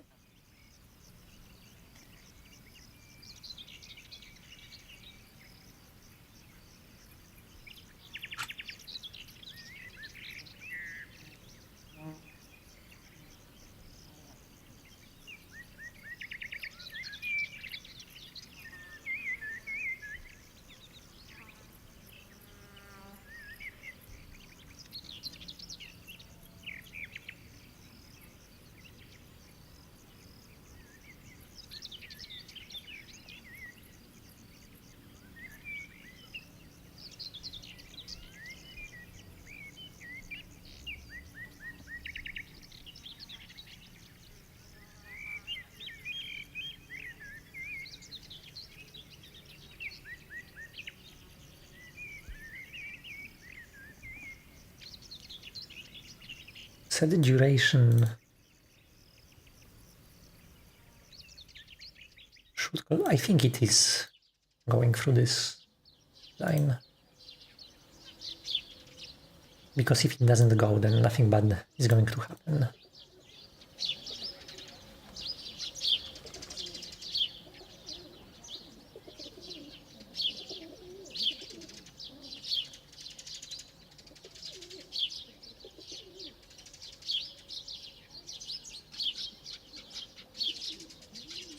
But it locks the timer first, doesn't it?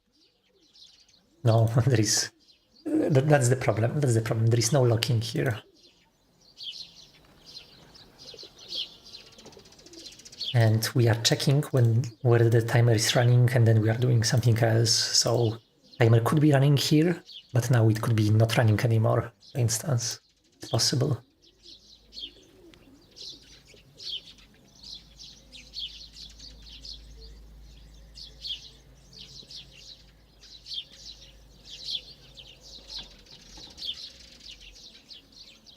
Maybe use a binary semaphore?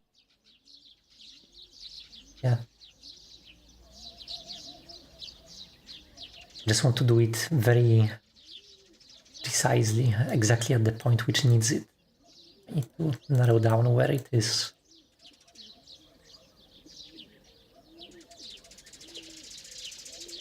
There is one mutex in the timer thread. This is the one that protects scheduling.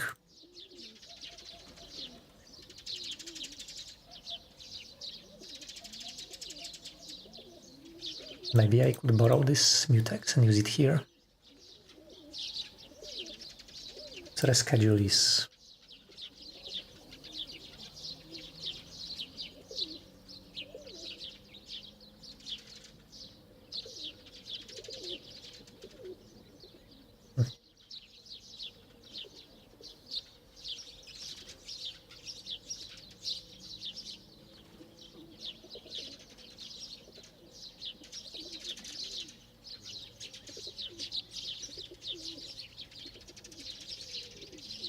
what this schedule does.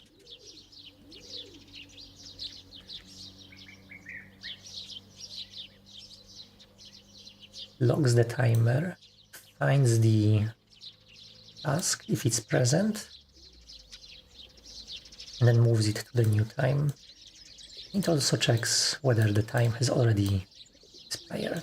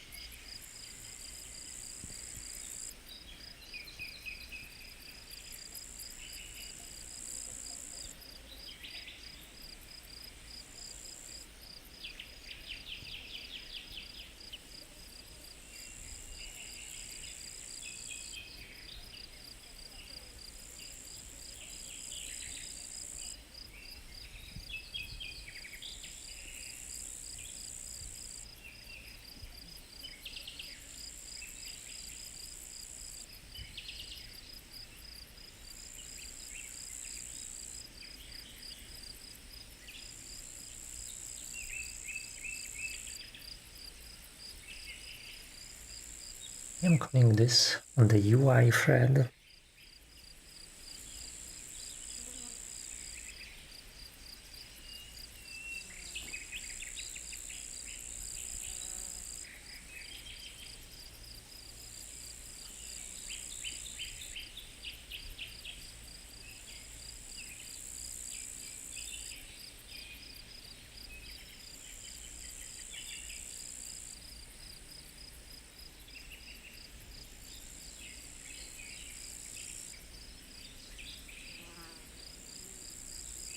Maybe I'm too spent to figure this out at this point.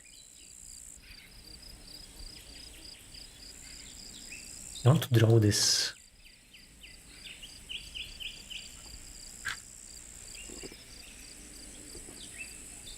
It's UI thread.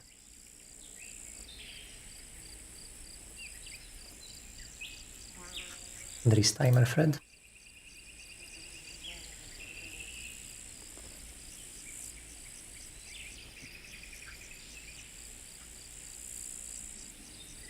We'll maybe run debug version. Debug version is unlikely to hit this issue, but I will try.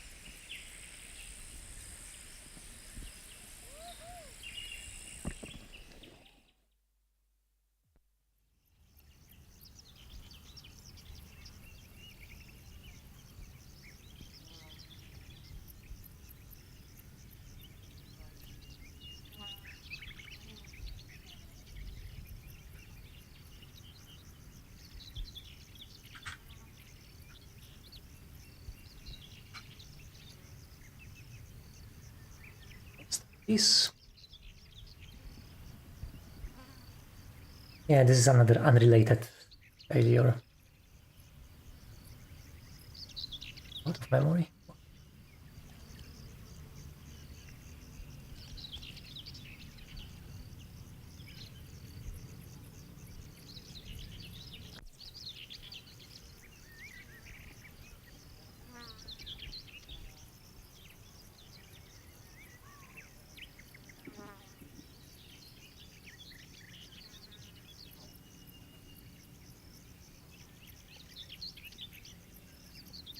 It doesn't look like the actual failure.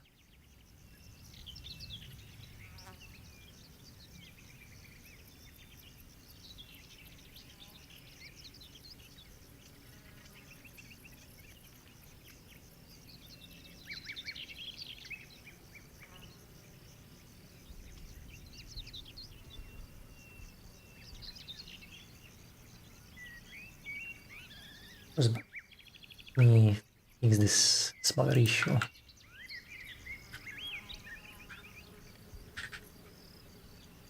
Out of memory, huh? Probably a size overflow. No, I don't believe it. I think this stuff, there's something wrong with it. It is just an assertion failure. I'm not sure why it's doing this.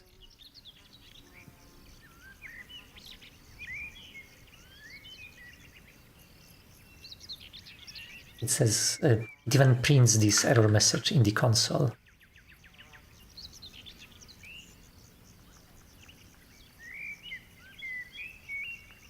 These course bounds must be wrong.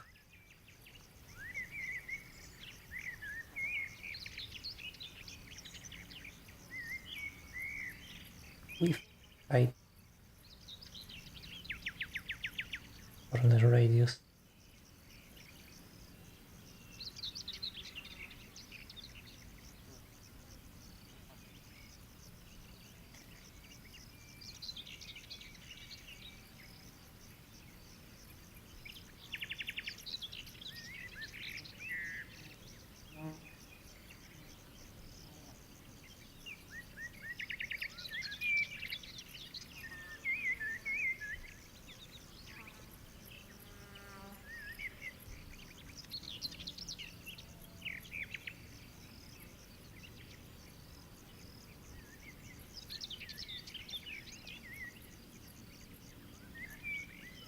Do some printing, some printf debugging.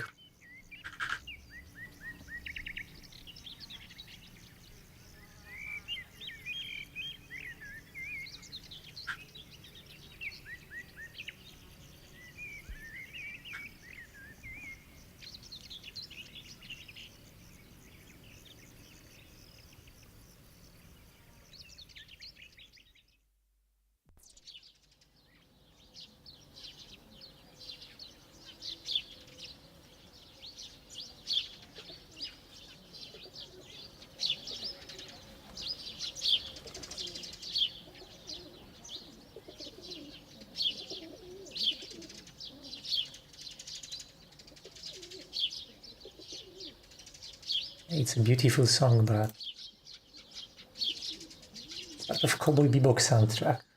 I think I will swap this out. It's a little bit too distracting.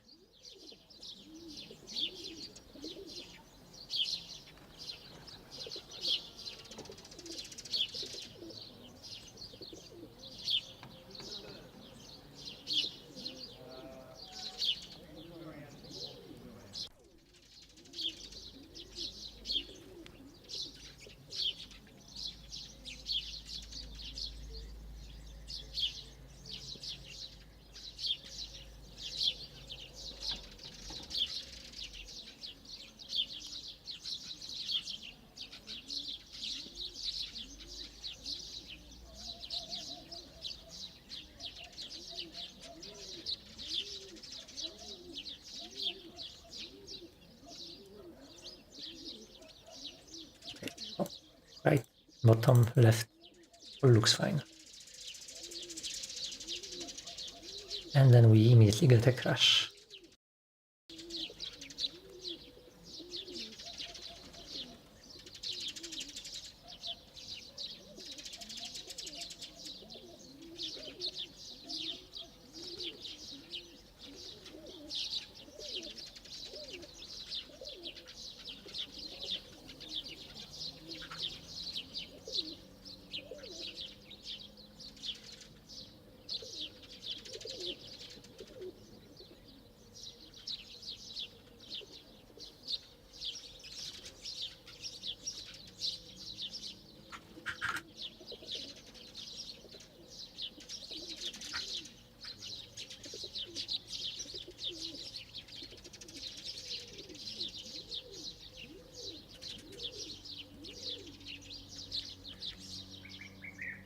Should be free.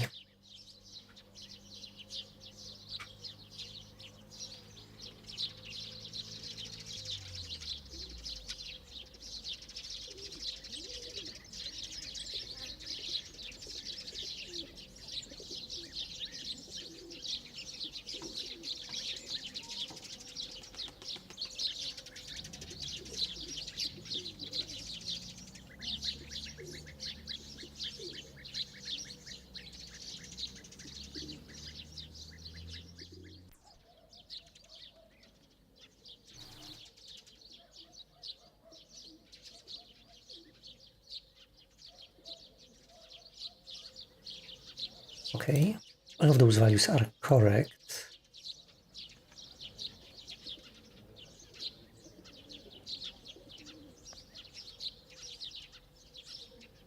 So what could be causing the crash? I need to read through Skia source code.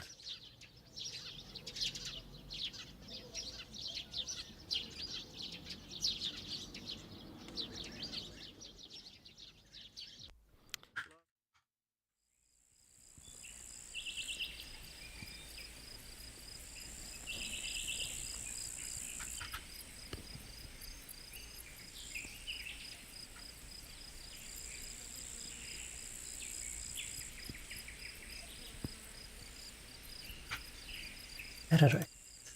Skia error.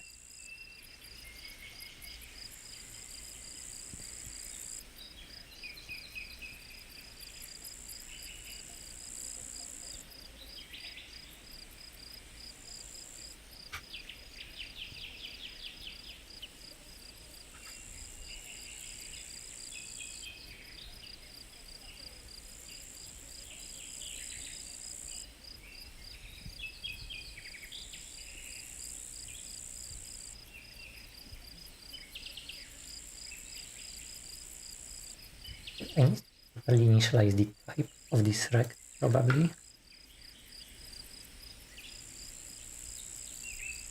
Oh yeah, it's not a 9 patch type.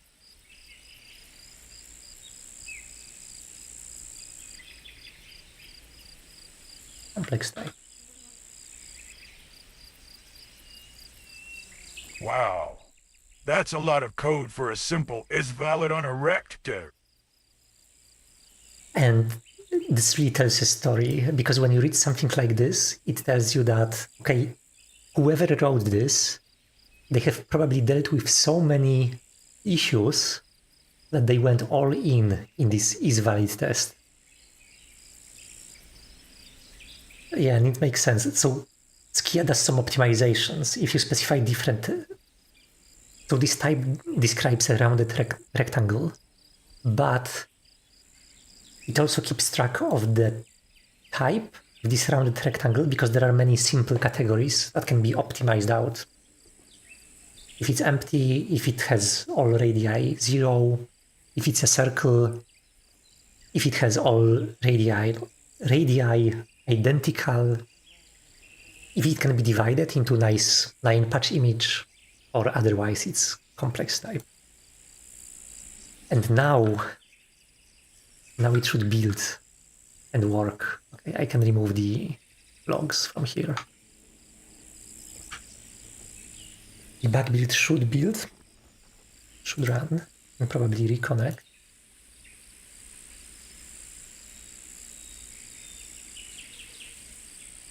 Because I wanted to get a stack trace of my pointer issue. And I think if I repeat, this is a data race, like it's a multi-threading issue. I know there are 2 places which are causing this issue. I think if I catch both of them, I will have 2 stack traces basically that I need.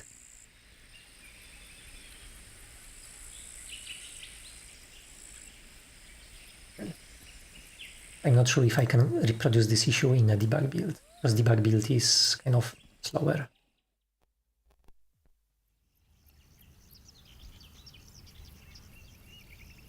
I need to wiggle this and hope for the best. Yeah, there it is.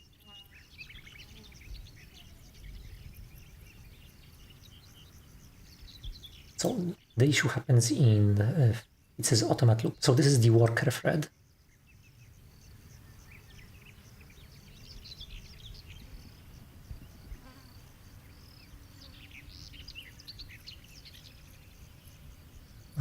That's interesting. I didn't even consider that a worker thread could be involved.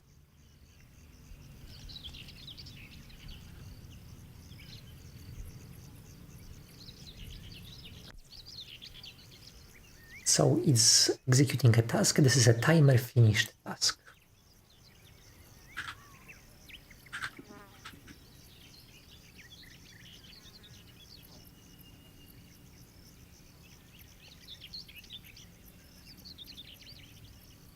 And it's following this chain, I guess.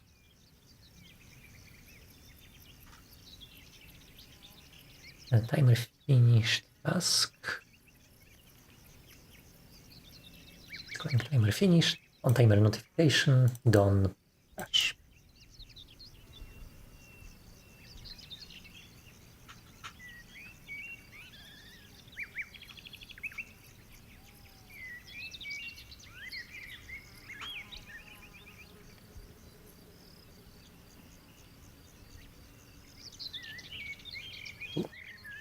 Let's reconnect. I will trigger this again. I will try, I don't know, 5 times. Or 10 times. If I cannot reproduce this in 10 attempts, I want to get the other stack.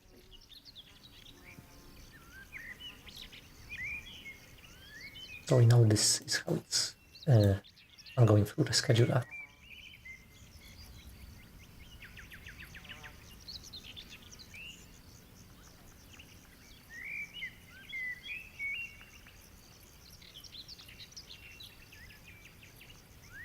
There we go.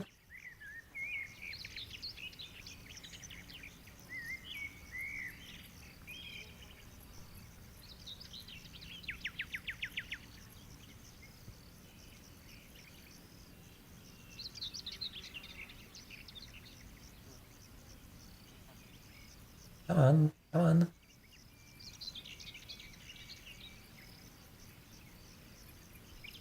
Now this is a different stack trace. First try, nice. So this is happening on the UI thread. And yeah, this is the other, my other suspect. So we are calling drag duration handle action update, blah, blah, blah. It's calling set duration. It's calling reschedule add. It's calling timer finished.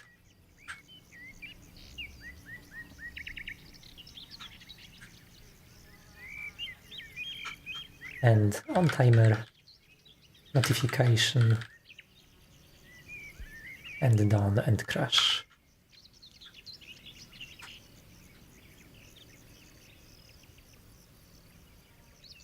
Yeah, so timer thread is actually not, it doesn't even do anything here.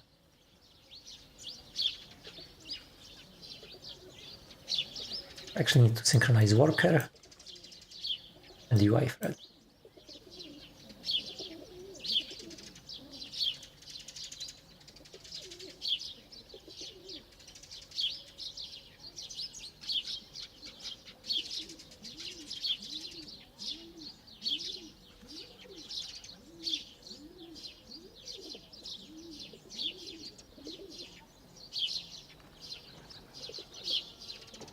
And this is probably because of timer. Timer doesn't do stuff directly.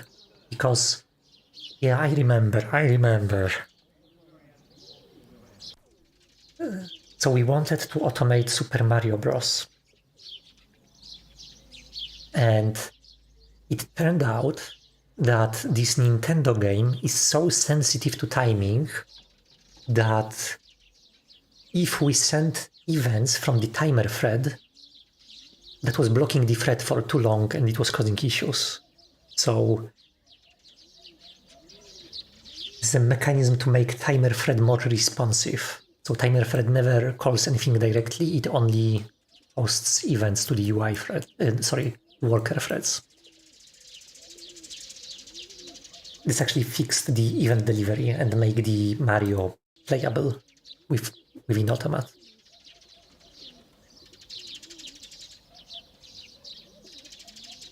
So there is this timer finished task. It's actually being called from here. So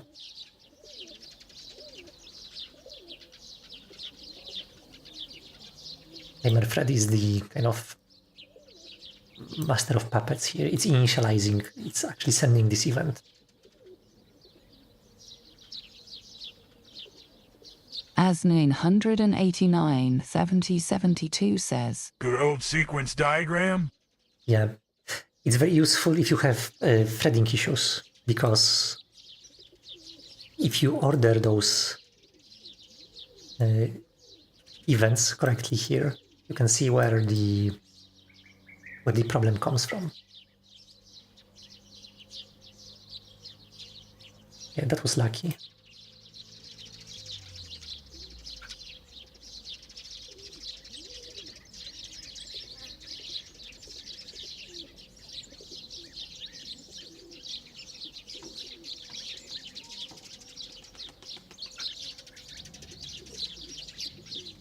Raspredvillain37 says, So worker thread probably has a task queue.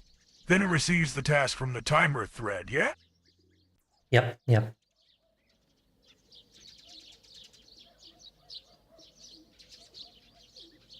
I think that both of those calls, they go through timer finished.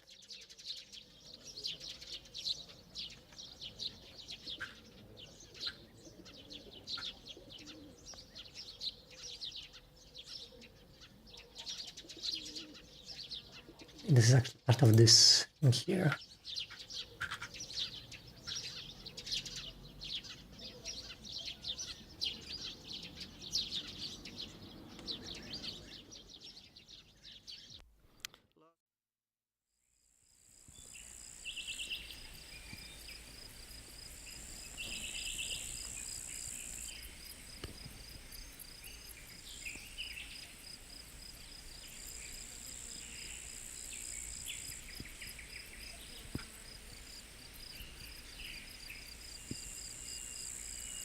So it must have some atomic task completion notification mechanism the UI thread can wait on.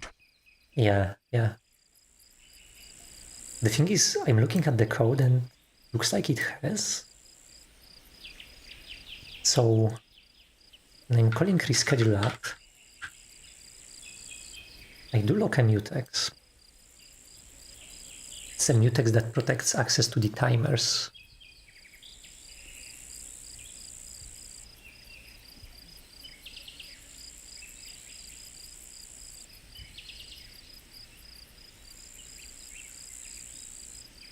Mutex is locked throughout this rescheduler.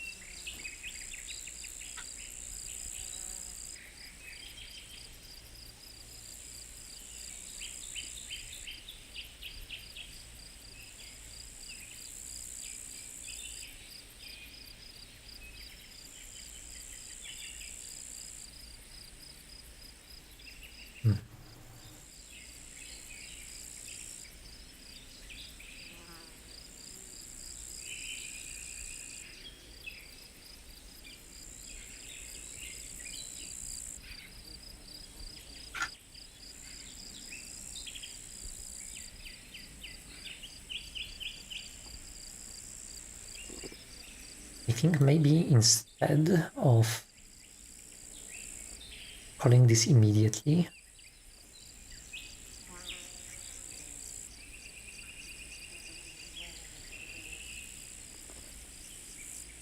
actually this is interesting.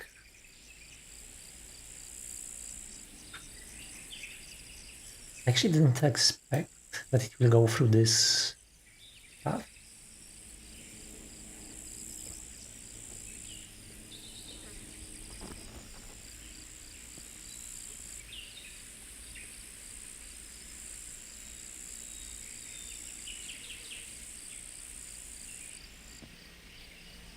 BW, why does UE thread touches individual tasks and doesn't go through the workers of workers event queue?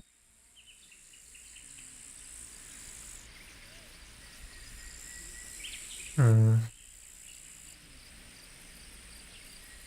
don't know, responsiveness, possibly? Event queues are harder to kind of track.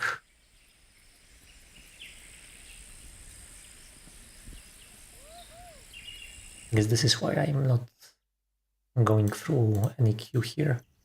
The timer doesn't really have a queue per se. It has a, I mean, it has a queue. It's a sorted queue. I actually wonder if this section is even important.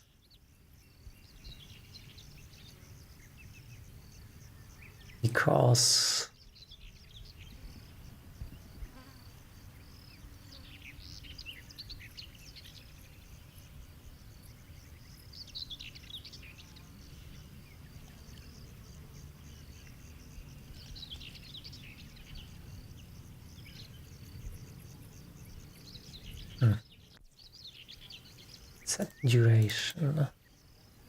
set duration doing.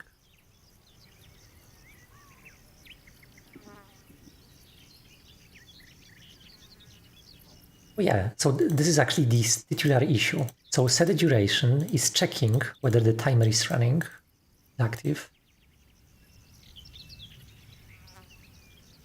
This is running checks that, hey, run task is not null. Yeah, it is running.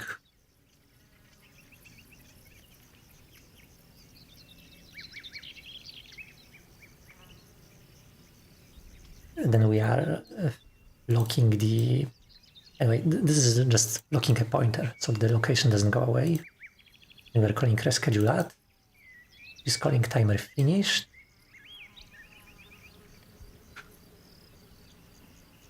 Is going to on timer notification back to here.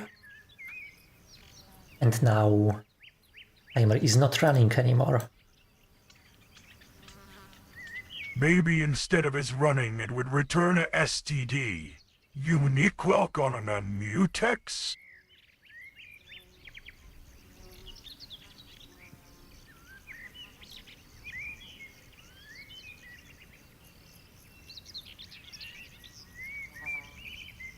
That's interesting. I never thought of returning logs. So what would it do here?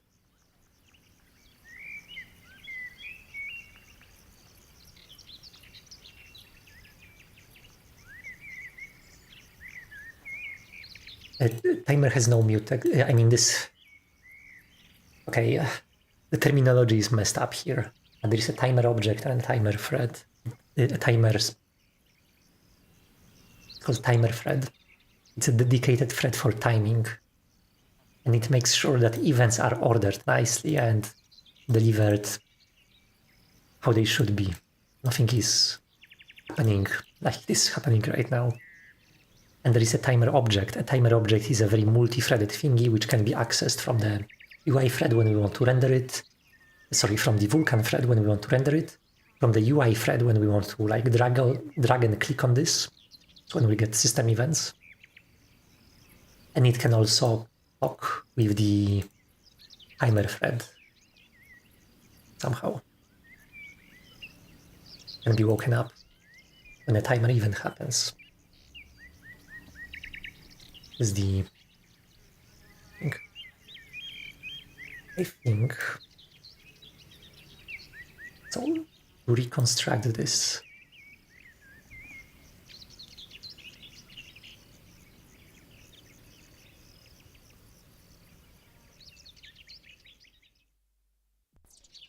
So this is what happens. Set duration.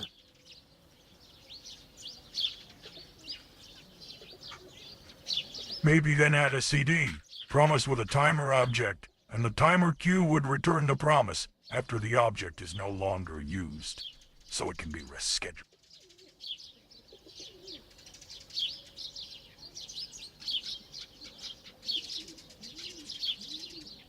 We'll have to describe this in more details. So, promise with a timer object. I don't really have promises anywhere here.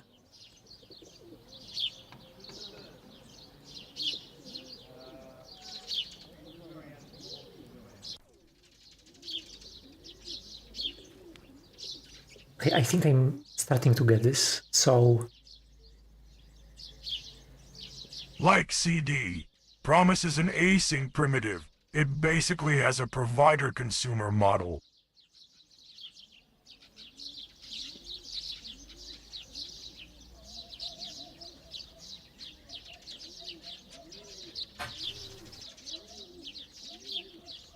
so the timer queue would return the promise after the object is no longer used. Timer would return a promise with a timer object. So You put a provider where you want to use the value, and you put the value into the provider with a producer. It has two sides, like a pipe. yeah, I just wonder how it's related to this problem. So the timer thread would hold promises. A promise is typically like producing a value, but I think here it wouldn't really be producing a value, it would be serving more like a synchronization primitive.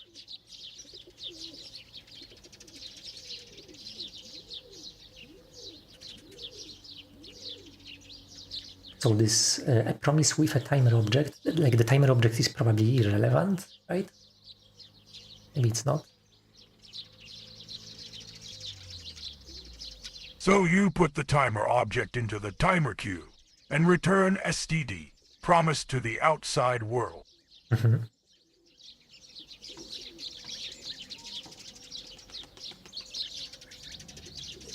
Yeah, and that promise can be cancelled. And yeah, I don't think I have something like that right now. Or maybe I do. Then the outside world would like the timer object back. The promise will wait until the value is terraire.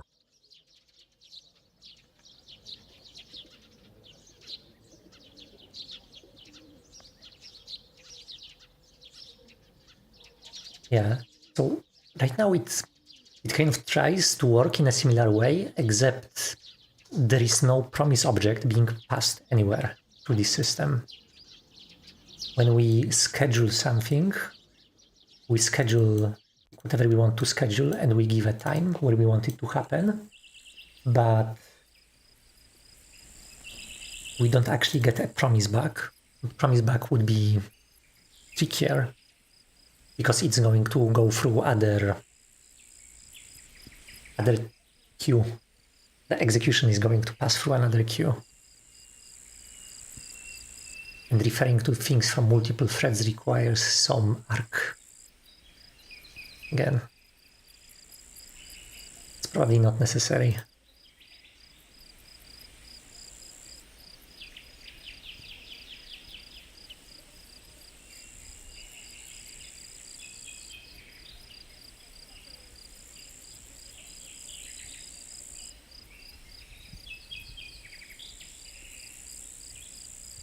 Yeah, I'll think about this.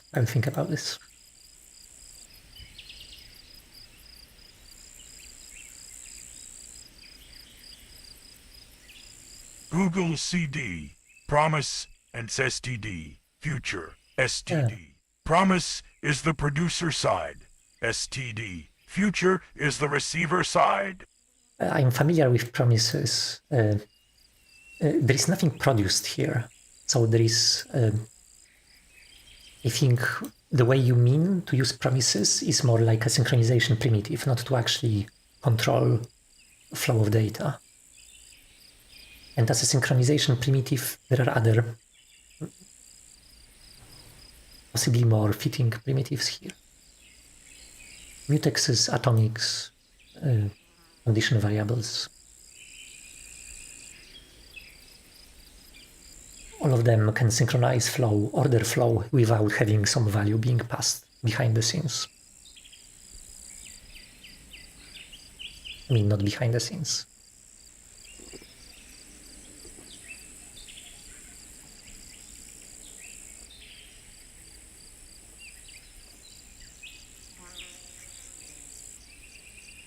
I think this is scenario 1. Okay, I will do 2 scenarios. This is scenario 1.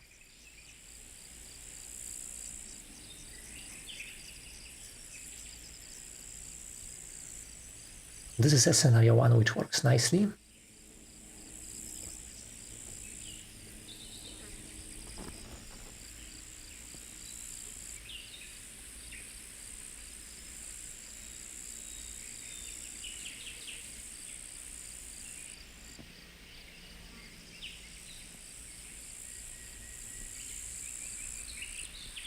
Well, the future would get the value. When it's no longer used, the timer queue would move the value into the promise after it's done with the timer object. Everything is synchronized nicely. A borrow check BT Tethedelli says. I woke up but woke. I see no longer burrow. Hey, Oh my god, Vulcan. Raspred Falone 377 says. I Ibero check BW dot. Iboro check BT Tethedelli says. You really maso ha.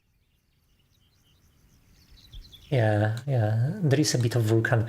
There are some nice things about Vulkan. I think the API is tricky, but the conceptual model behind Vulkan is actually very, very nice. It's like kind of elegant even. You have a graph on a GPU and you just specify the sequence of operations in this graph. Very, very nice. Like algorithms. Yeah. Vulkan can be used to do some crazy, crazy stuff if you arrange those graphs properly. Vulcan is very performant, but the inner working of Vulcan makes us want to set ourselves ablaze and sit there taking it in while. The only thing I dislike about Vulkan is that it's different on every machine. So the set of features that your GPU driver supports is it's never the same. And very basic things like time measurement. Oh no. Vulcan is assembly confirmed.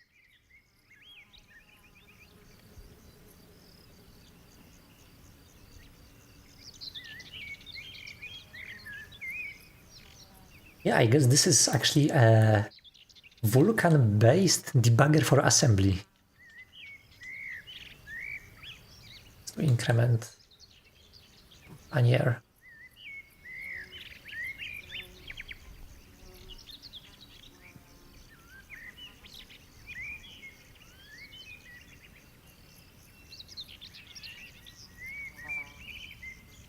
Yeah, Vulkan combined with assembly produce very fun results.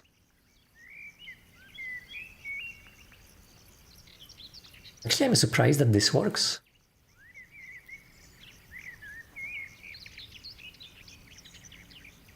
Because I have just one worker thread, and that worker thread should be executing assembly right now. It should block the timer. Oh yeah, now the timer broke.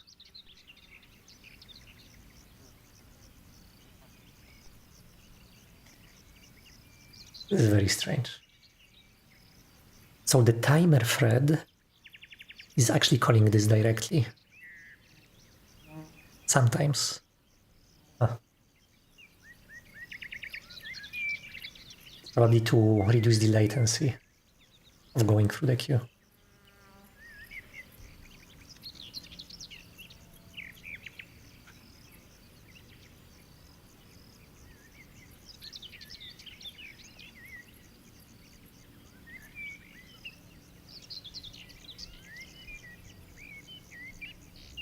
Let me see what's happening in the timer thread.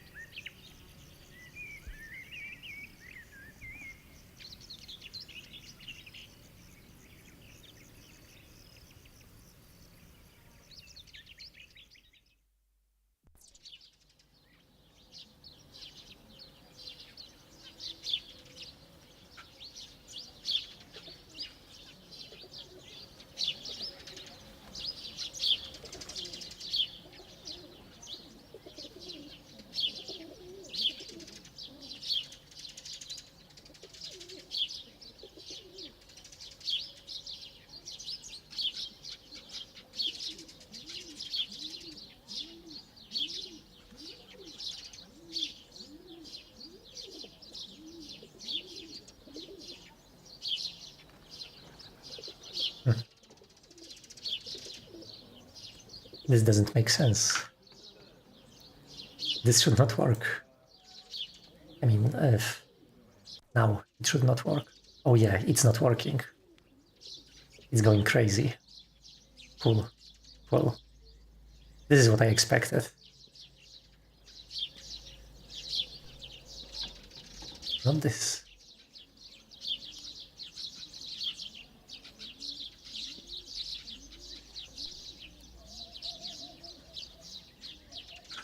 Okay, it's fine.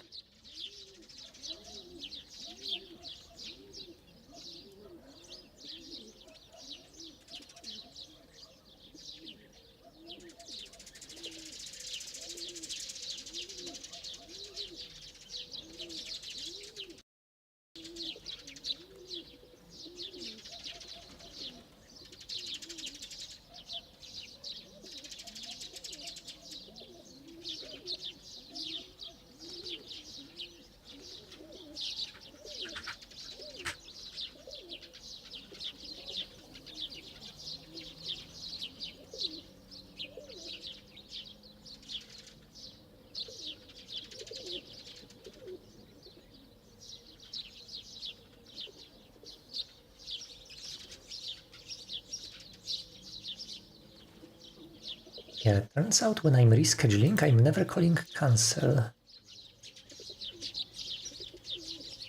This done and cancel.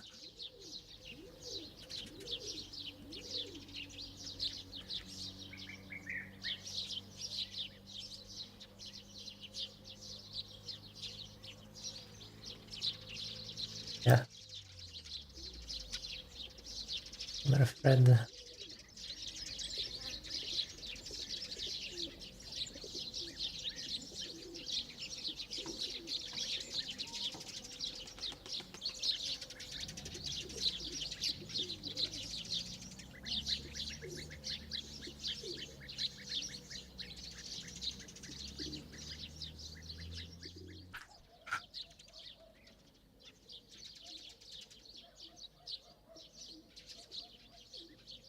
Let me follow this schedule at logic.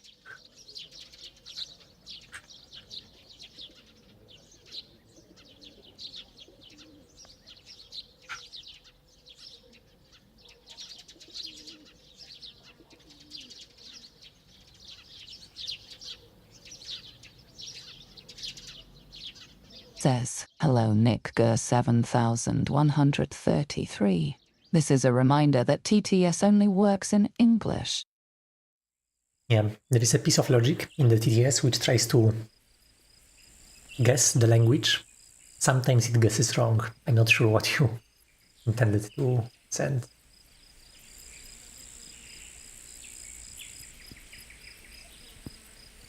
Oh yeah. TTS only works in English. I just checked the TTS terminal and I saw your message. It actually accurately detected Polish language. That rarely happens.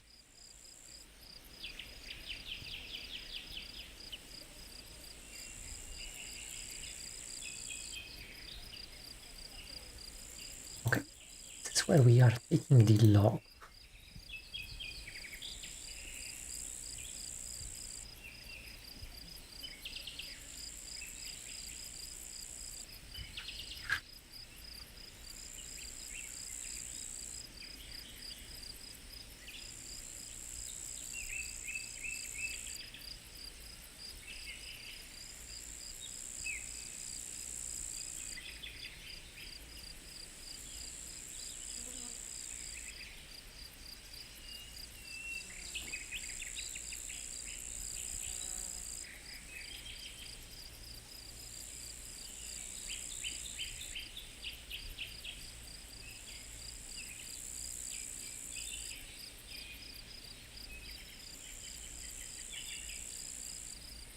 I'll be right back.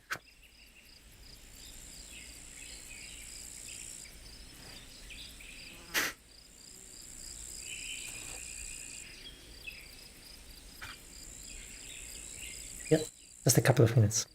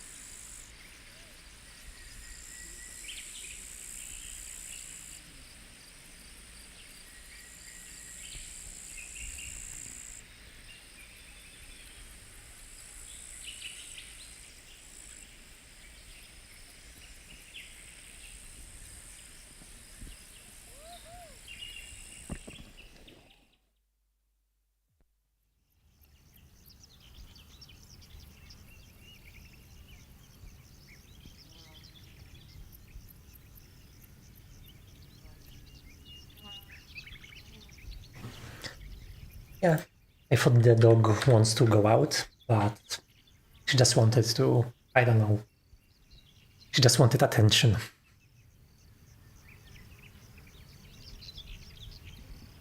Nickor7133 says, Hey, Marek. When do you roughly expect some kind of early usable alpha release of the Automat? P.S. Sorry about the nickname. It wasn't meant to be a troll or anything XD. It is kind of usable right now. If you go to GitHub, you can download it. But there is going to be a Steam. I can show the Steam page, it's still in progress, but there is some text there, and yeah. Raspred Valone 337 says, Ugh. There is... I wouldn't trust this release. I think the Windows release is actually older than this. But the Linux one is probably fine. Maybe add a Flatpak as well? It's better than Flatpak. It's a static binary.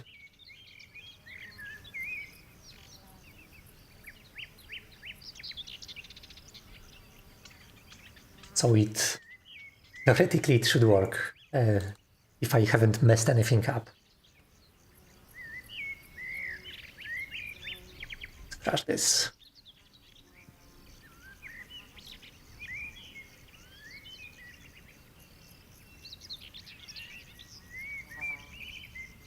Yeah, there we go.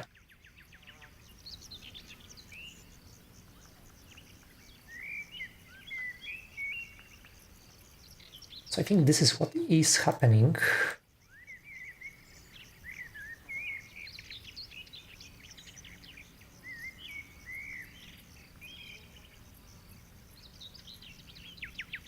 We are just calling this timer finished sometimes. Sometimes on UI thread, sometimes on the worker thread. I messed something up. It would probably not bundle as SDLib unless you tell it to, and then the binary size would be very bloated.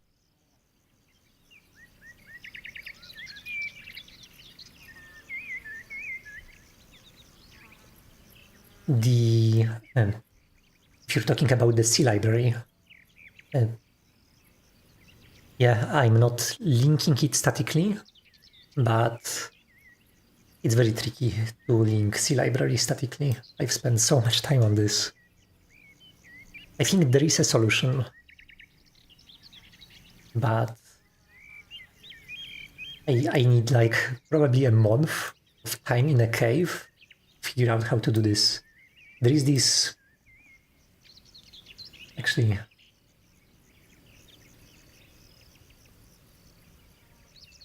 Not sure what's this video. This is about Zig.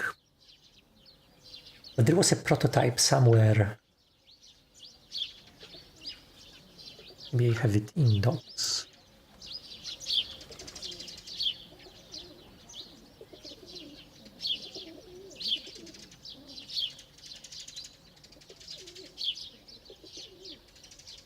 There is a whole design document describing the plan to have a single binary that can do kind of everything in Automat. One thing which is broken, unfortunately, when you switch to a static linking is the DL open. This is such a bullshit that glibc doesn't support DL open when it's linked statically. But this is a proof of concept that can achieve this a little bit. It's very tricky, but only because of opinions of glibc developers.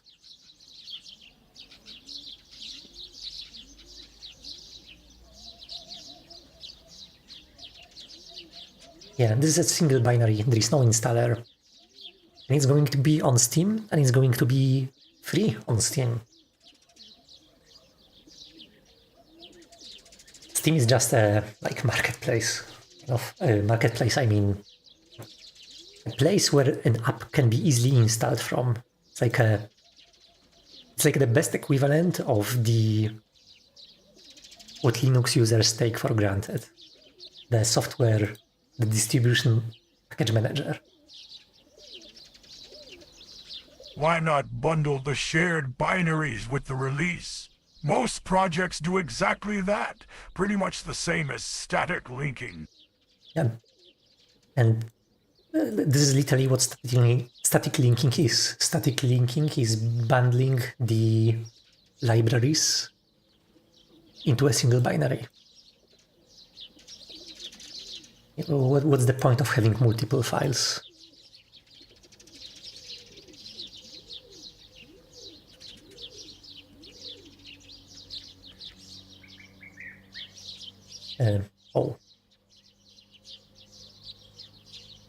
YouTube chat just went out. This happens sometimes, FYI. So YouTube chat has a quota, and that quota has just run out. It happens 5.5 hours into the stream.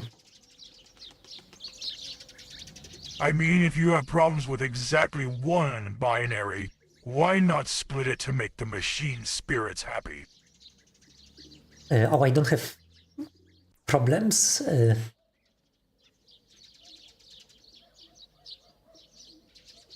Not with this part. Not with this part. It's about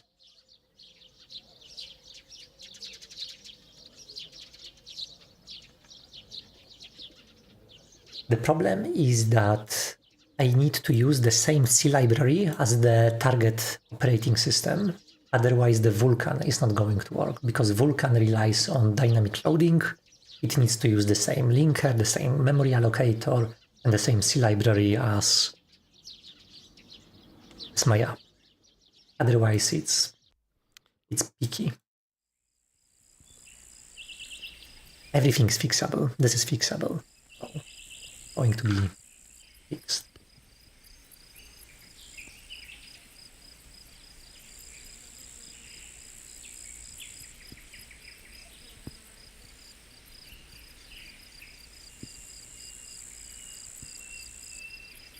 Okay, I think this is pretty much what is happening.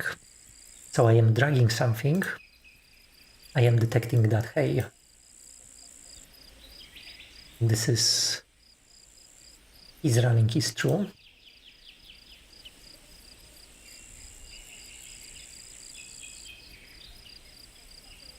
And then I am calling this on timer notification.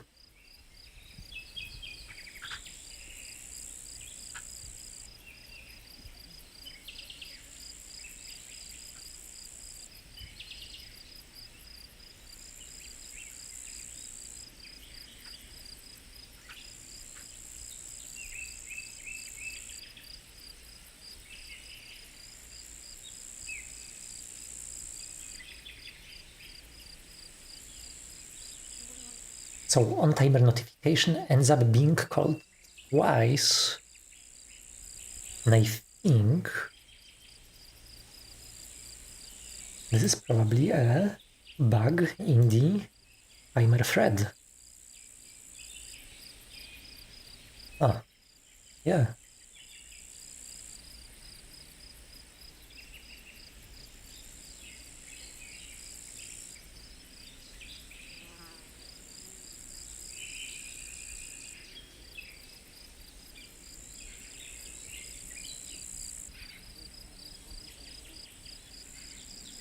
Timer finished that and timer finished that.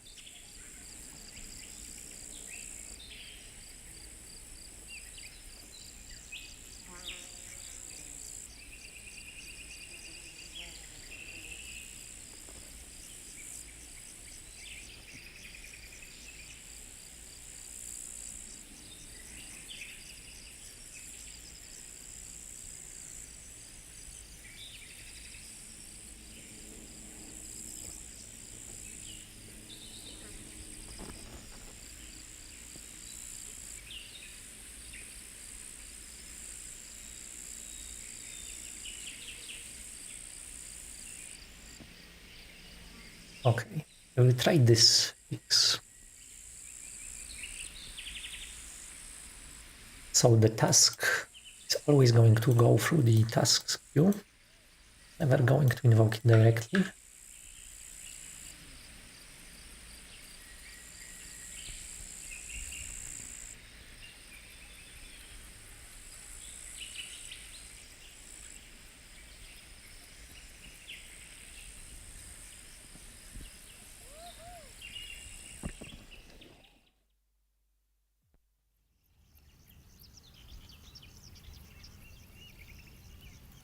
To trigger the issue now.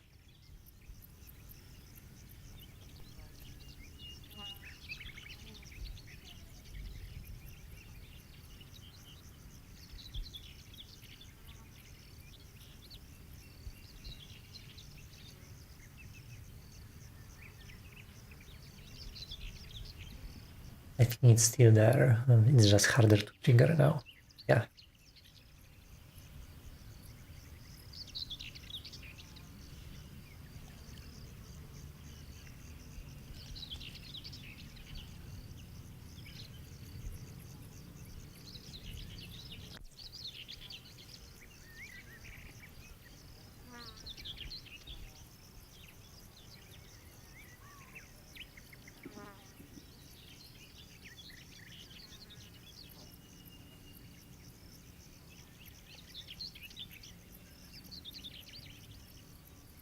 It's way trickier than I thought.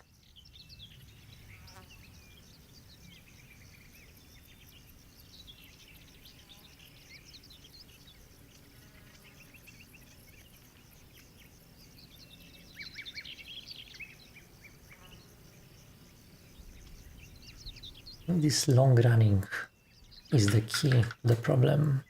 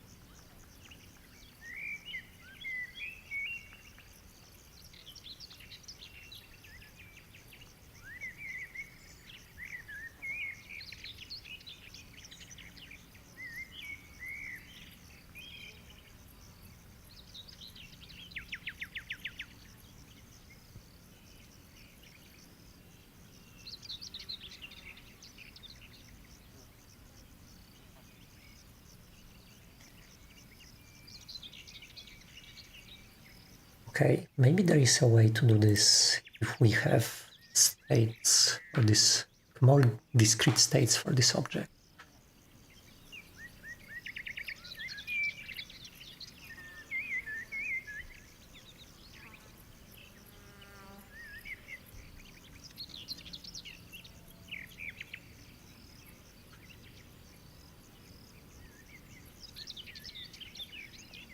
Timer can be paused and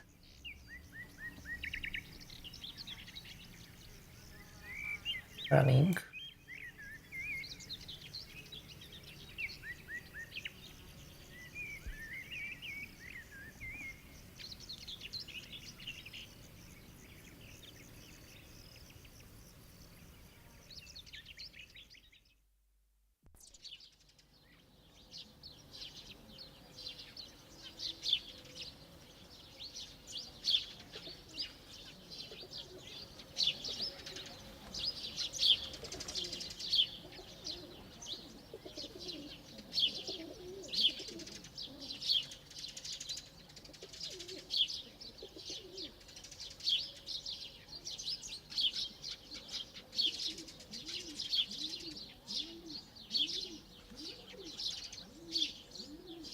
I think I just need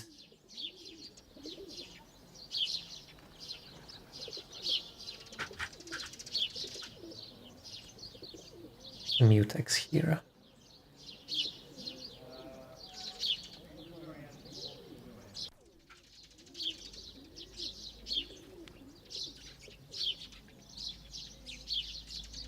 And also in set duration as well.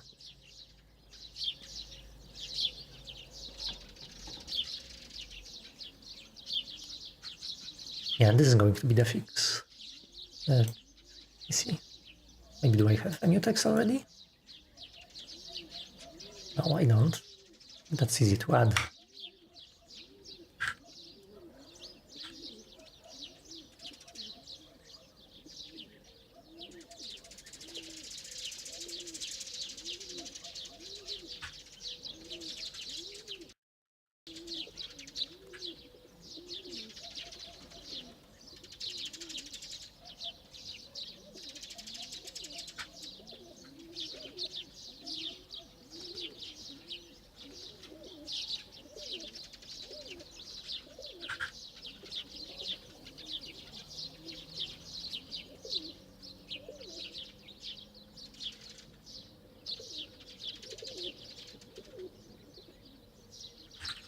In this mutex, we should say what it guards.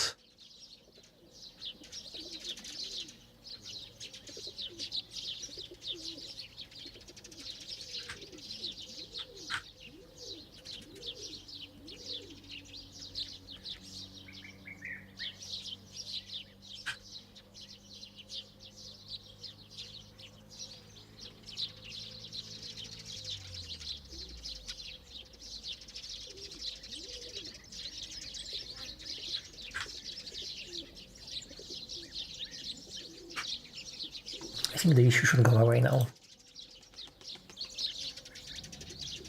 This is what should fix it. And I could possibly even restore this code here.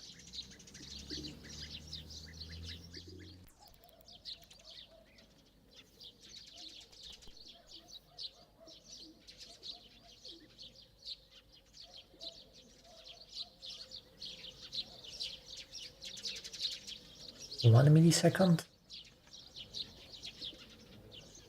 Millisecond.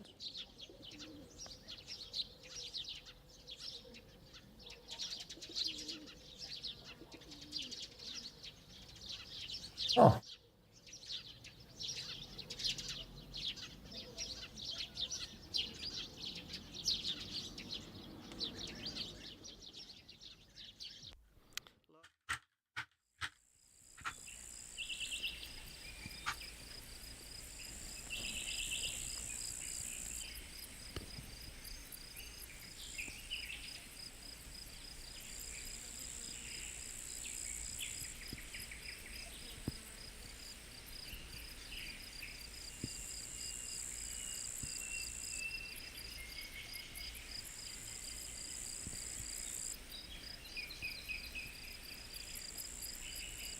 How is this possible?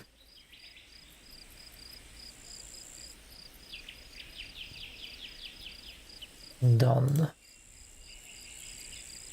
Only called from here.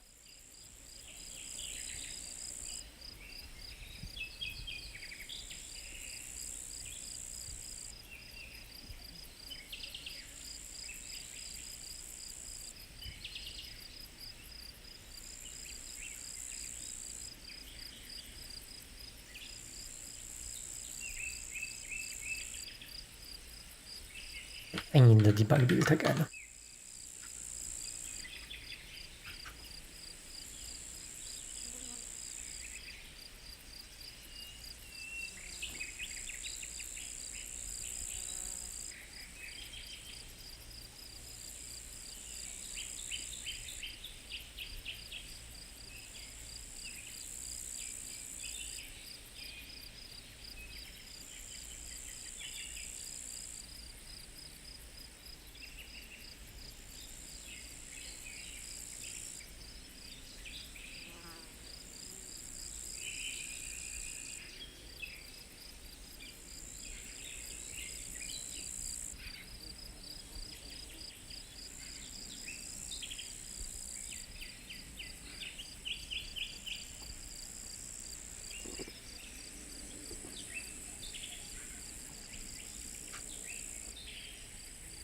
Tracy.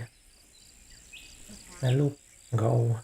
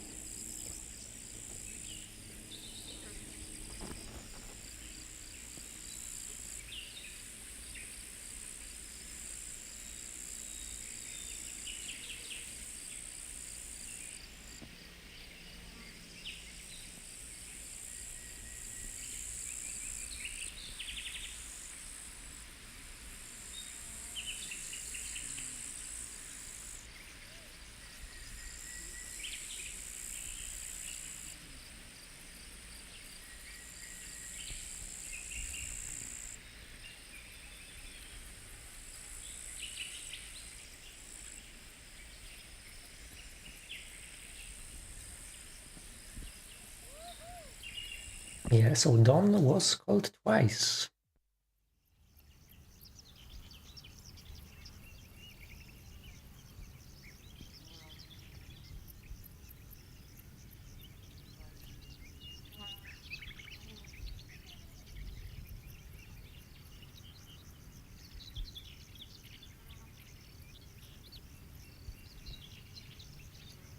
Wait.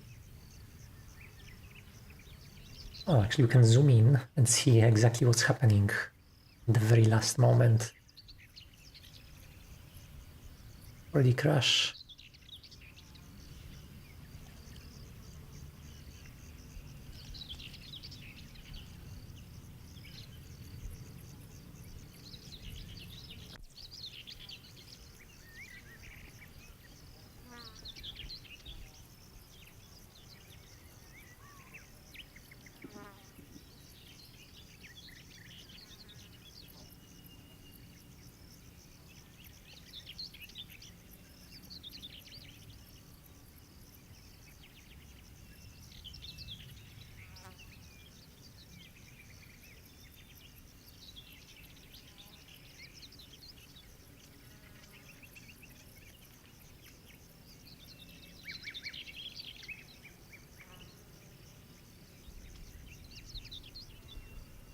Okay, so it seems like there were two timer finished task events in the queue, right after one another.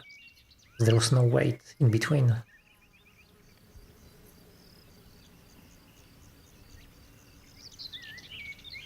It's crazy, this massive block of time. This is 1 millisecond. This is 1 millisecond. Have to zoom in so far.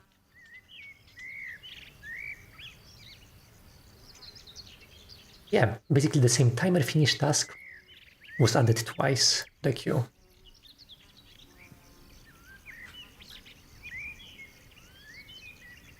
So the error is here after all.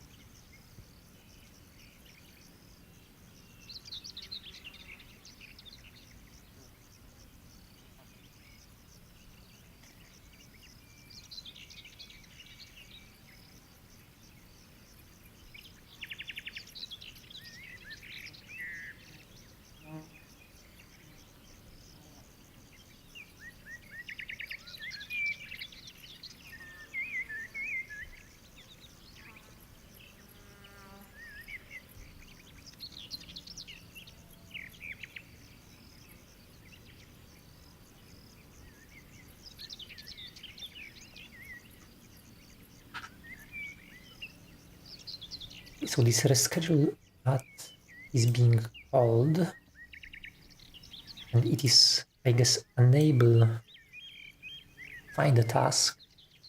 So it's not releasing, not removing anything from the queue.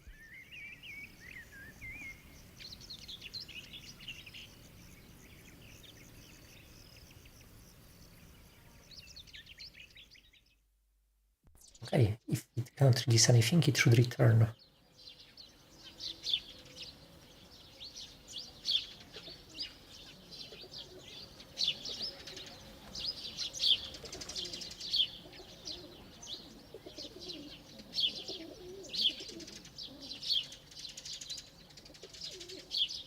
Yeah, probably.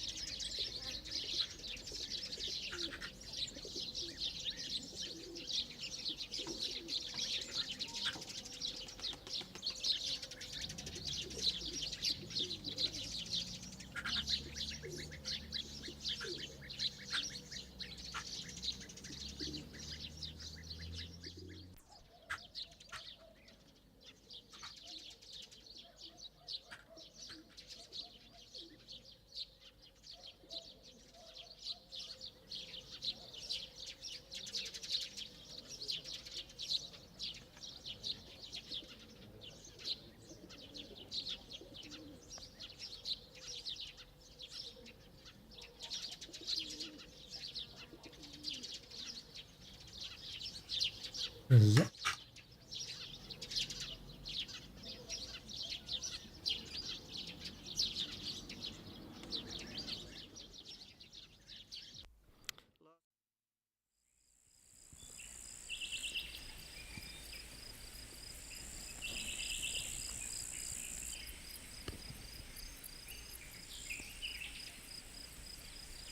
Now we should have this new failure when the problem happens.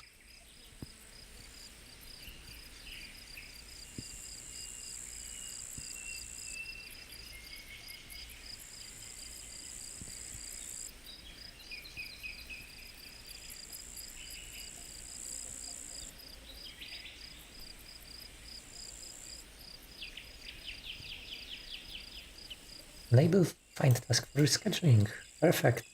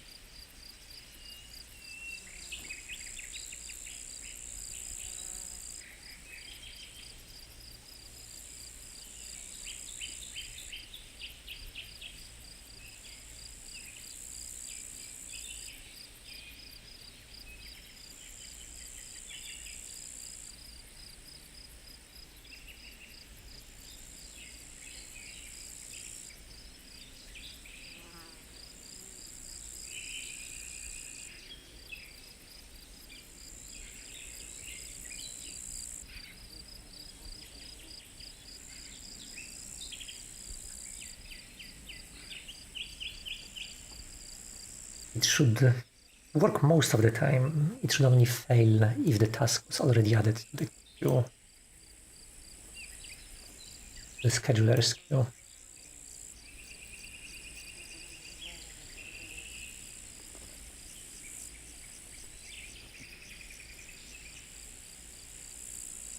We are not hitting this.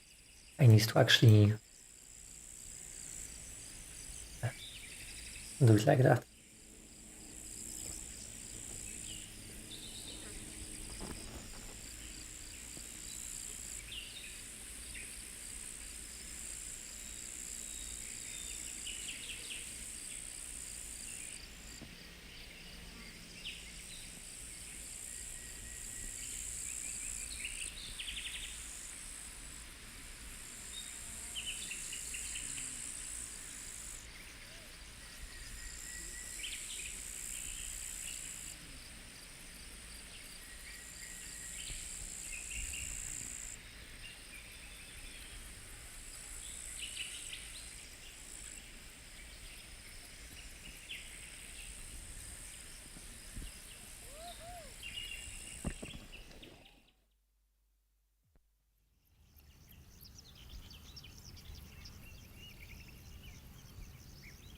It's a fun thing. It's not necessary.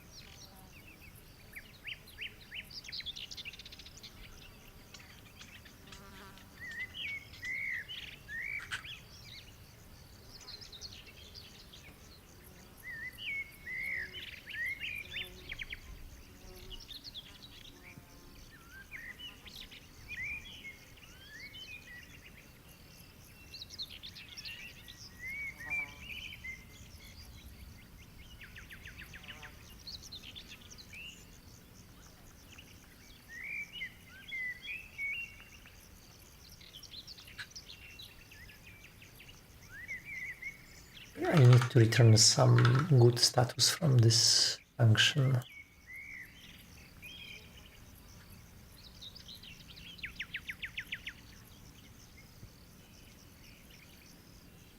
On this, it's rather heavy.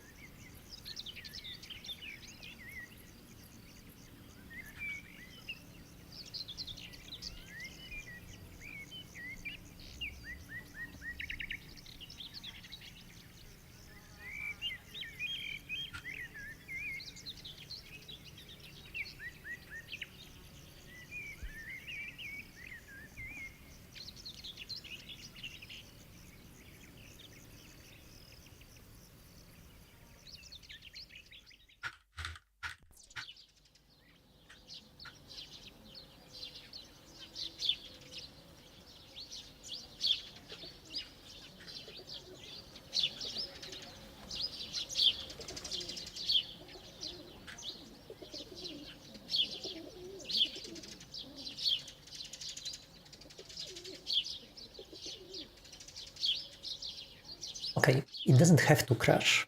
It just needs to return it failed. I will try to change in duration.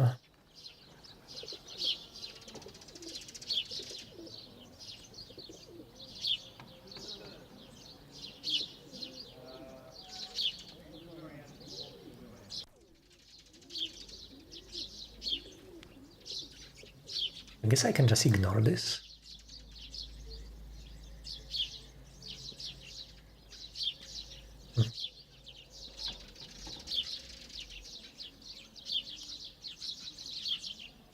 Yeah, I think I can.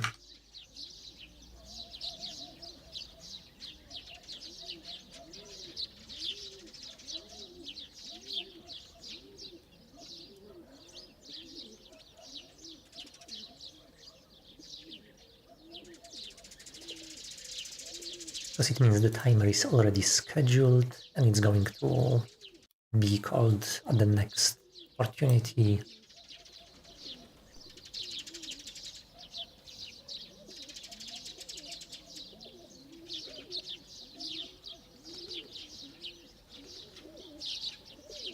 Yeah, I think this should work.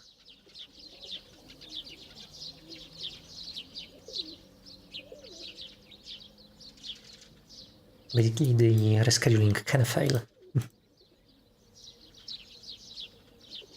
I guess canceling can also fail.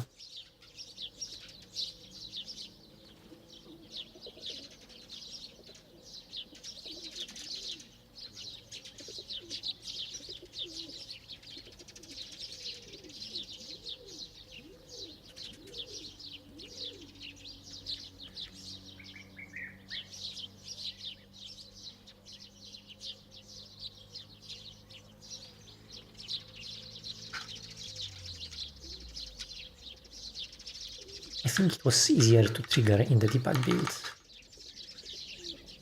And maybe I can actually log an error message.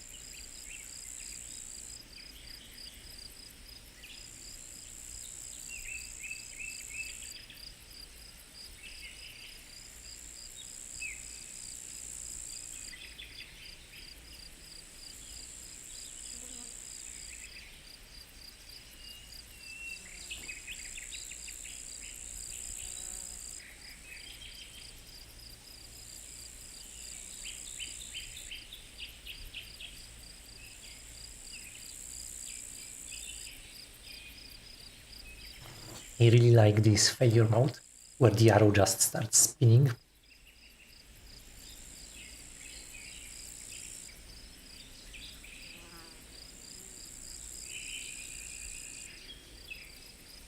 So what is happening here is that the delay, this timer object,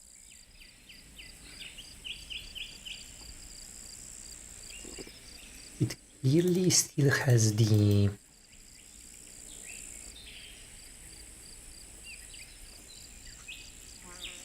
run task assigned.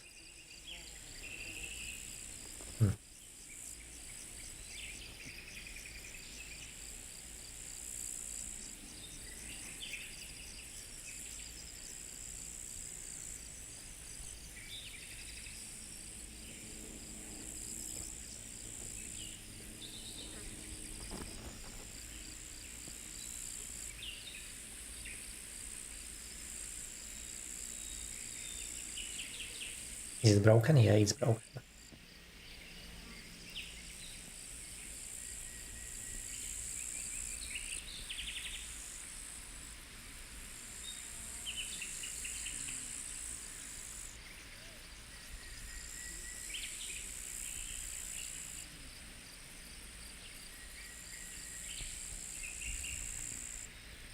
I really wonder what could be going on here.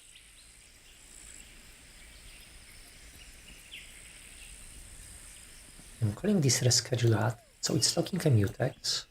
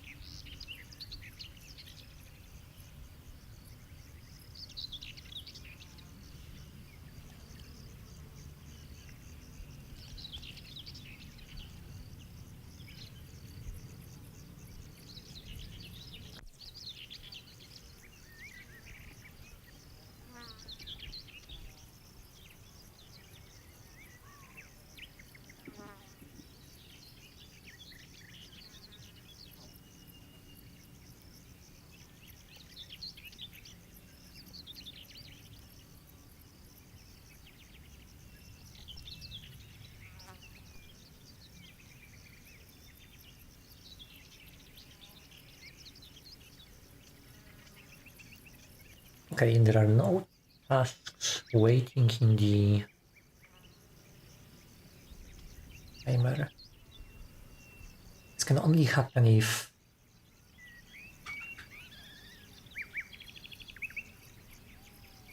the timer thread, this one, actually processed the task queue.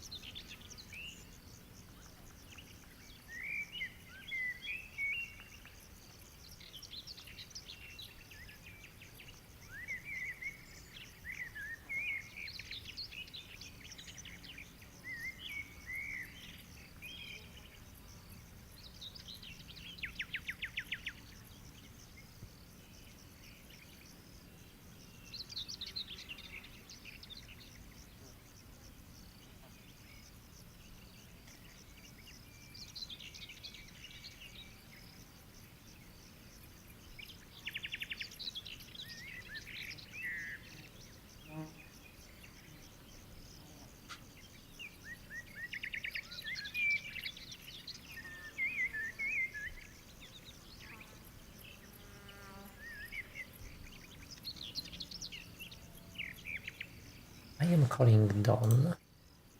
Is calling Dawn running.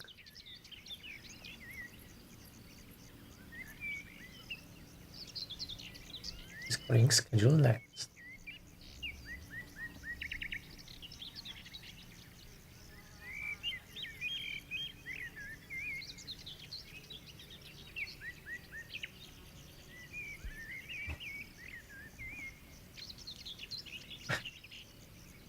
Get back.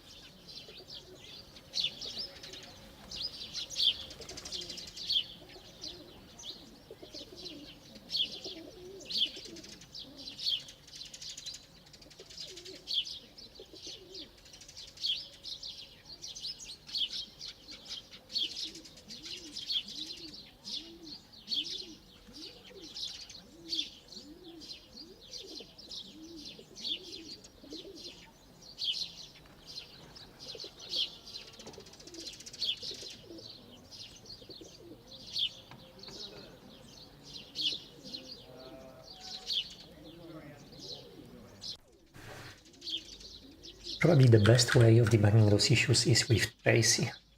Tracy is going to tell me everything. Is this being called? When? On what thread?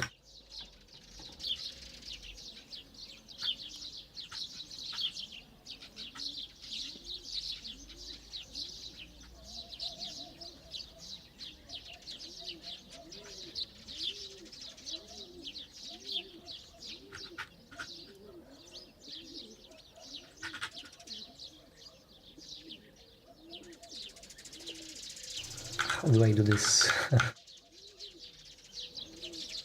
In the docs. Keep forgetting how to use it.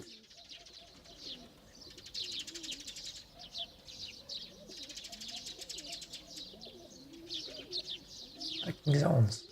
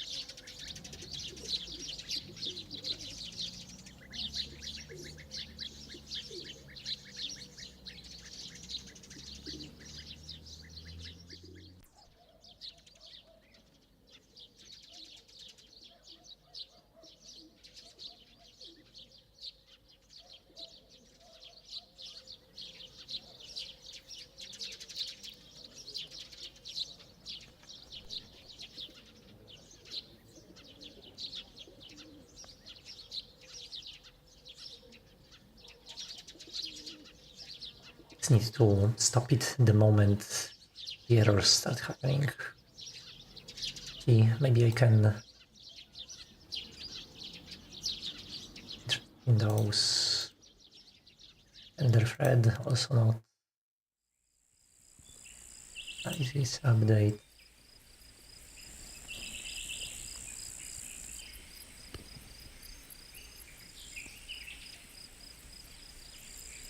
Yeah, I'm only interested in timer and automat loop. And the timer thread. Schedule.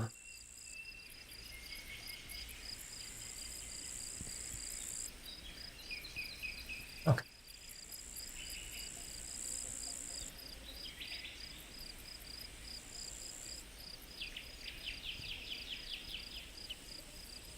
Okay.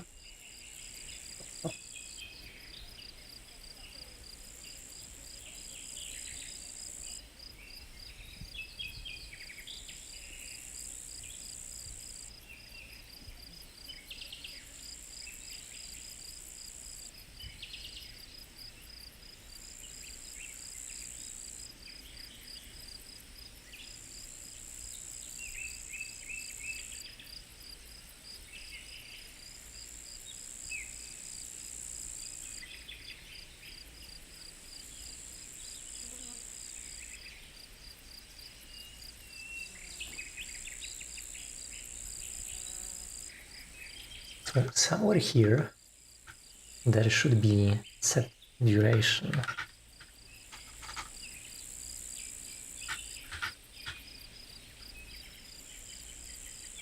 This is what I'm looking for.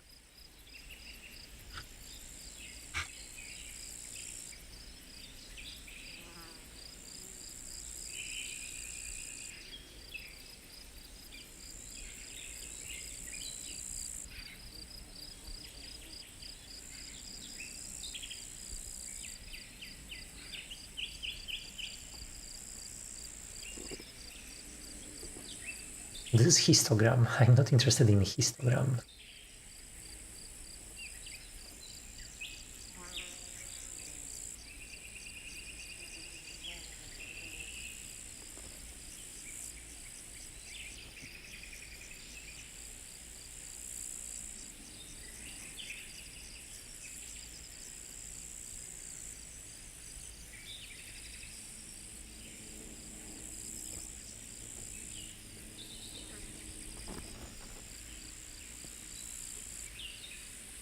It should be called somewhere.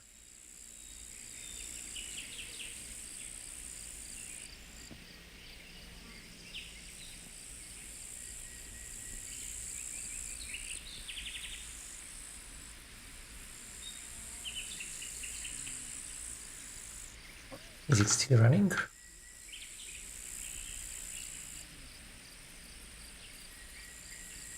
Okay, it's still working. This is why it was so confusing. Now it's broken.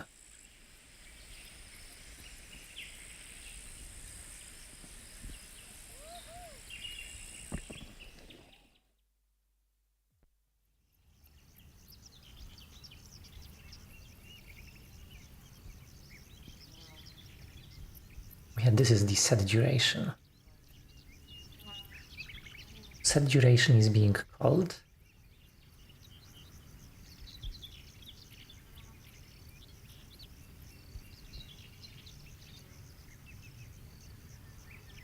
Why is Automat loop not doing anything here?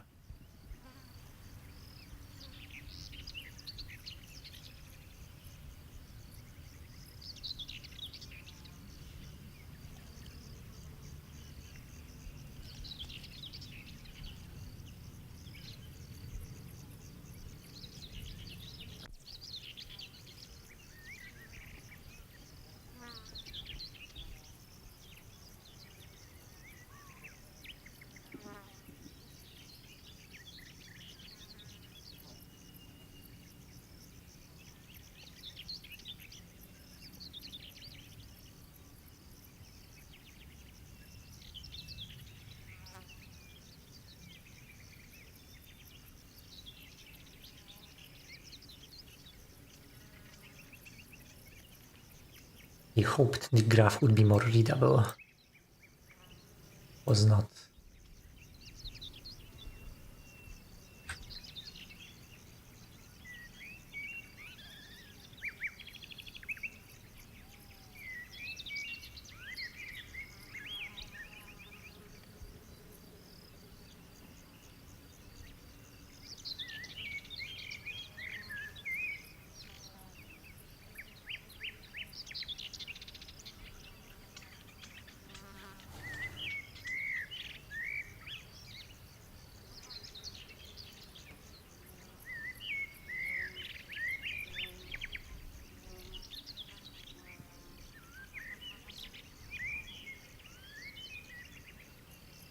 I broke it without getting the error message, actually.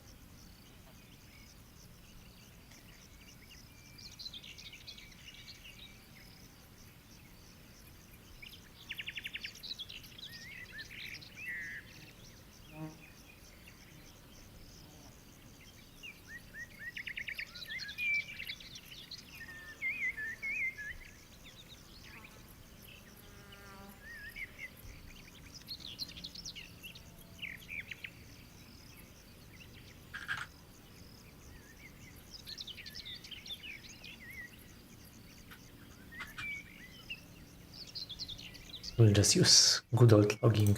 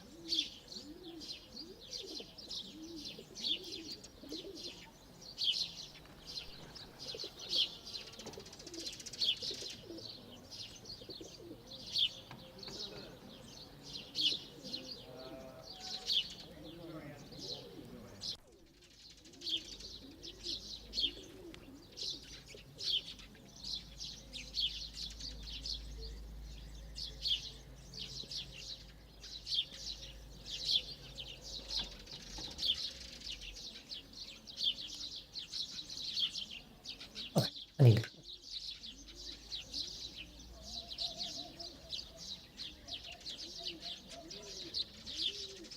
I got a bunch of done. Then I called set duration.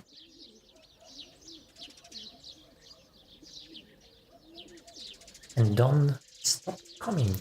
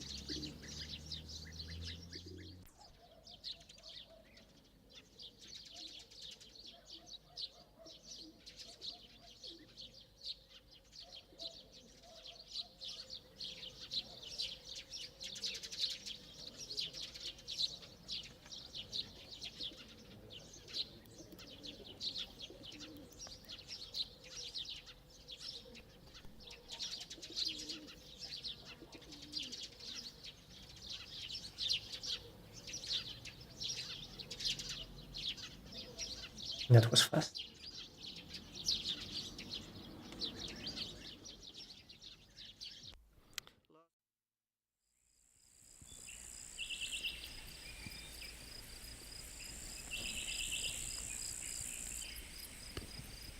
It was rescheduled at OK. And then entry schedule 0 find tasks waiting. This is strange.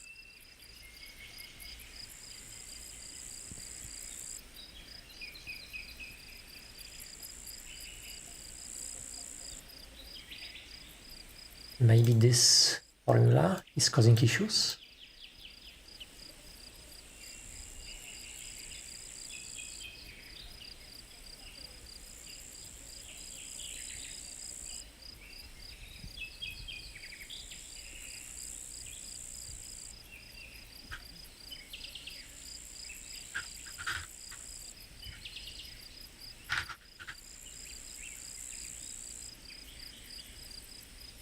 And maybe the iterator is invalidated. I don't know how multimap works.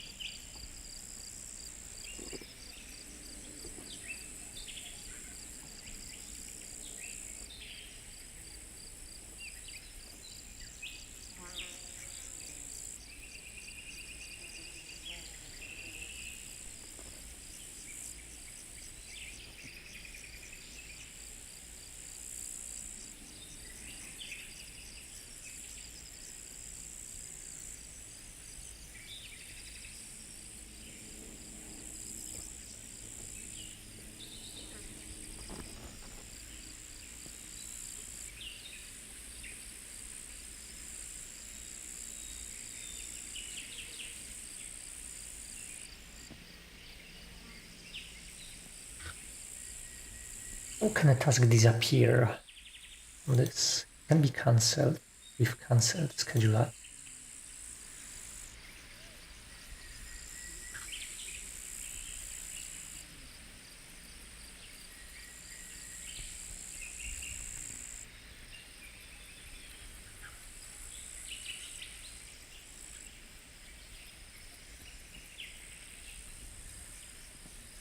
I don't think this is ever called, really.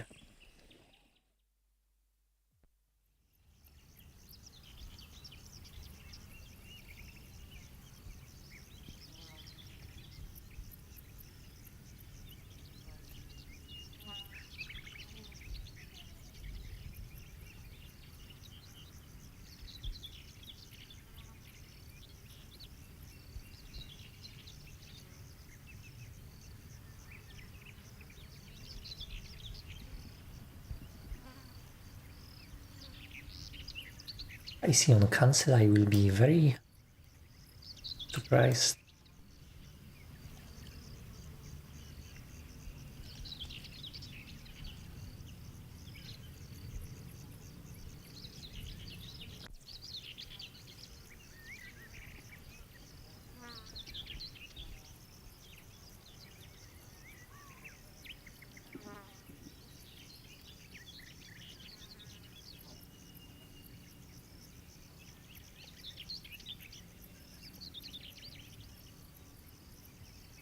Okay, something interesting happened.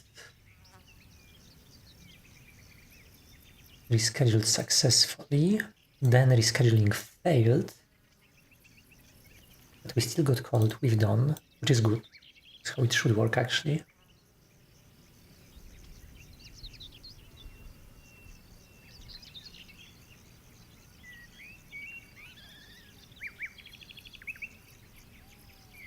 And then it failed, but we didn't. It's not being called anymore for some reason.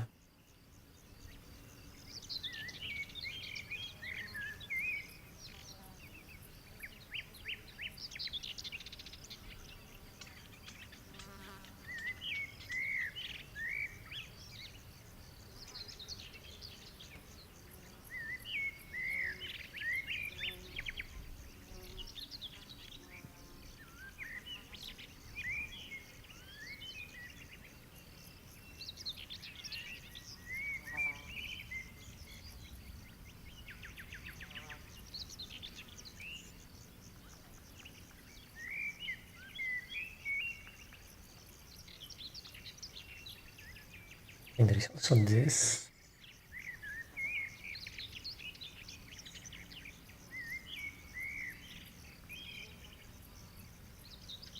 Not only add new events to the tasks queue.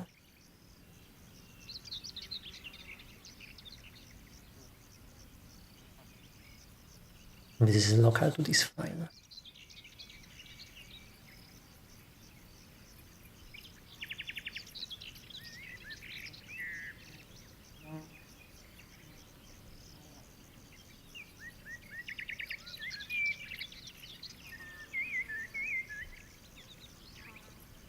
Okay, this unlock is suspicious.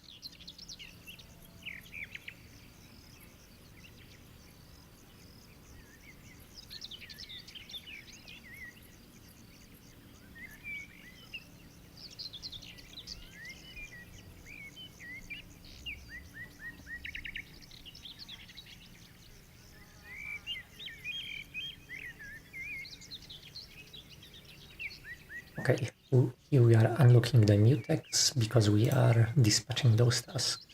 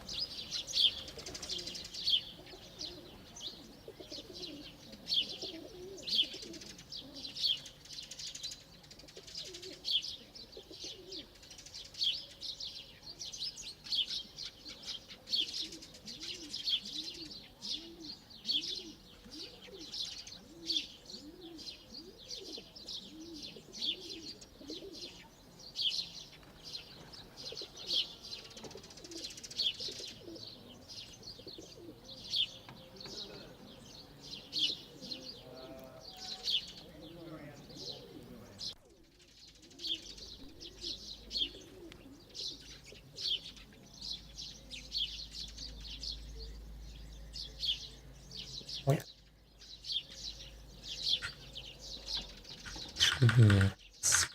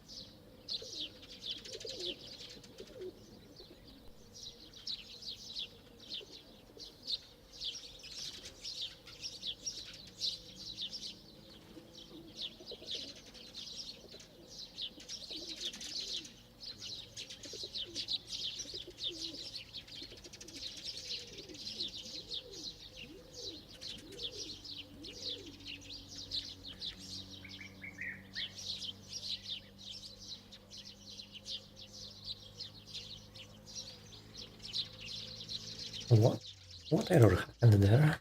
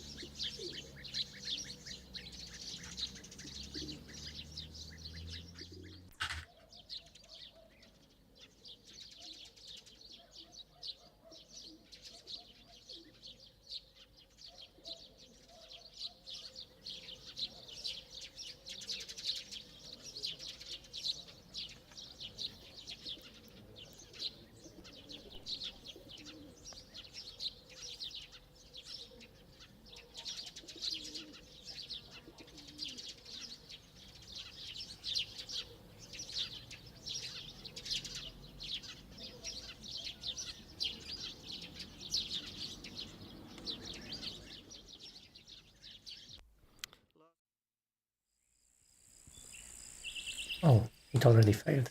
I will try again.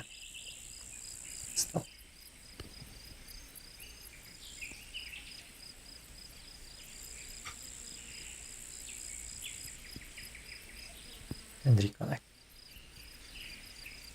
Should be looking at the dial. And the dial starts to rotate like crazy.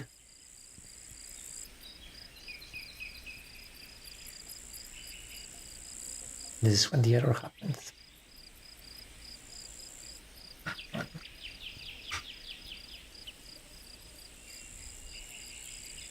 Oh, actually saved right here. It's so convenient.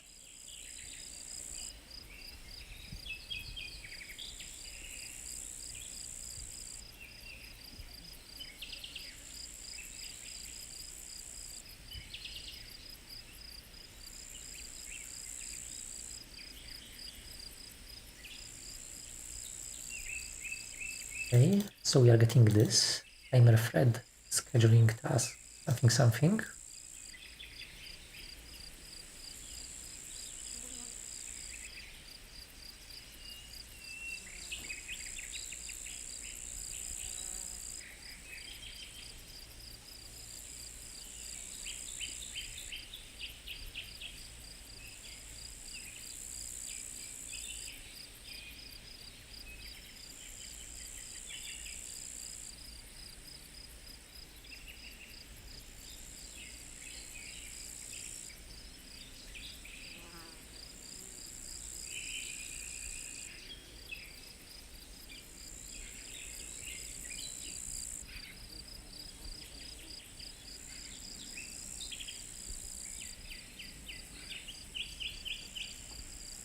So strange.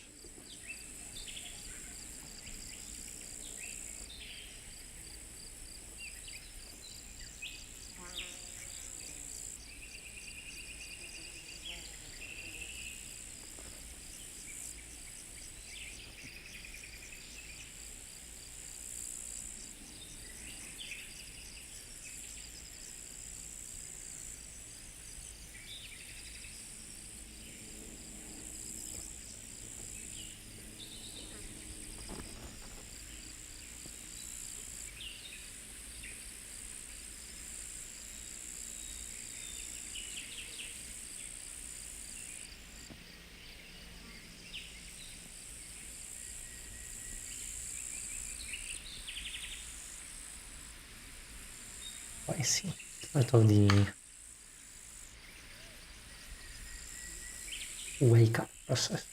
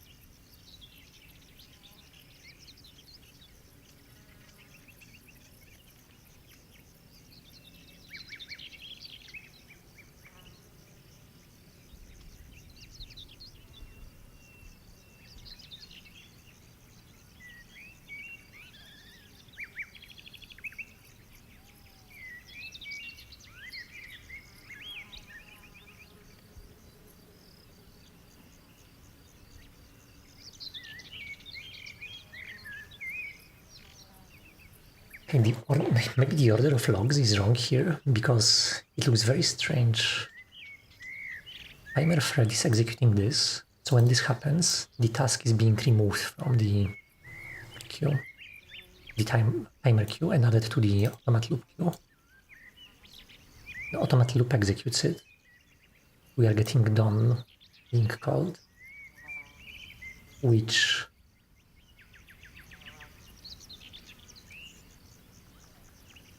is protected by mutex.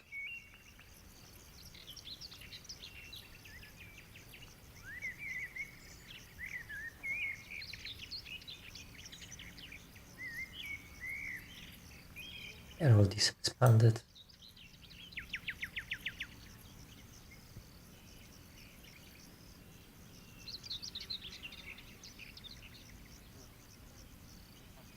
This.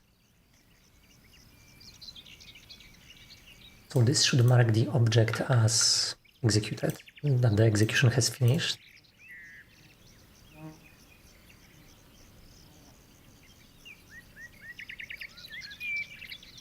We put the next object, which is the run task, okay? When run task is being executed, somewhere here there is on run.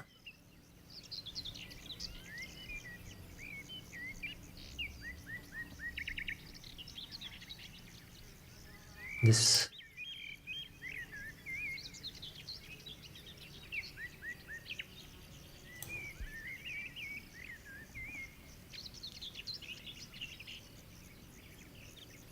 so this on run is executed in parallel to set duration. This could be causing the issue.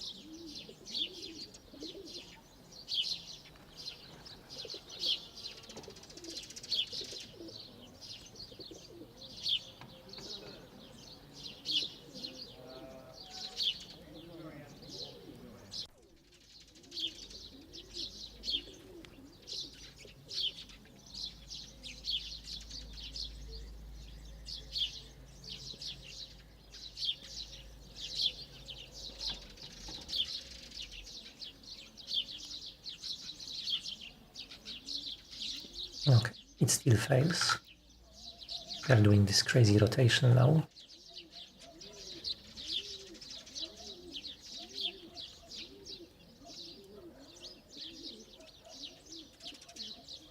Go through this step by step.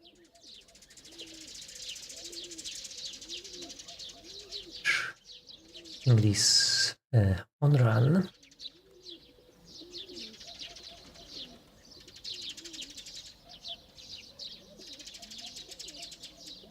Scheduling this.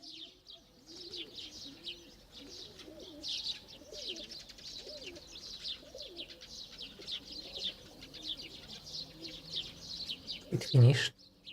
Automat loop. Executing timer finished task.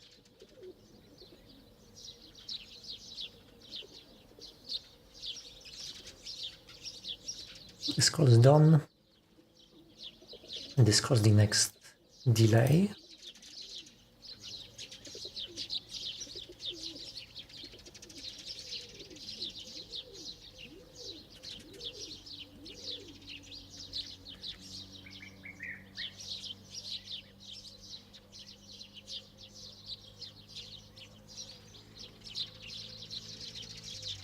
Actually not sure if this is executed.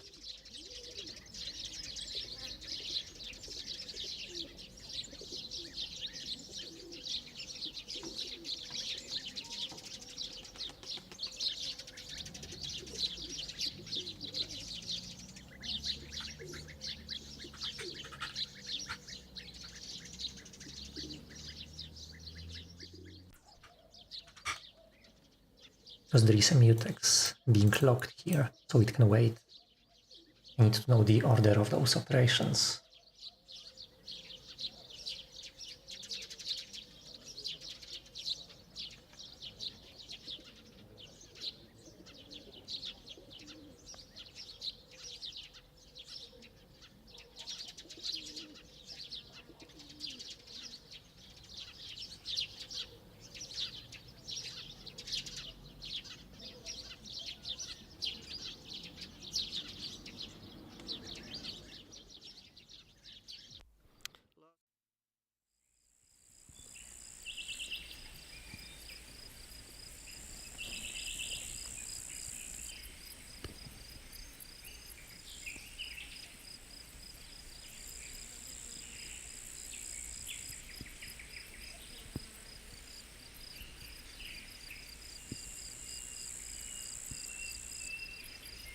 Calling schedule add, this adds this to the...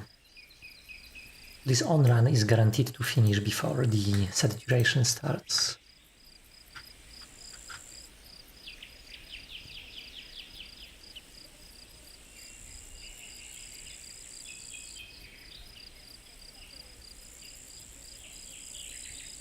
This works okay.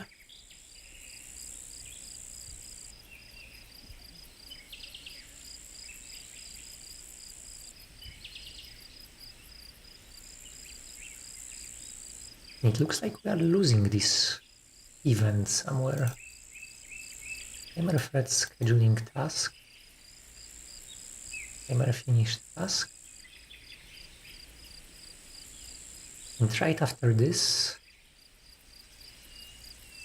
CD is done being printed.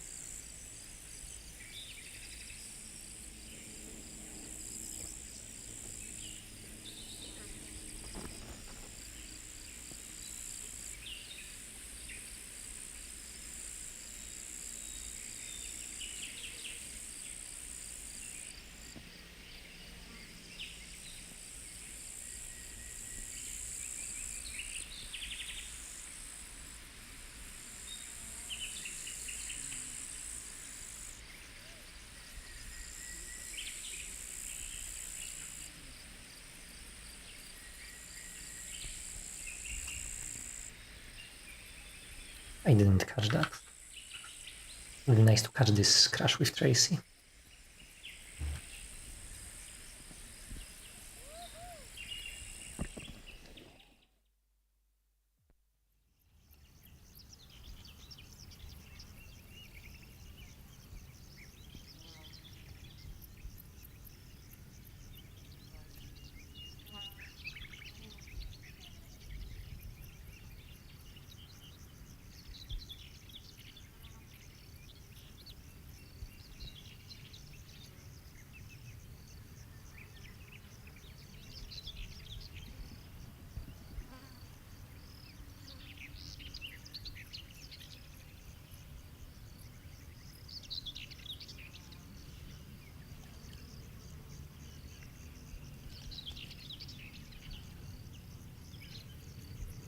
Okay, it says timer thread, scheduling task, blah blah blah.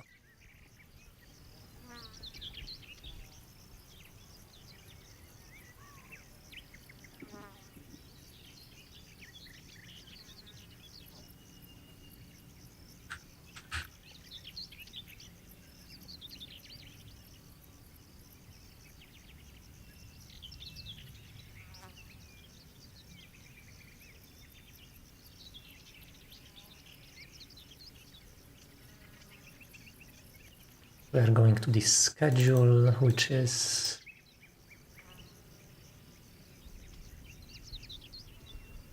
it's not active. It's just calling enqueue task. And then waking up the automat.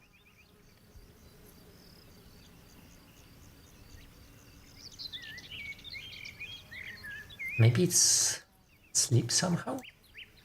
Let's see.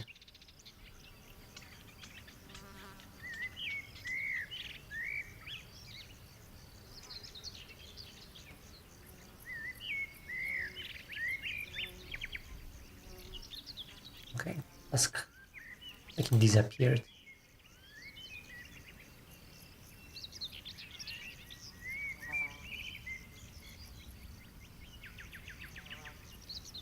Anyway, we are doing this Q and Q.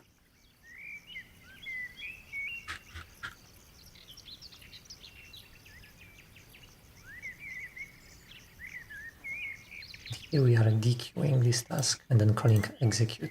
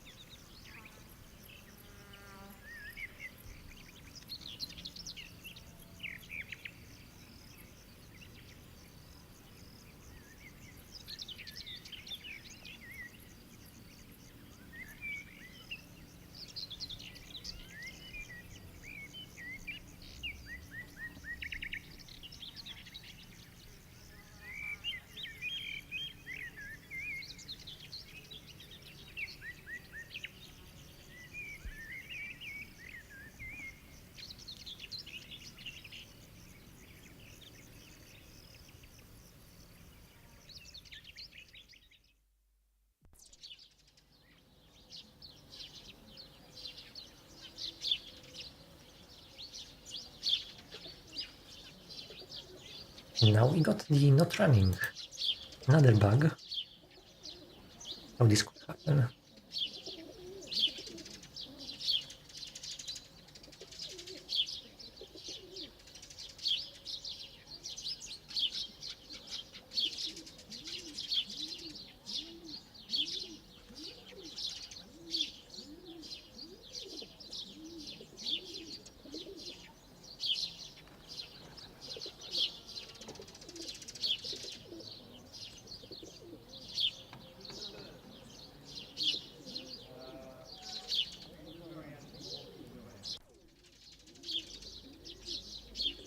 Okay, we are calling onRun.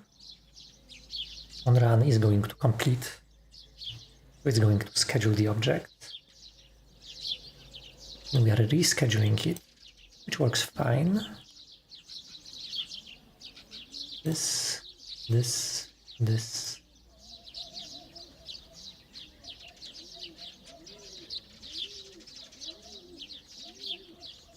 You get timer delay done. Very weird, we are like dropping tasks somehow, sometimes.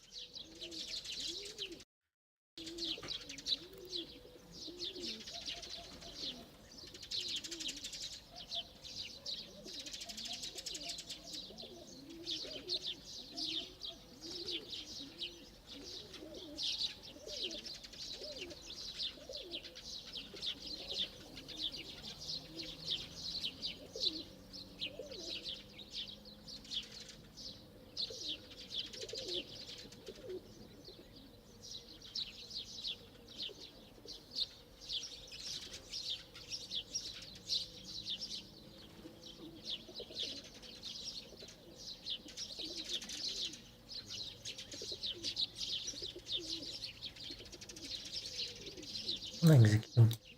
Done.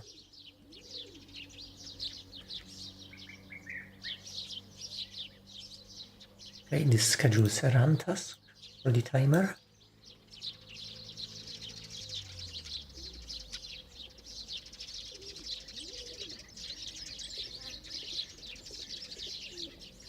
Run is doing the scheduling.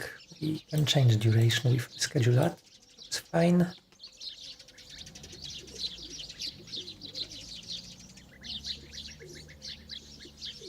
Okay, for some reason Automat loop is never picking up this.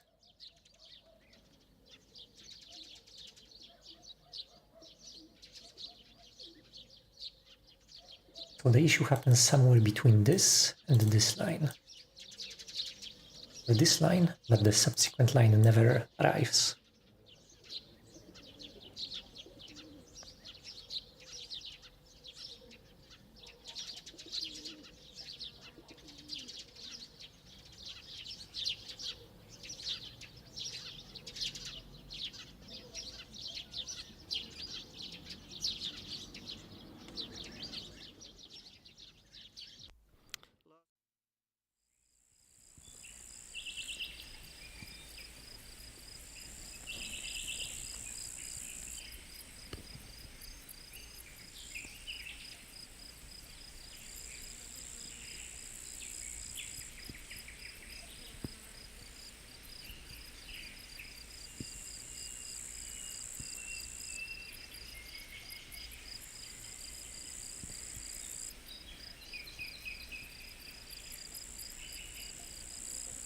So this NQ DQ could be wrong, but it's wrong.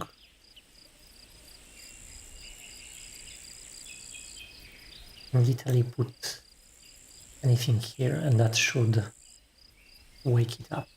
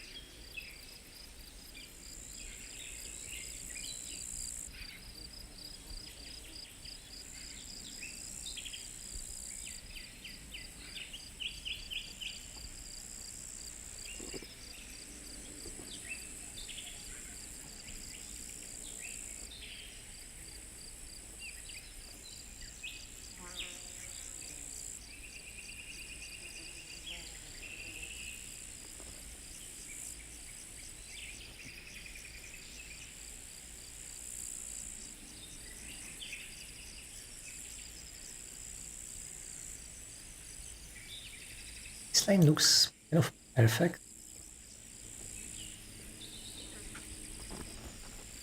The timer thinks that it's running. It has the spinning arrow.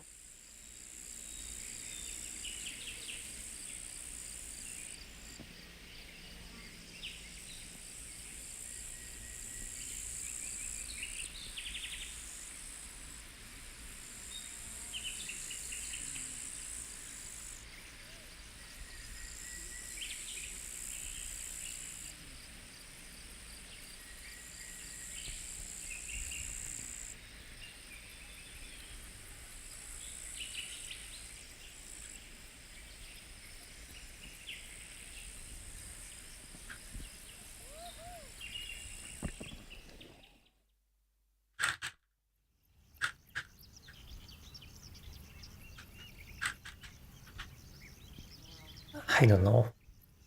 This is like the only explanation that I see.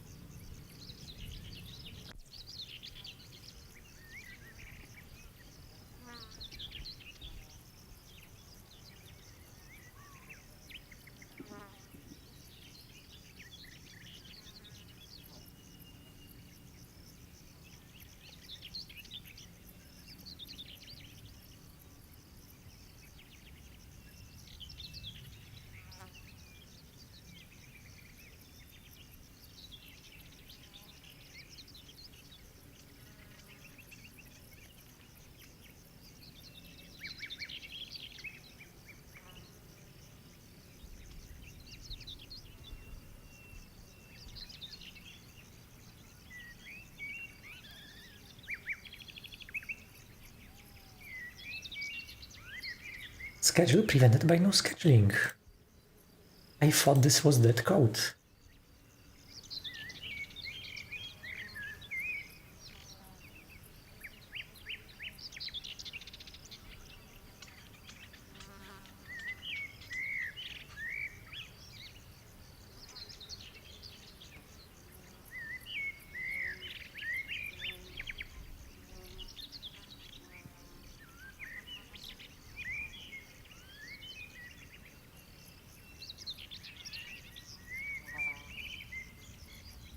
I am getting rid of this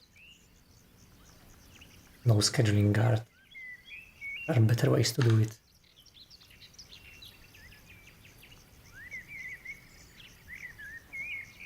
Goodbye.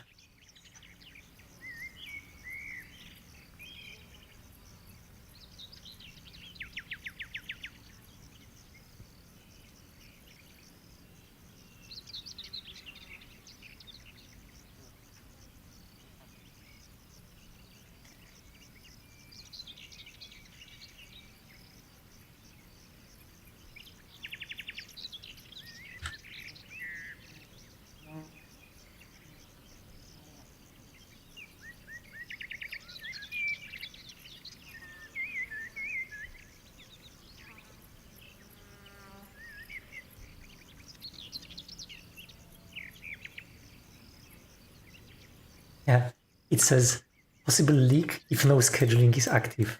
Yeah, this is exactly what happened. I literally had a comment saying this could happen theoretically.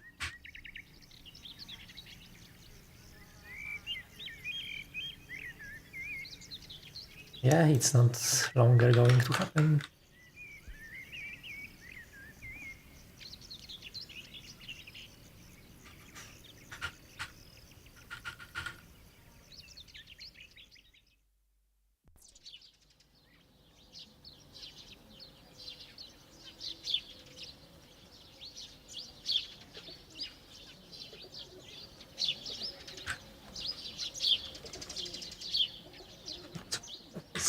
Right.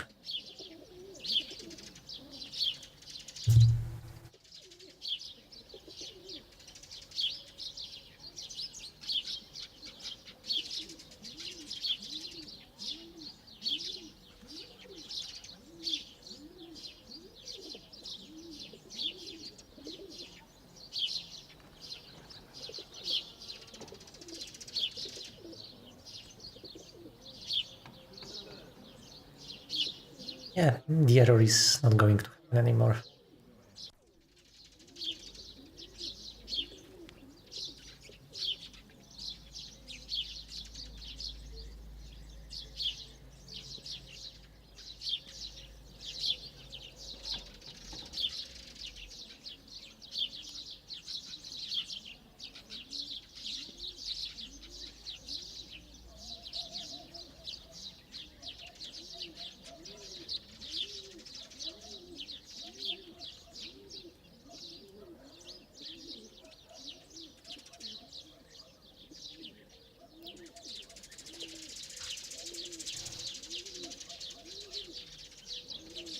Okay, time to get rid of those ugly logs.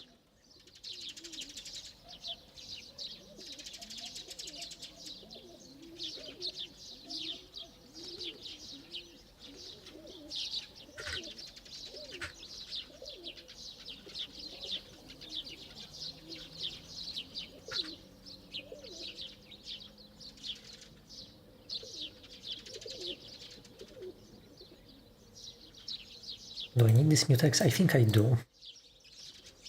It's a good idea to have a mutex here.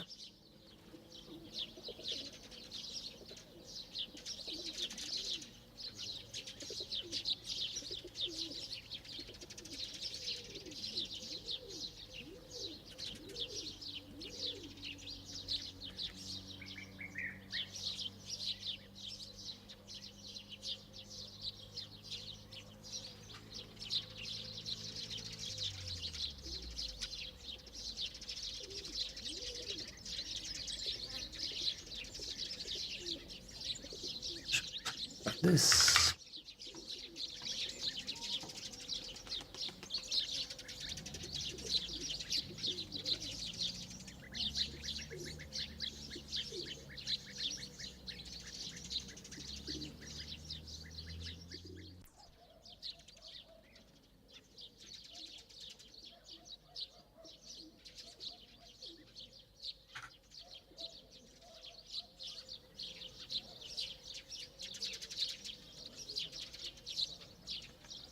So there were thread safety issues, but it's not thread safety that was causing this problem. It was something slightly different. On run and get rid of it. Cancel as well.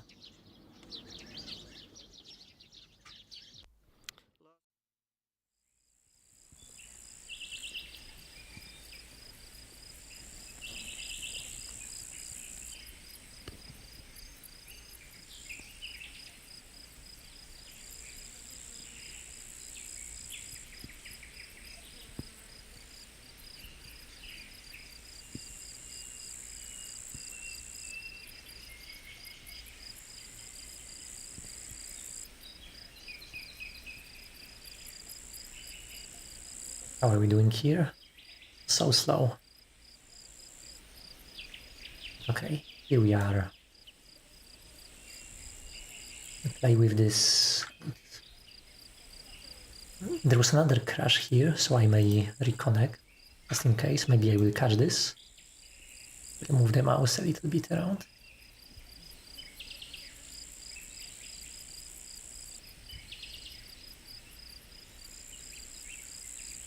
Actually, I can probably test this using a small macro. I will write a macro that's going to just wiggle my mouse left and right.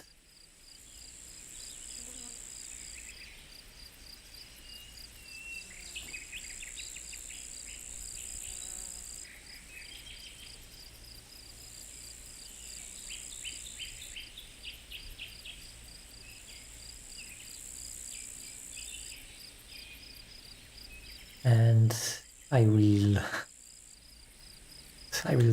press the left mouse button and then start the infinite macro. This is how you debug UI issues.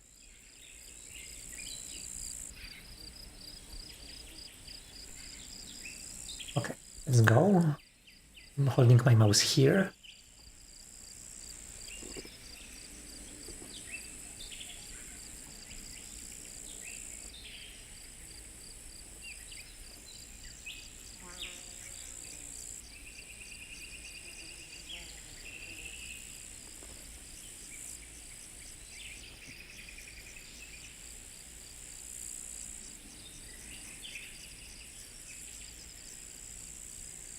Strange, it looks like the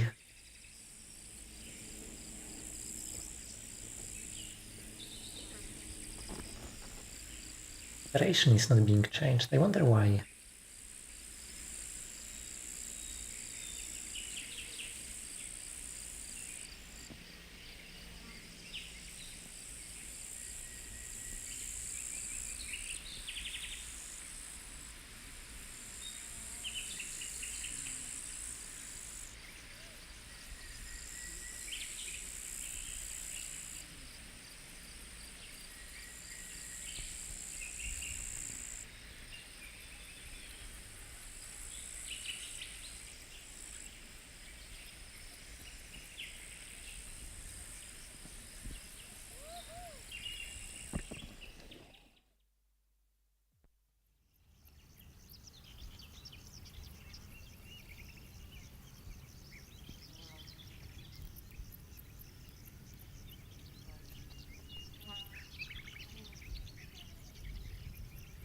The releasability is so much nicer. There should be no errors anymore. This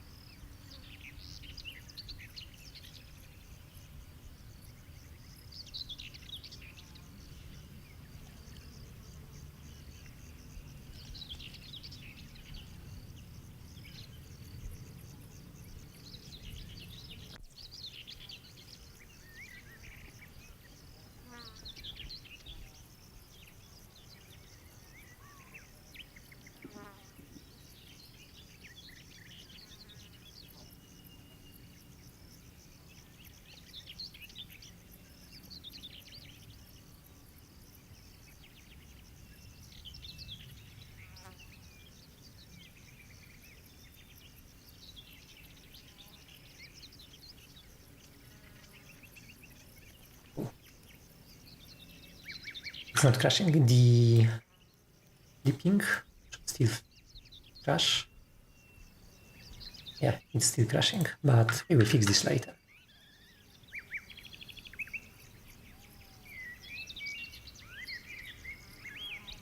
There are a couple other things I think would be nice to address. So this is done.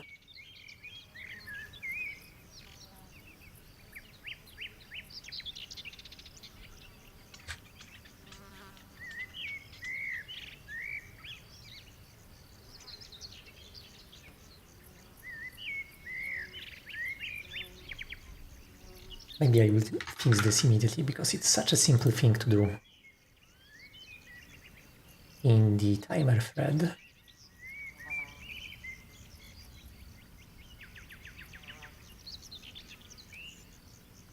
I'm using deck, and I think deck is always heap based. I think vector would be much better here. Because vector probably has a small vector optimization, so it's not going to allocate heap stuff.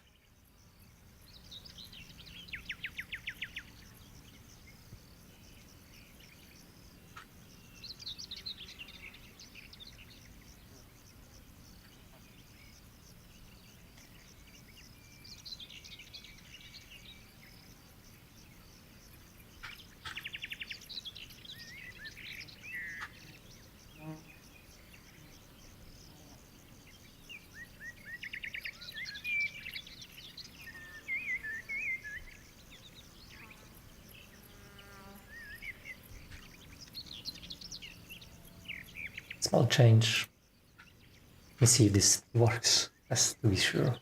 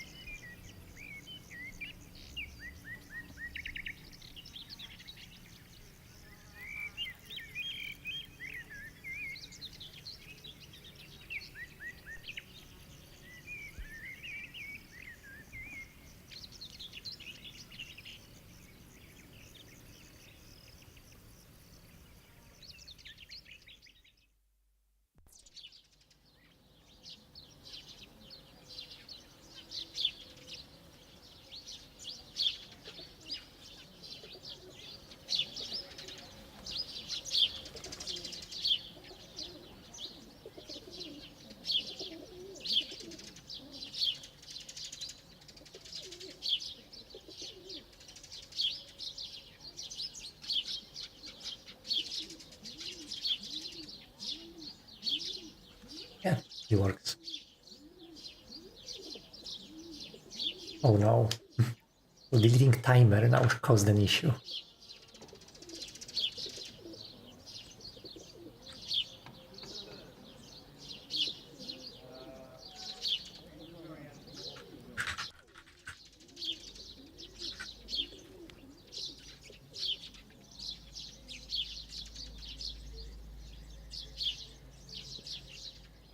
Can I delete an active assembly instruction? I think this is definitely going to cause a problem. Yeah.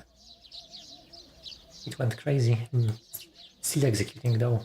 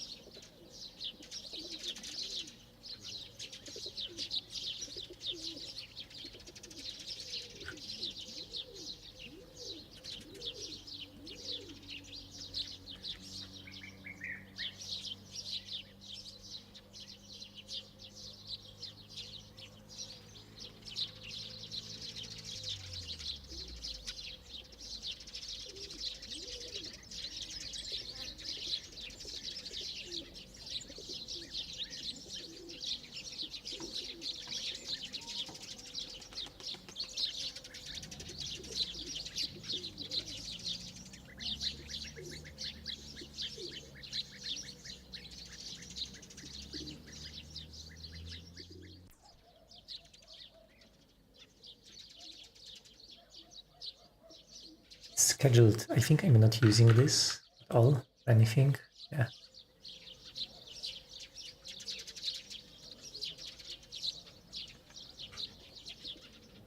Shouldn't be here.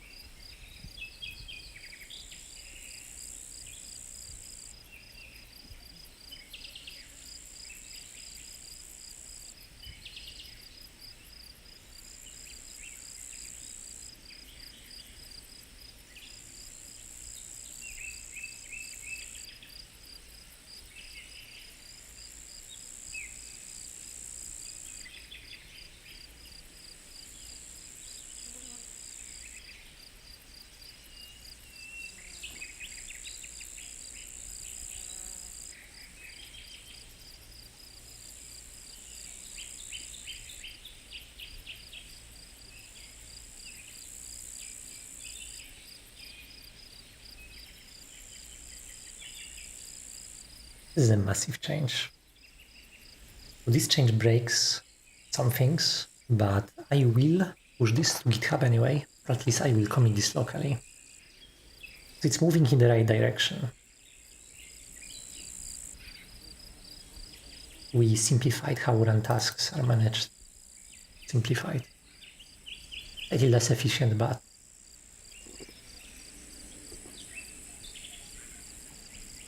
the run task can exist even when the object is deleted, and this is what we needed here.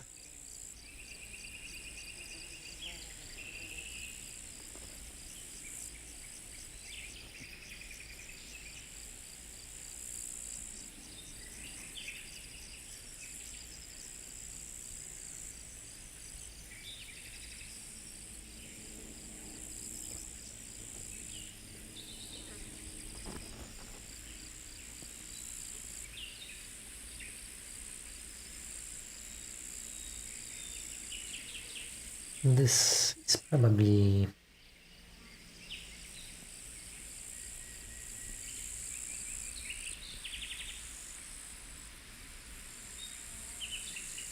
this should be probably renamed.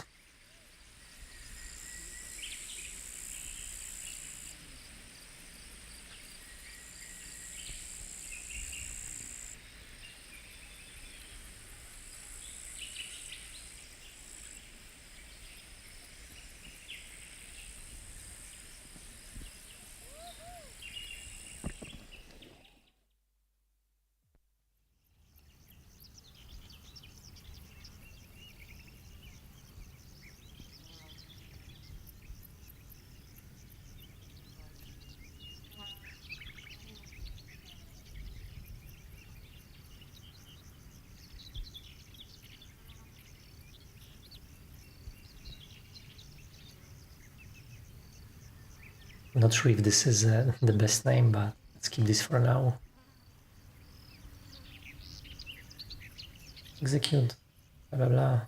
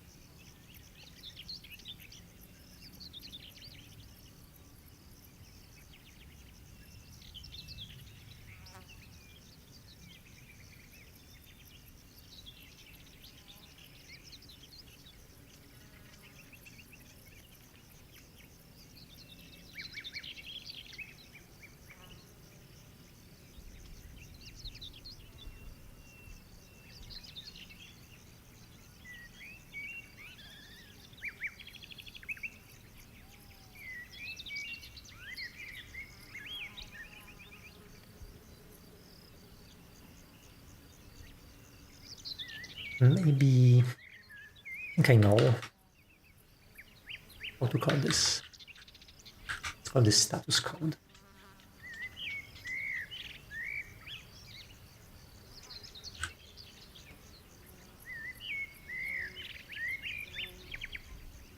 Yeah, and this is the some upstream changes to pull.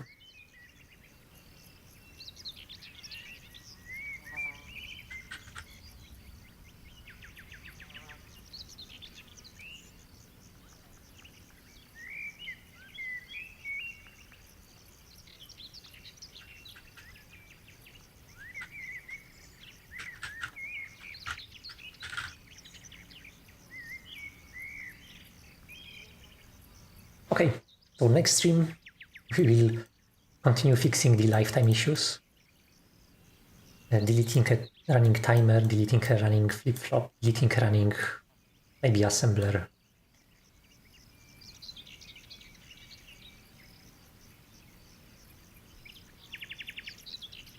Yeah, that's the plan. So see you on Monday. Bye bye.